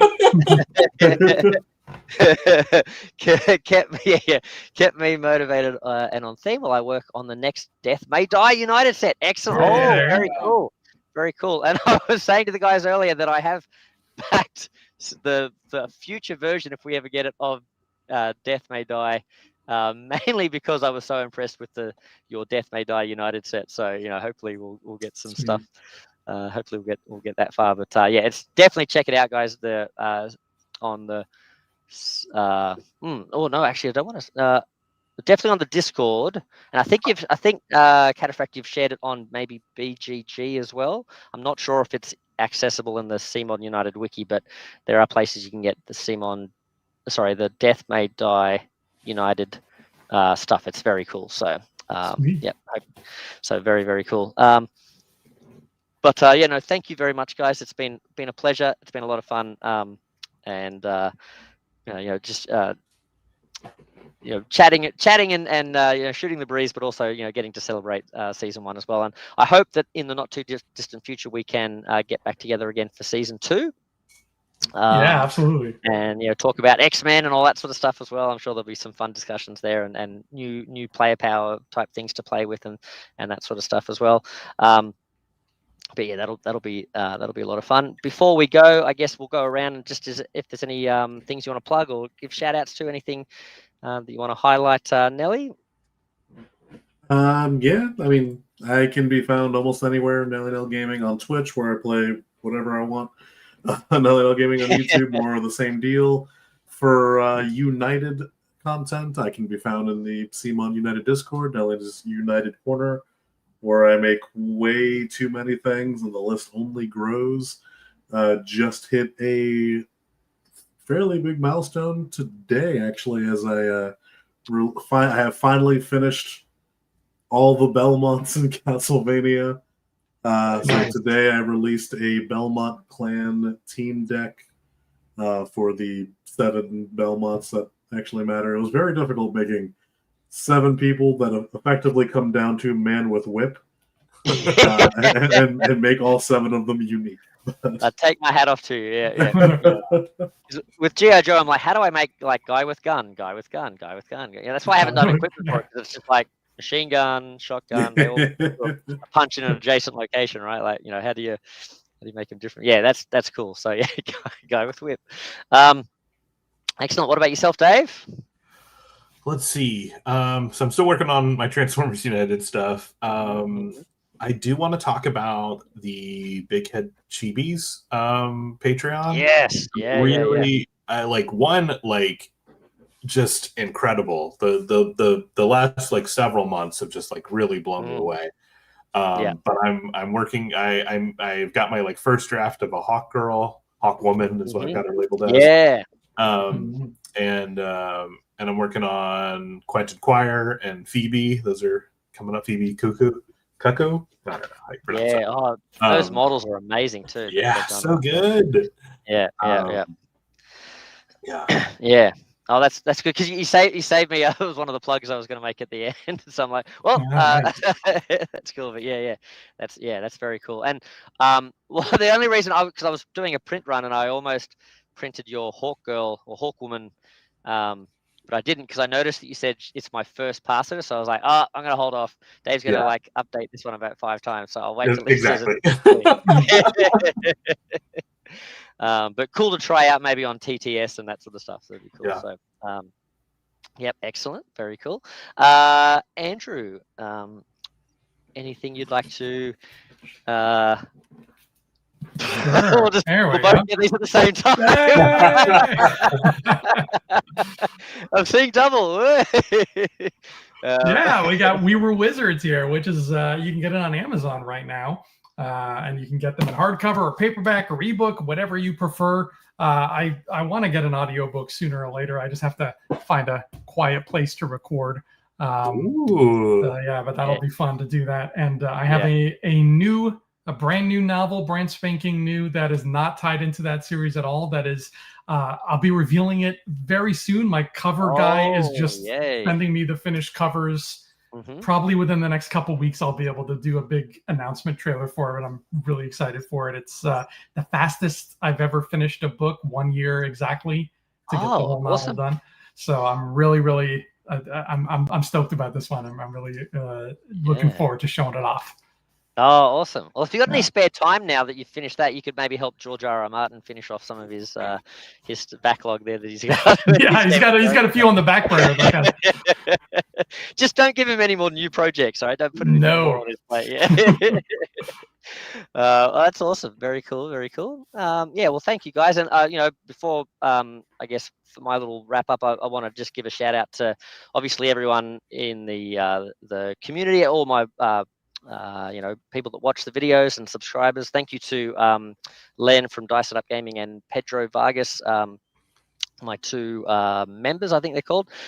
So appreciate the support there, and just the whole crew. Thank you to Andrea and the team, Eric, for giving us this game that we've got, and we've mentioned all the artists and all the other people behind the scenes that go through. Tiago for like driving the project, or I don't know exactly, it's a bit nebulous, like I don't know what that sort of project manager type thing does, but it sounded like he did some important decisions and got us a Nemesis with his little removable helmet thing and all that sort of stuff. So all that sort of stuff. So big shout out to those guys. I do want to point out, obviously, Martin from earlier in the comments, and Cataphract, with his great Cthulhu stuff. But Martin's been doing a lot of great stuff that I don't highlight a lot on my channel, and I really do want to see. I don't know how.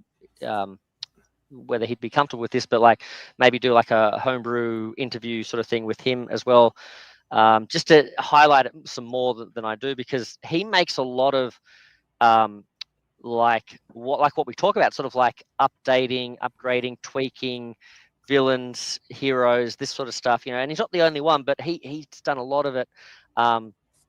And it's not a sphere that I sort of play in a lot because I tend to sort of gravitate to wanting to get new things, new IPs. These are the things I sort of am more just sort of personally inspired by, sort of thing. But he's done a lot of great stuff, and it's looking great. He's got a really good style to them. He's done a lot of great equipment. So like not just season 1, but season 2 as well. Like a lot of those characters that missed out on some extra equipment.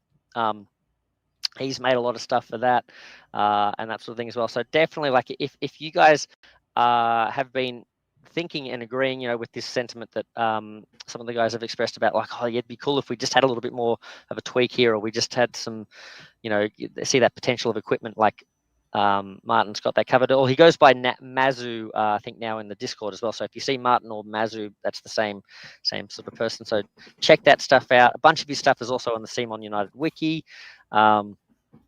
But yeah, so if I don't get to a lot of his stuff, I do want to give him that shout out, and he should, if that's the sort of world of things you want more Marvel stuff, or I don't know if he's going to get into DC when that eventually comes out, but like there's a lot of great stuff there. Like you said, Big Head Chibi's fantastic. They've been doing some Kickstarter things too, branching off in not United World, but like their own sort of, like, I guess it's more for like Blood Bowl-ish sort of stuff, and Halfling teams and Amazon teams and things like that. But just a great, and what I really have loved is that they've mentioned that they've gone, like, they're already making such great models that I loved and had so much personality, and the poses are great, and they're filling in all these gaps. We've got Brute Force and all these sorts of characters, and Shaman, but they've sort of like taken on feedback and stuff from different people, and have been very proactive about going and doing more sculpting classes and learning and trying to improve their skills. And like, not that their stuff wasn't great before, but it, like, you can really see that they are really sort of like trying to sort of like reach new heights, and pull the double wild out, go plus ultra sort of thing, and just really good. So definitely check them out. It's a Patreon sort of thing. So, if you want to get the things, if you want to get access to them, you have to be sort of like subscribing each month and get access to the thingies. But you can get them if you missed out on previous ones. Colts 3D is at least one place that I know you can get access to most, if not all, of the previous stuff. You'd be sort of paying for each one individually, I guess, sort of thing. But if you're like, oh man, I really would have wanted a Shaman and I've missed out on that month, it's like, well, you can, I think, get just about it. I don't know if everything is up, but I think he eventually does. He's been working on getting it up to date. Yeah. Cool. Yeah. So fantastic. So just really good. So highly recommend him. I can't recommend him enough. I really would like people to go and check him out. Not that I'm not affiliated or anything. No payments or anything there, but he's just a super cool guy. And by the same token, Dan, Minis from Mars, superstar sculptor, has done the Senator Kelly token replacement, the bossy, what's the girl? Betty Ross. Betty Ross and Rick Jones with his little harmonica. But all those tokens that pop, like those little blue and red civilians and thugs, and the Dr. Dooms and the Multiple Man, and the what is it? The crowbar. The crowbar for Wrecker. Yeah, so good. And you get two different versions. He's got one where it's like a thing with the base and it's in the thing, but you can also just have it as a freestanding crowbar. So good. He's done the spider bots, and he's done a Santa version with all the little presents and stuff like that. And I don't know if I'm allowed. There's something that, oh gosh, like, Andrew, damn your Canadian Post, thing, but there's a thing that I don't know if I'm allowed to say anything, but holy moly, there's a thing that he is eventually hopefully going to release, and it's so cool, and I don't know if I'm allowed to spoil it, so like I won't say anything, but Andrew especially, damn. Okay, when he releases it, you got to let me know. I got to check it out. Yeah. Damn. But it's really good. So, there he is. He says, you may speak freely. So, all right, well. Okay, hold on. I'll be back. Hold on. I know I've said goodbye about 5 times, but I'm not gone yet. Hold on. I hope it's edible minis. I was thinking everything's a gummy bear. the Mars candy bar. So it's minis from Mars, but the candy bar. Ooh. The little civilians and thugs that Minis from Mars makes, they look like Sour Patch Kids. Every time I see them in a gameplay video, I'm like, it just looks like a candy. Yeah. All right. As you were. Let's see. It'll be a couple of months late. Yeah, this is the thing. It's like, oh damn. Yeah, Mars is a long way away though. But whenever you get stuff from Mars, it's always wrapped in beautiful packaging. It is, yeah. All right. Here we go. World exclusive, maybe. I don't know. All right, here we go. Oop. Da-da-da-da. Da, da, da, da. Look at this little spooky guy. Now, I don't know exactly what this is going to be used for. You can correct me if I'm wrong, Dan, but I believe it's like a I think I'm getting this right, multi-villain Halloween battle or something. Beautiful. With these, oh man, it feels so good. It's like, oh, just the little ghosty thing. I'm so excited, man. I'm so excited for these and whatever this is going to go with, right? And like when I saw it, I was like, oh my god, Andrew Fantasia is going to go crazy because it's like, if we don't get the Simon version, we're getting some version of like Halloween United, right? So fantastic. So I can't wait to see if and when this happens. Like a version of this on your channel, like you getting to play like a Halloween, because I know you've got a Halloween thing coming up, right? But now you've got next year's slotted in. That's great. So he says, let's see. So Dan's saying correct. So I think that's multi-villain Halloweenish fight, which so cool. Now I'm imagining as well that this might not be necessarily Marvel related because we sort of had Santa, right? That was his previous thing. So it might be sort of less Marvel centric and just more Halloweeny centric. And huge amount of pressure already. Yeah, sorry, don't hype it up. Yeah. Well, the Santa one was awesome. So Indeed, yes. I think it's going to be great. Dave's saying he can't wait. And the other thing about this that's been killing me as well is because there's been stuff I've been wanting to show off from Helios 23. He's got at least 2 characters now. One is Perona, the ghost girl, who has these little horror, little negative hollow things that are little ghostly things, and he has them. They're replacement civilian tokens. I really, really want to use these when I do a playthrough video with these, and I think he's got in the Big Mom fight, he's got like I forget what they call the homies or something like that. They're like these kind of almost like ghostly sort of spirit things that like inhabit different things, and I kind of want to use these for them as well because I think he's got similar. He's got like these homie tokens for those, and I'm just like I really want to use those, so I'm really hanging out for these because there'll be a bunch of videos I can do with these. So there you go, exciting. So minis from Mars. I don't know if I showed them close enough last time. Yeah, I like that a lot. Look at that. Look at that. Yeah, maybe I didn't get this close up before. That's cool. I should have got way closer. There you go. Yeah, so super cool, super cute. Yeah, you could do it like Pac-Man United. Yes. Like a lot of, like, and you just paint them different colors. They could, so good. So awesome. So that's really cool. And I think that's about it. That's it. I guess like homebrew wise, I've been working on Outback. I think I talked about him before. He's the latest G.I. Joe guy I got done. I'm about to go through. So I want to say a big thank you as well to Big Head Chibis for working on these. And a big thanks to everyone who supported and sort of gone along with me and like helped me out by making the things that I was voting for as well, so I could sort of like get the models for the characters I was making cards for rather than having to sort of play catch up the other way around. And a little while ago, I put out a thing saying, look, here's my sort of like goal for like where I'd like to get to with G.I. Joe United in terms of the characters I'd like to make. And then maybe I will, if people want to start voting for other genres and things like that, like that's cool. Like if G.I. Joe is taking up a spot, I have noticed there's a bit of a pretty strong element of people that really just want G.I. Joe to continue.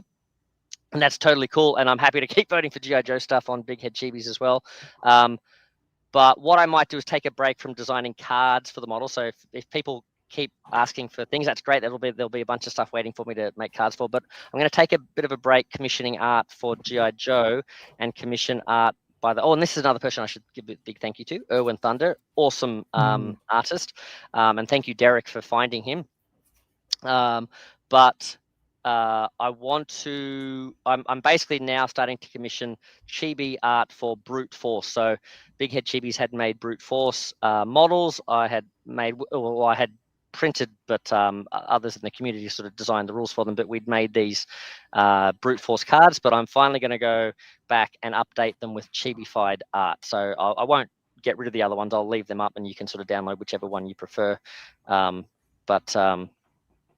Yeah, so, and then next up, some Energon Universe G.I. Joes. We always were talking about like combining our G.I. Joe and Transformers worlds. That would be cool as well. So like that's another thing we sort of want to do. And then Dave said he's designing villains for. Oh yeah, cool. Pythona and other Cobra La folks. Yeah. And that's the thing I think, because like that side of things I'm not as much like either knowledgeable or as into. So like if there's other pockets of like or variations of the G.I. Joe stuff that other people want to sort of I don't know about the old stuff, but they're in the new Energon universe and they're fun.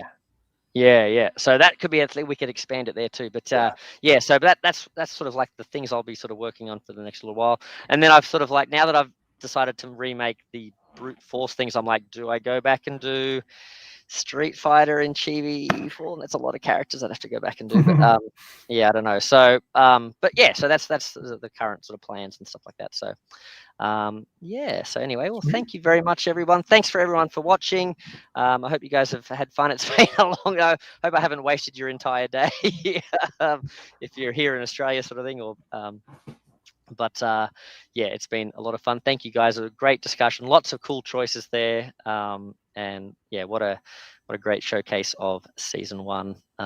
And good luck to everyone in the world of like CMON and designers, whether they're still there or not. Like, I hope things are going well for you. And, as much as like, I hope we get our DC United, Superheroes United, whatever the that campaign is. I also just hope, just in general, that things are going all right for people and that they've sort of landed on their feet and that sort of thing as well. I should give a shout out to Andrea for anyone who's interested. He on Facebook has been sharing, like, he and some other designers are doing sort of like design, like game design courses and things like that, and putting up podcasts, I think, and things like that as well. Yeah, those are great. So check out his because he's got some really good ideas and tips and thoughts and just philosophical something to do with philosophy. He's got some good like good tips and stuff there. So awesome. All right, well, awesome guys, we'll catch you hopefully in the not too distant future with some more chats about stage season 2. In the meantime, there'll be lots of games and that sort of stuff as well. And but we'll catch you on the next one. So Meeple Monkey out. See you guys. Bye. Bye.